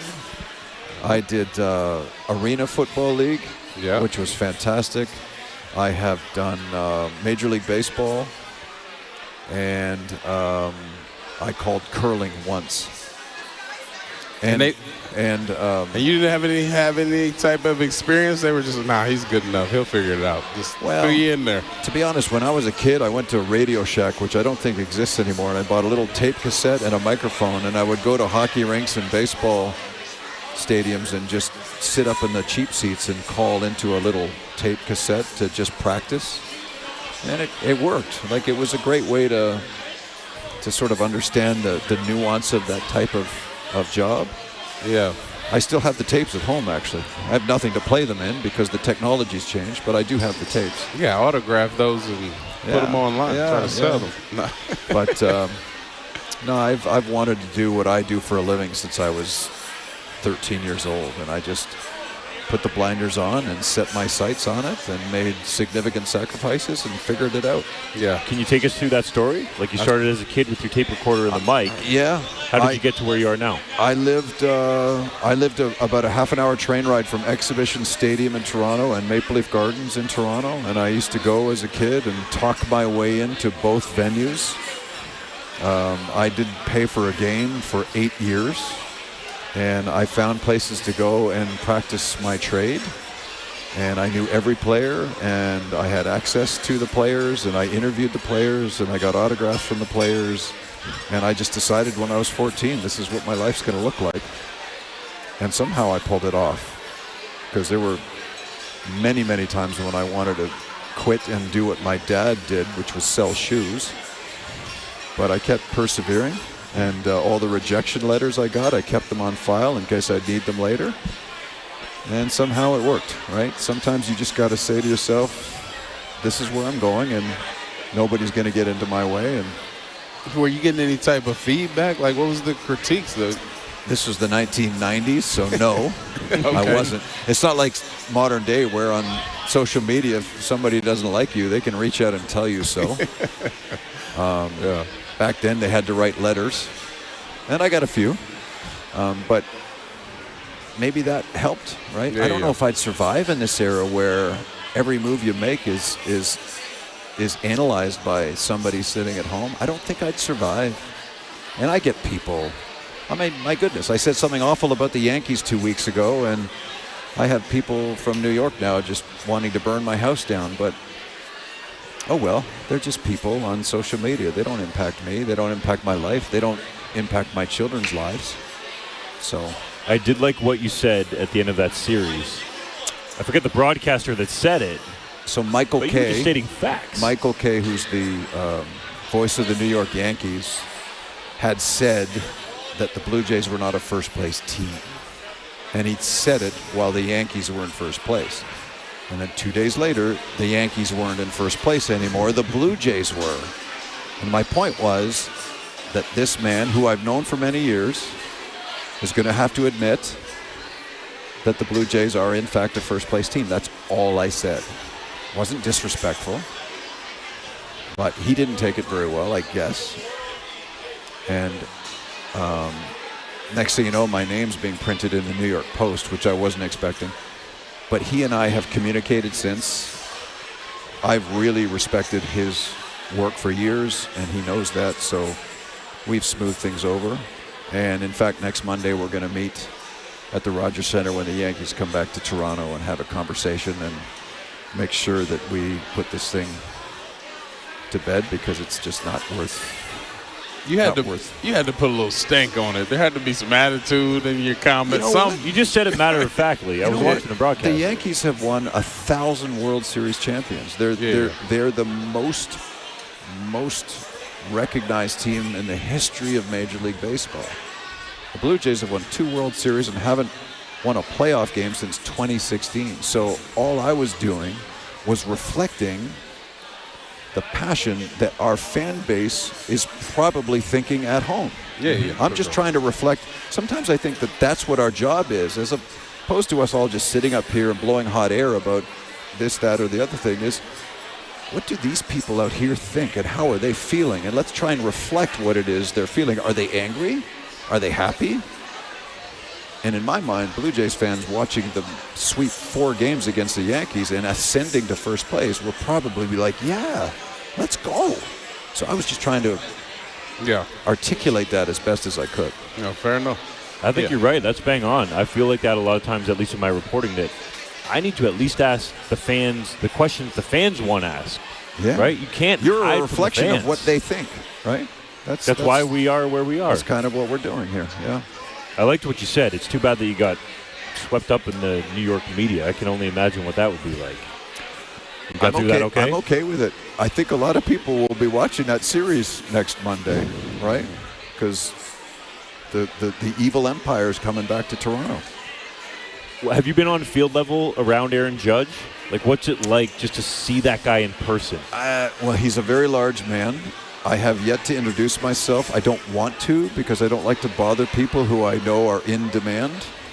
I try and keep my distance. I learned that from spending years around Roy Halladay, who was a great pitcher for the Blue Jays, Hall of Fame candidate, was inducted a few years ago, and Roy went about his business so methodically that he didn't want anybody bothering him, and I kind of learned from him that when a major league player is preparing for their game, pick your spots, and I just haven't had a sweet spot to go up and introduce myself to Aaron Judge. May not. I had lots of great conversations with Derek Jeter when he was playing because Mr. Jeter was a lot more open in that respect. But not yet Judge. But I've been around him. I've stood near him. He's a sizable man. I mean, if you've ever seen him standing next to Vladimir Guerrero Jr., there's quite a difference. So he's an incredible player, and maybe even better, a better human, like a real humanitarian, a very compassionate man, and goes out of his way to help people, which really warms my heart. Love to hear it. Yeah. Kind of like you with Saskatchewan baseball. Trying, right? We have a platform here, right? Mm-hmm. We all have a platform. We're very lucky. We're privileged. So if you waste it, then you've wasted it. There's no sense in wasting this platform. You gotta make sure that you try and impact people's lives. Jackie Robinson, the great Jackie Robinson, his epitaph reads, "A person's life is worthless but for the impact it has on other people." And I try to make sure that every day I have some kind of an impact on somebody. I like that a lot. Well, Mr. Robinson certainly did. There are men playing in Major League Baseball today that would never have had that chance if not for him. So, yeah. Mm-hmm. Very true. Wow, this got deep, guys. Yeah. I was going to say, we really appreciate the wisdom. Thank you. Decided I'd come to a Roughriders game, have a few beers, and now we're up here talking about Jackie Robinson. Well, hopefully you actually catch some baseball or some football. That'd be nice. Come on. This is not happening tonight. Well, we'll see. We're the not playing latest a game update at midnight, Wes. I think the fans are getting a little mad, They're too, still just here. because they keep egging us on, keep dragging it out. People have been here. My son's left. My son's hitchhiking to Yellowgrass right now. He's like, screw it. I'm going to Saskatoon without you. Yeah. Yes, official statement from the team. If air quality drops to 7 or lower by 10:45, teams will warm up for an 11:15 kickoff. If not, the game will be moved to tomorrow at 2 p.m. Tonight's tickets will be valid for tomorrow. More information to follow by email. Thank you for your incredible patience and passion. So I guess we wait another half an hour here to see if this is going to go down. I feel like they should be talking to the coaches and the players right now, saying, would you rather play in an hour or would you play tomorrow at 2? And I guarantee you all of them are say, I'll see you tomorrow at 2. This is like a rain delay in Cleveland. This is what happens in baseball when you show up for a 7 o'clock start and it starts at 10:30.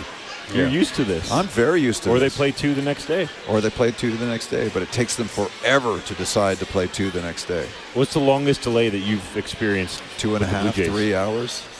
In fact, we just did it the other night. We just had a game the other night that was delayed by an hour and a half, I think it was, which is reasonable. But I've sat in the press box in Cleveland and in New York and in Boston waiting for 3 hours. But I mean, and it's 162 games versus 20 in the CFL. It's bound to happen a little bit more in the major league. Weather's going to get you eventually. Thank goodness for a roof in Toronto. We do not have rain delays at the Rogers Center. You're getting the lake effect precipitation in those 3 cities you mentioned, though. Yep. Some people in Saskatchewan wanted a roof over this place. So you're speaking to those people. It's a touchy subject. Is it really? A little bit. I like what you have. It's roof ready. Okay. I was wondering about that. You got 110 million you can borrow? Yeah. Throw a roof on this thing? Is that how much it would cost? No, I think it's something like that. I feel like it's... Does Winnipeg have a roof? Nope. No. The 2 warmest climates BC are the ones with the roof. The 2 cities that don't really need a roof are the 2. Well, there is a roof in Montreal, but they don't play there.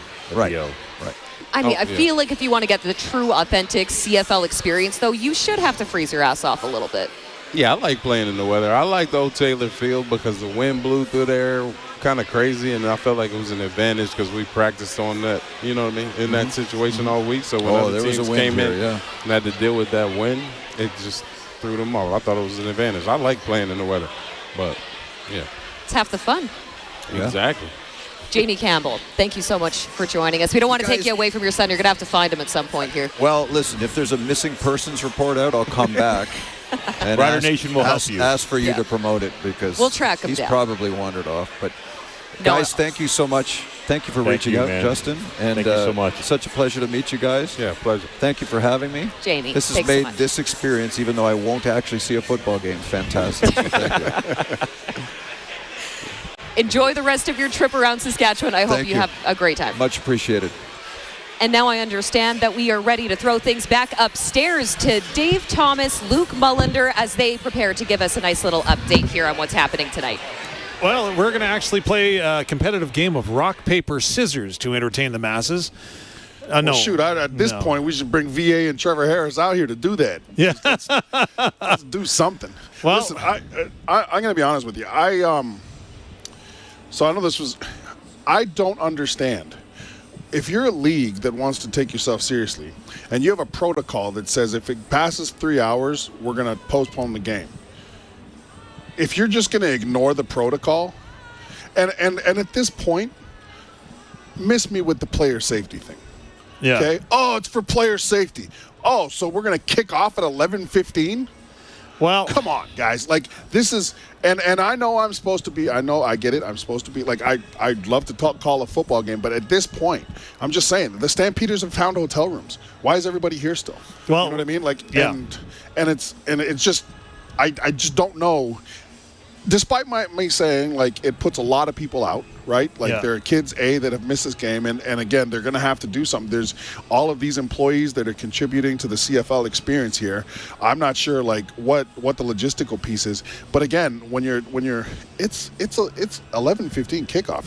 That's wild to me. Updating everything that has gone on since that wonderful conversation with Jamie Campbell, the on-field host, including our own Mark Johnston, had to go out and read the statement regarding the air quality and the protocol that is now being followed. 10:45, if the air quality between now and then drops to 7 or below, we are playing football tonight with a kickoff of 11:15 or earlier, should that somehow materialize. If not, the game will be suspended and played tomorrow, kickoff at 2 p.m. So that's where we're at. Now, the concern that we were told was that the Calgary Stampeders could not get anywhere to stay in town because of everything that's happening in our province.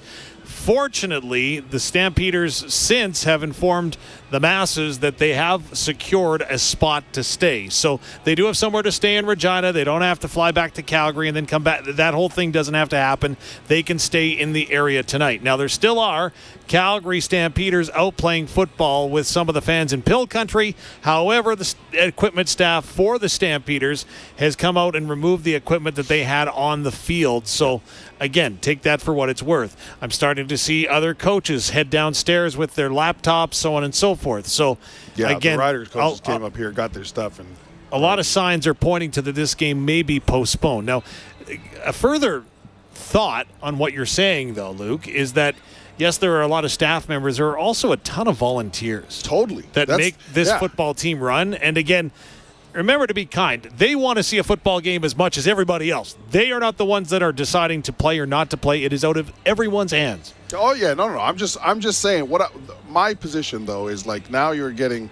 I mean, you're going to get a lot of questions, right? Like, well, what did you create the protocol for? If it's, you know what I mean? So it's at this point now, I think we're just in a bit of a ridiculous state in which like it makes sense to not play this game tonight, right? And especially if the team has facilities to rest, right? Let's do the smart thing and like because I mean I have a feeling now you're opening yourself up to injuries, right? There's that potential, right? It's like, and again, I played this game, but I never went through a 4-hour delay before, right? So I'm not sure the implications that the body physically is going to have if you force yourself to warm up again and play at this time of night, right? Mm-hmm. So, but again, then there's the other side of things where it's like there are a ton of people out here. I mean, even the radio program, like listen to the plans you guys have been making off air, right? Yeah. If the game goes at such and such a time or it goes tomorrow, like there's a lot that goes into this. This is just really perplexing. I'm not sure what to do. Well, but you know what? You have to give credit because there were a ton of people. Now, there still are a ton of people inside Mosaic Stadium. Stadium. That there are a ton of people here because you're right. There's a ton of people on the media side, and there's still some people over on that side. And here's the worst part of this whole thing. This was actually a really good crowd. Like we were saying that today. Like, oh man, there's a lot of people in the building, right? So it's too bad all the way around. No, absolutely. And again, there's nobody that is more disappointed. I don't think you can go ahead and assign levels of disappointment as I think it's the same for everyone, right? Everybody's massively disappointed. For sure. I'm kind of quite, now I'm like, I have my player hat on now. You know what I mean? Yeah. And I'm like, wait a second. So, if it was about player safety, then why are you potentially going to make me run out there at 11:15? But as an athlete, though, your game clock, right? Think about it for just a second, right? Your game clock, you go ahead and anticipate, build up to it all week, right? So all week long, you have been building up to a 7 p.m. start. Yeah. How does that body clock change when it now transforms into a potential 2 p.m. start?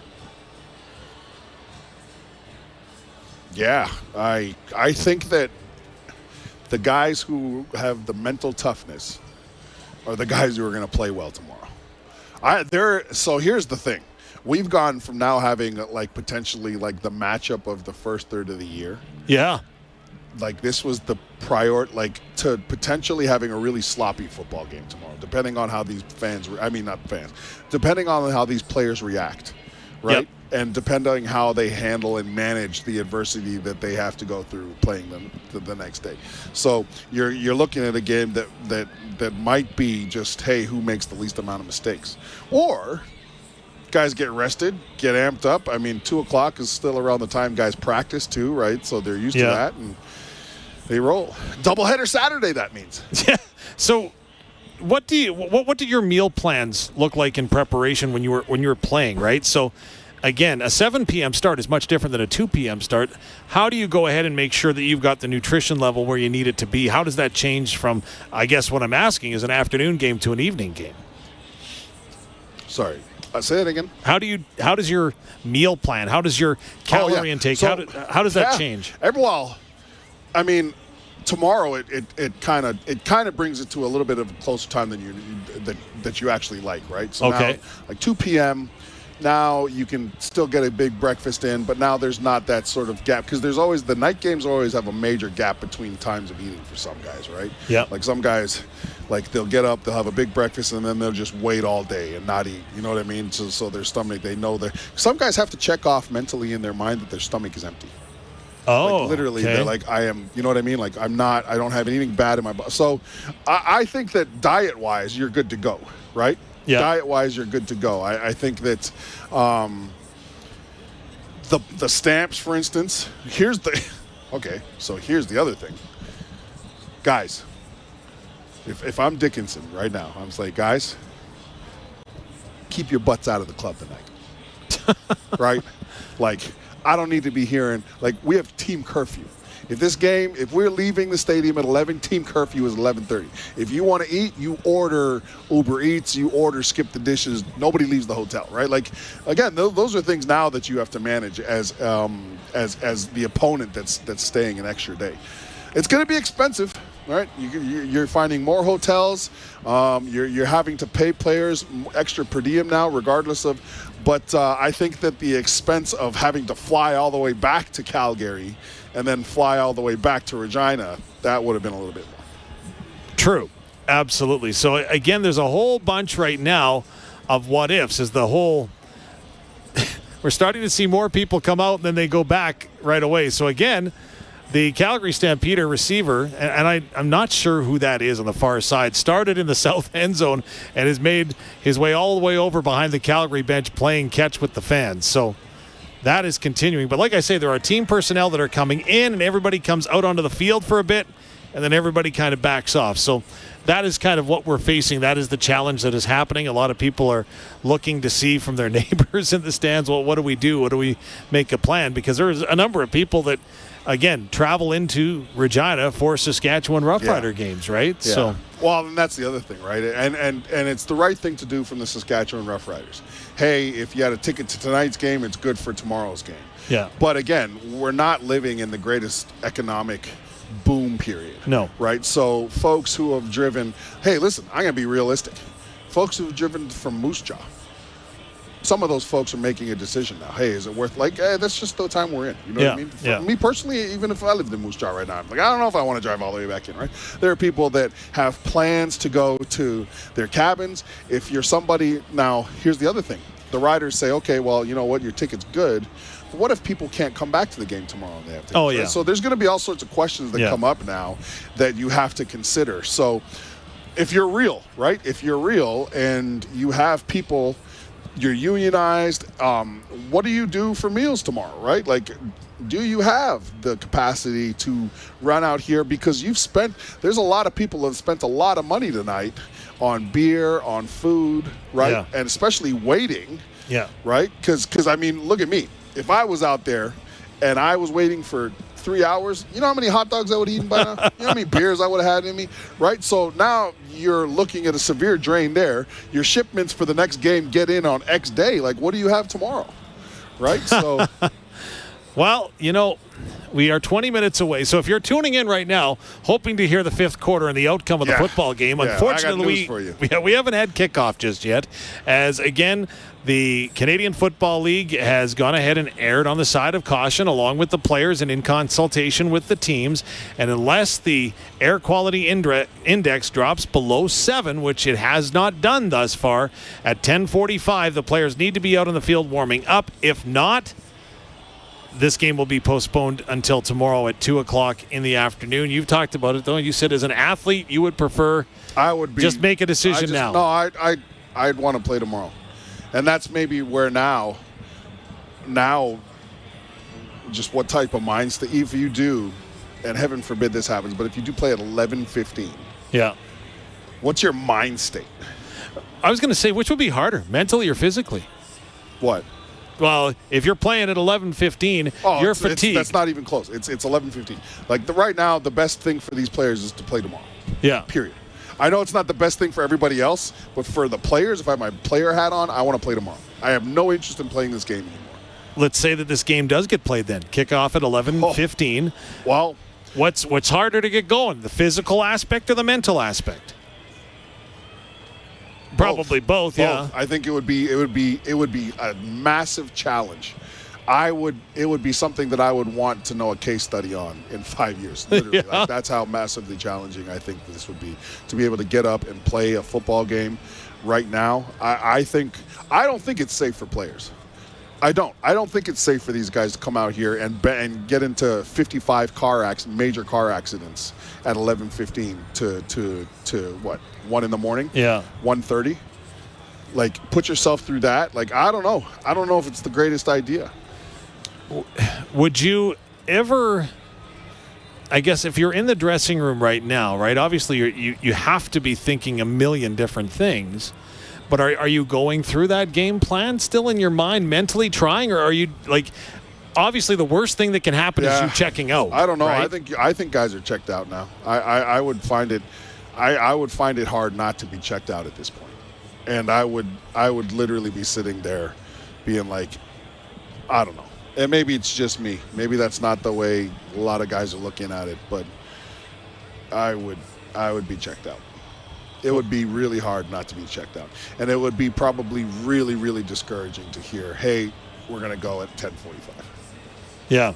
Yeah. Well, that's the reality, though, that we are facing. We are 17 minutes away from that reality happening here at Mosaic Stadium. Again, by my eyes, and again, I thank Ryan for texting in. Again, all the folks on the B&A Petroleum text line that are offering up the maps that, again, you look at. And, again, each map tells you a different thing, seemingly. So it's tough right now to go ahead and judge. By my eye test, I don't know that there has been any change in the air quality, but that, again, that's just the eye test. I'm not I don't know, man. scientific it looks on smokier that. now in here than it was at 7 o'clock. It feels like if they had played the game at 7, that was the window, maybe? Yeah, window. I feel like we missed the window. Yeah. Like, this is not, and for the folks that are, obviously there are a lot of folks that can't see what we're seeing, but because of the lights being on still in the stadium, you can see the smoke in the stadium. Now, there naturally is a bit of a haze when the lights come on.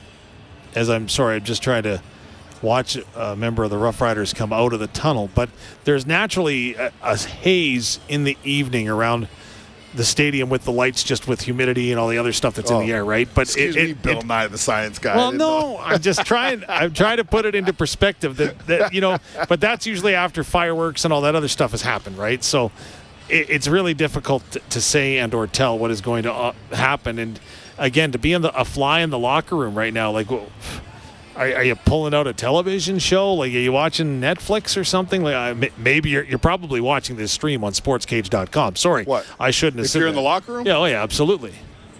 Wouldn't they be hanging on your every word? I don't know, man. Those young guys down there, they might be. I do tell you that I'm not saying they're ordering Uber Eats, but some of them are ordering something. Yeah. Just leave it at that. It's scary hours now. The one thing I do find remarkable about this whole thing, though, is that the Saskatchewan Roughriders family inside that dressing room, and we get an opportunity to see it perhaps closer than others every once in a while, and you know that they're all in it together. And I think that's the remarkable thing to me, because there's a lot of things that can, take somebody's mindset away, but having a group of athletes focused the way that this group is something to behold. Yeah. You know what, man? I just noticed you're such a professional, bro. You are. You're an awesome person. I am letting you down on this because I'm like scattered. I'm all over the place. You are holding the programming down, man.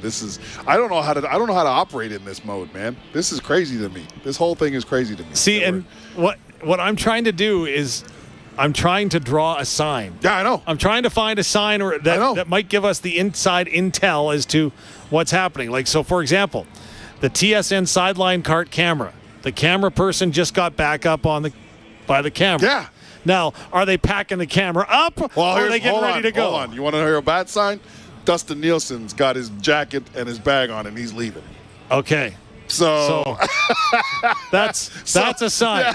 Yeah. But Nielsen's out of here. He's like, someone else called the game. So again, this might be our chance, Dave. This might be our chance. We might get to do the TSN coffee. Oh, man. If Suits leaves, let's just run over there right now. Well, if Suits leaves, let's run over there. Look, Suits is gone. Suits is leaving, too. This game isn't playing. Yeah. We're done, guys. Everybody go home. So, yeah, that's a tough one. So have a good night. Even Suits Suits just told us the game's happening tomorrow. So again, what that means is that tomorrow we will have a football game at 2 o'clock here on the Cooperators 620 CKRM Rider Broadcast Network. We will broadcast the game with a 1:30 pregame show, a kickoff to follow at 2 o'clock. So again, like I say, there's more things that are happening. We are waiting an official word and confirmation. There would be 12 minutes to go before that word officially came from the league office. And could you imagine? This would be the Ottawa situation from last year. Remember the game that we thought was over and you went down to field level and came back up in the elevators in that overtime shootout in Ottawa? Could you imagine having to go ahead and, hey guys, hold on, we're still going? But again, the camera people are all heel. Like, listen, this is our chance, Dave. This is all that we've dreamed about. We might be doing the TSN broadcast. What could go wrong? Oh, wait. Here's more bad news. Okay. The equipment staff for the Riders are coming out. They're removing the water. Yeah. That's all she wrote, folks. I feel so bad for the kids, man. I know a few of these kids. I actually, and the reason I say that is I know a couple kids here that were watching the Riders for the first time. Okay. And I don't know if their parents tried to stick it out, but, and I hope they can come back tomorrow. Yes. I really do, because I just, oh, man. I know that this is such an event.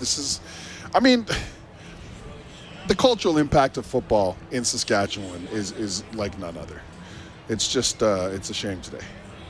Yeah, they're emptying the Gatorade.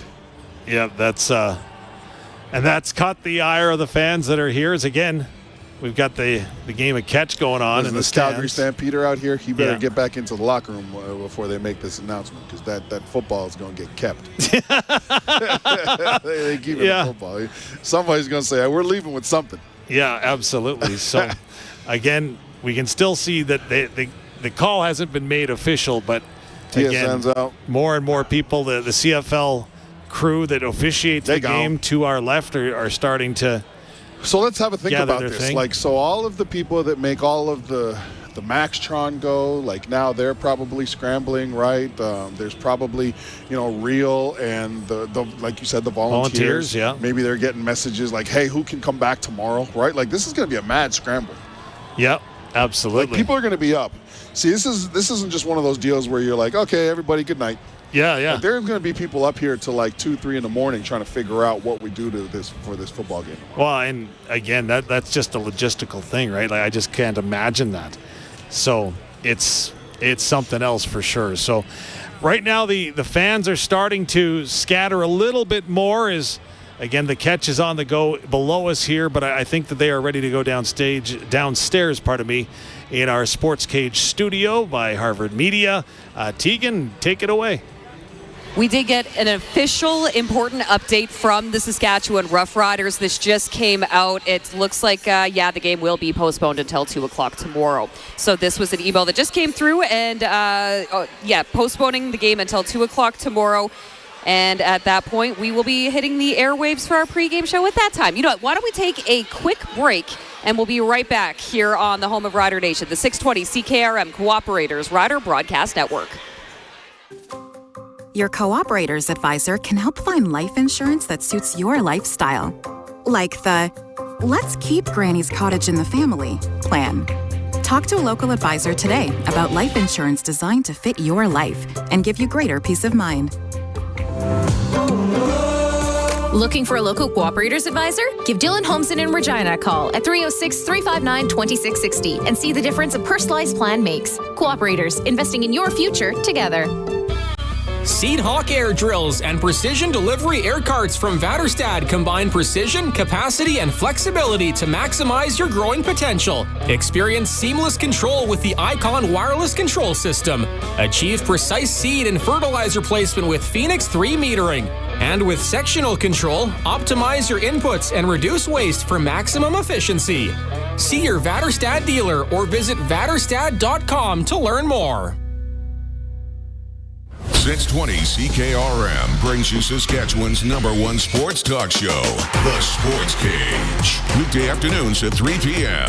Breaking down the biggest news in Rider Nation. Rider season is in full swing. Check out sportscage.com for the full Rider schedule and all Rider updates. It's time to bleed green. Catch The Sports Cage weekday afternoons from 3 to 6 on the voice of Saskatchewan, 620 CKRM. With coverage that goes where you go, GMS ensures the power and potential of the human spirit. Our health and travel insurance is designed to have your back through action and adversity, resilience and roadblocks, success and setbacks. So go, humans, go. We'll be here when you need us. GMS. Coverage Canadians have counted on since 1949. At the cabin or on the farm, Access Rural Internet gives you speed and service you can rely on. Right now, get Access Rural Internet for as low as $69.95 a month for 24 months, including free service calls by our local techs, a free Wi-Fi router, and a strong, reliable signal matched by our strong, reliable customer service. Great service is never far away with Access Rural Internet. Visit myaccess.ca to book your free site survey. B&A Petroleum is a Southern Saskatchewan family-owned business that's there for you. They've been supporting their clients for over 30 years with locations in several communities throughout the southern part of the province. B&A Petroleum is available for all your bulk fuel and lubricant needs, with propane at selected locations Monday to Friday. And don't forget, their Cardlock location is accessible 24 hours for your convenience. B&A Petroleum. Fuel you once, fuel you forever. Hey, Dig Safe Doug here. I love to dig. And when it comes to digging, we prairie dogs are naturals. But I want to make sure that when you dig safe. No matter what kind of project you're working on, we're talking at a huge construction site or just in your backyard, you got to find out where the underground lines are. And getting a line locate's the only way to know for sure. Keep your projects on track. Plan before you dig. Dig safe. Dig like Doug. Learn more at digsafesask.com. The countdown to kickoff continues with the Rider Nation pregame show. Get the latest on your team from our team at sportscage.com and here on the 620 CKRM Cooperators Rider Broadcast Network. It is Teagan Witko, Justin Dunk, and Wes Cates inside the Sports Cage Lounge at Mosaic Stadium. Now it's still technically the countdown to kickoff. About 6 hours later, not gonna go ahead. Tomorrow, 2:00 is when the Riders and Stamps will face each other. Of course, if you have a ticket for tonight's game, that will be honored at tomorrow's game. Wes, would you be frustrated if you were in that dressing room right now? Oh, I'd be sick with it.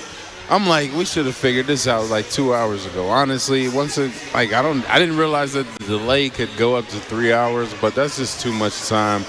When you get into a rhythm of playing and practicing, it's one thing to have games at different times of the day, but then once you sleep, you do all your routine, you eat at certain times, you come to the stadium, you get warmed up, then you get a delay of an hour.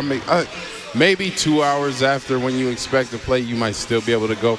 But you're talking about they delayed it till almost 11:15 they were thinking about playing? Nah, that should have never happened. So I'm glad that they went ahead and canceled it and are now going to go to tomorrow. Because I'd much rather just sleep on it, get up and kind of start my routine over, because there's no telling what type of injuries or, guys just aren't going to be in the right headspace right now after this long of a wait. That's easy for Saskatchewan to say.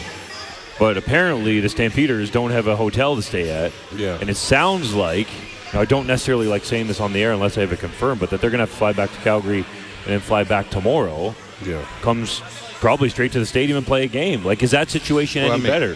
Here's what the fans have said to us, Wes. We're just relaying what the fans think. We have, let's say, roughly 30,000 people here who have been at the stadium breathing in this air. Right. Who took the time and all that stuff, and they don't get told that the game is canceled until 3 hours and over 40 minutes into the delay.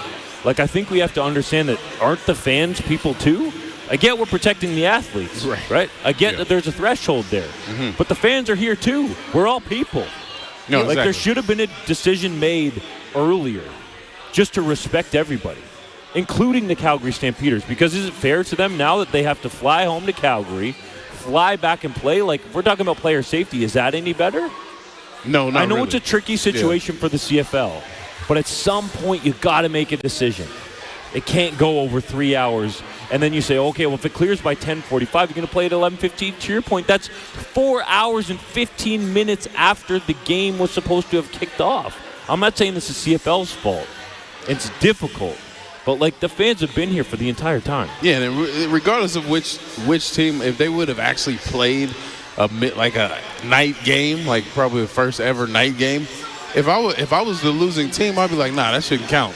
You know what I mean? Because there's a bunch of things that are going into this. I mean, guys can't be at their best after sitting around and waiting for 4 hours. Like, it just doesn't – anything we know about, you know, the body and how, you know what I mean, what is it, circadian rhythm or whatever? Rhythm, yeah, all that type of – like, come on now. Like, we just got to – it shouldn't have took this long, flat out. Like, the fact that they even pretended like they were going to try to get it in is kind of disrespectful to the players and the fans, like you mentioned, because these people are in the same air and, like, you know, at least the players are inside, maybe in the locker room. There's some filtration or maybe they're not really breathing in, but the fans are, like, in the stands, and then I'm finding out concessions are running out of food, stuff like that. And, yeah, there's a lot of things that I think people should have been thinking about other than, oh, we just got to get this game in tonight. No. Like, I'd rather worry about having one less, you know what I mean, game on my schedule and maybe being down 2 points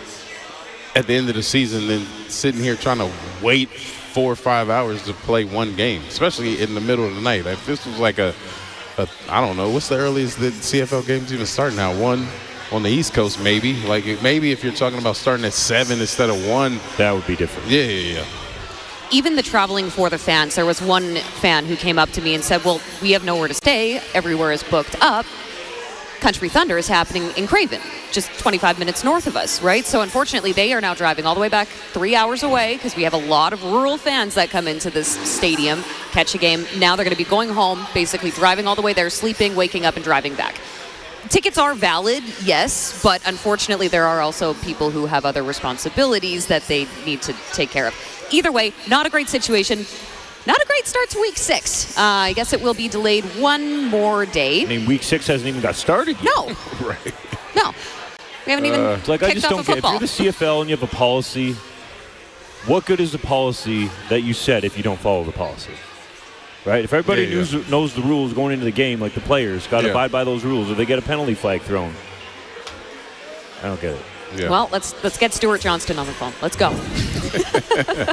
We were talking about how great the decisions he was making. I'm guessing, I don't know how much he had to do with this one. I mean, it's tricky, though, because you're weighing all these different things. And Rob Vanstone said, like, there's a lot of money on the line deciding to play this game tomorrow, especially the TV factor, the TSN, you know, not to mention our broadcast and the rest. But I think the fans should be what we focus on. The fans have been here the entire time. Oh, absolutely. And there are still a couple who are hanging out here as we wrap this up for today's broadcast, at least. The good news is we'll be back tomorrow. Don't look so excited, boys. Who knows if we're going to play football or not? Well, here's hoping Who's to say the air quality is going to be and what at a requisite level? And what are the flights that the Stamps are going to have to be on? Because you're talking about, okay, I've been on a flight. Now I'm about to go on another flight, then get on another flight to come back and play, and then have to fly back again. Like, yeah, that's too much, man. I'm like, if I was a player, I might be protesting. I'm like, I ain't going back. Dude, to your point earlier about players getting ready and stuff, I was working out in the gym. We got down there at 8 o'clock, and Vernon Adams Jr. was down there. So what time did he start his day today? Right. Yeah. He's sleepy. I guarantee you. He wasn't ready. If he'd have played at 11:15, he wasn't going to be on his game. Might have seen a 4 or 5 big game out of him. Like, honestly, like when you have depending on what time of the day I played, was like, okay, like I'm gonna sleep in till this time, and then everybody has their time. They got to get to the stadium, and then they have their routine. As soon as that kind of gets thrown off by more than 30 minutes, you're kind of trying to reset and not actually even show up to the stadium till later, right? So the fact that the players were already here, the fans were already here, I think really after about an hour and a half, they should have, I honestly didn't, 3-hour delay space like that. I can see in like a baseball where you're doing a lot of standing around, but there's too much high intensity activity going on to expect guys to wait 3 hours past where they think they're going to play and then ask them to perform at a high level. It's just not going to work out well. Well, let's hope we see the Saskatchewan Roughriders Calgary Stampeders right here at Mosaic Stadium tomorrow afternoon. Again, if you got a game ticket, it will be valid for the 2 o'clock supposed kickoff from Mosaic Stadium tomorrow afternoon. Myself, Justin Dunk, Wes Cates, we will be back on the air at 1:30 in a bit of a condensed countdown to kickoff and pregame show. Now, with that, I just want to give a huge shout out to the entire crew behind us here, to my co-host Justin Dunk, Wes Cates, for sticking it out, all of the guests who stopped by last minute, and of course to everybody back at the studios and all of our technical engineers, and also to the fans here for sticking it out with us. We'll be back tomorrow, Rider Nation. This is the home of Saskatchewan Roughrider football, the 620 CKRM Cooperators Rider Broadcast Network. Choosing what restaurant to go to? Difficult. Choosing a wireless deal at SaskTel? Easy. When you switch to SaskTel and choose your savings, you'll have no regrets. Switch to SaskTel and choose to save $10 a month for 24 months, or get up to $250 off a new phone.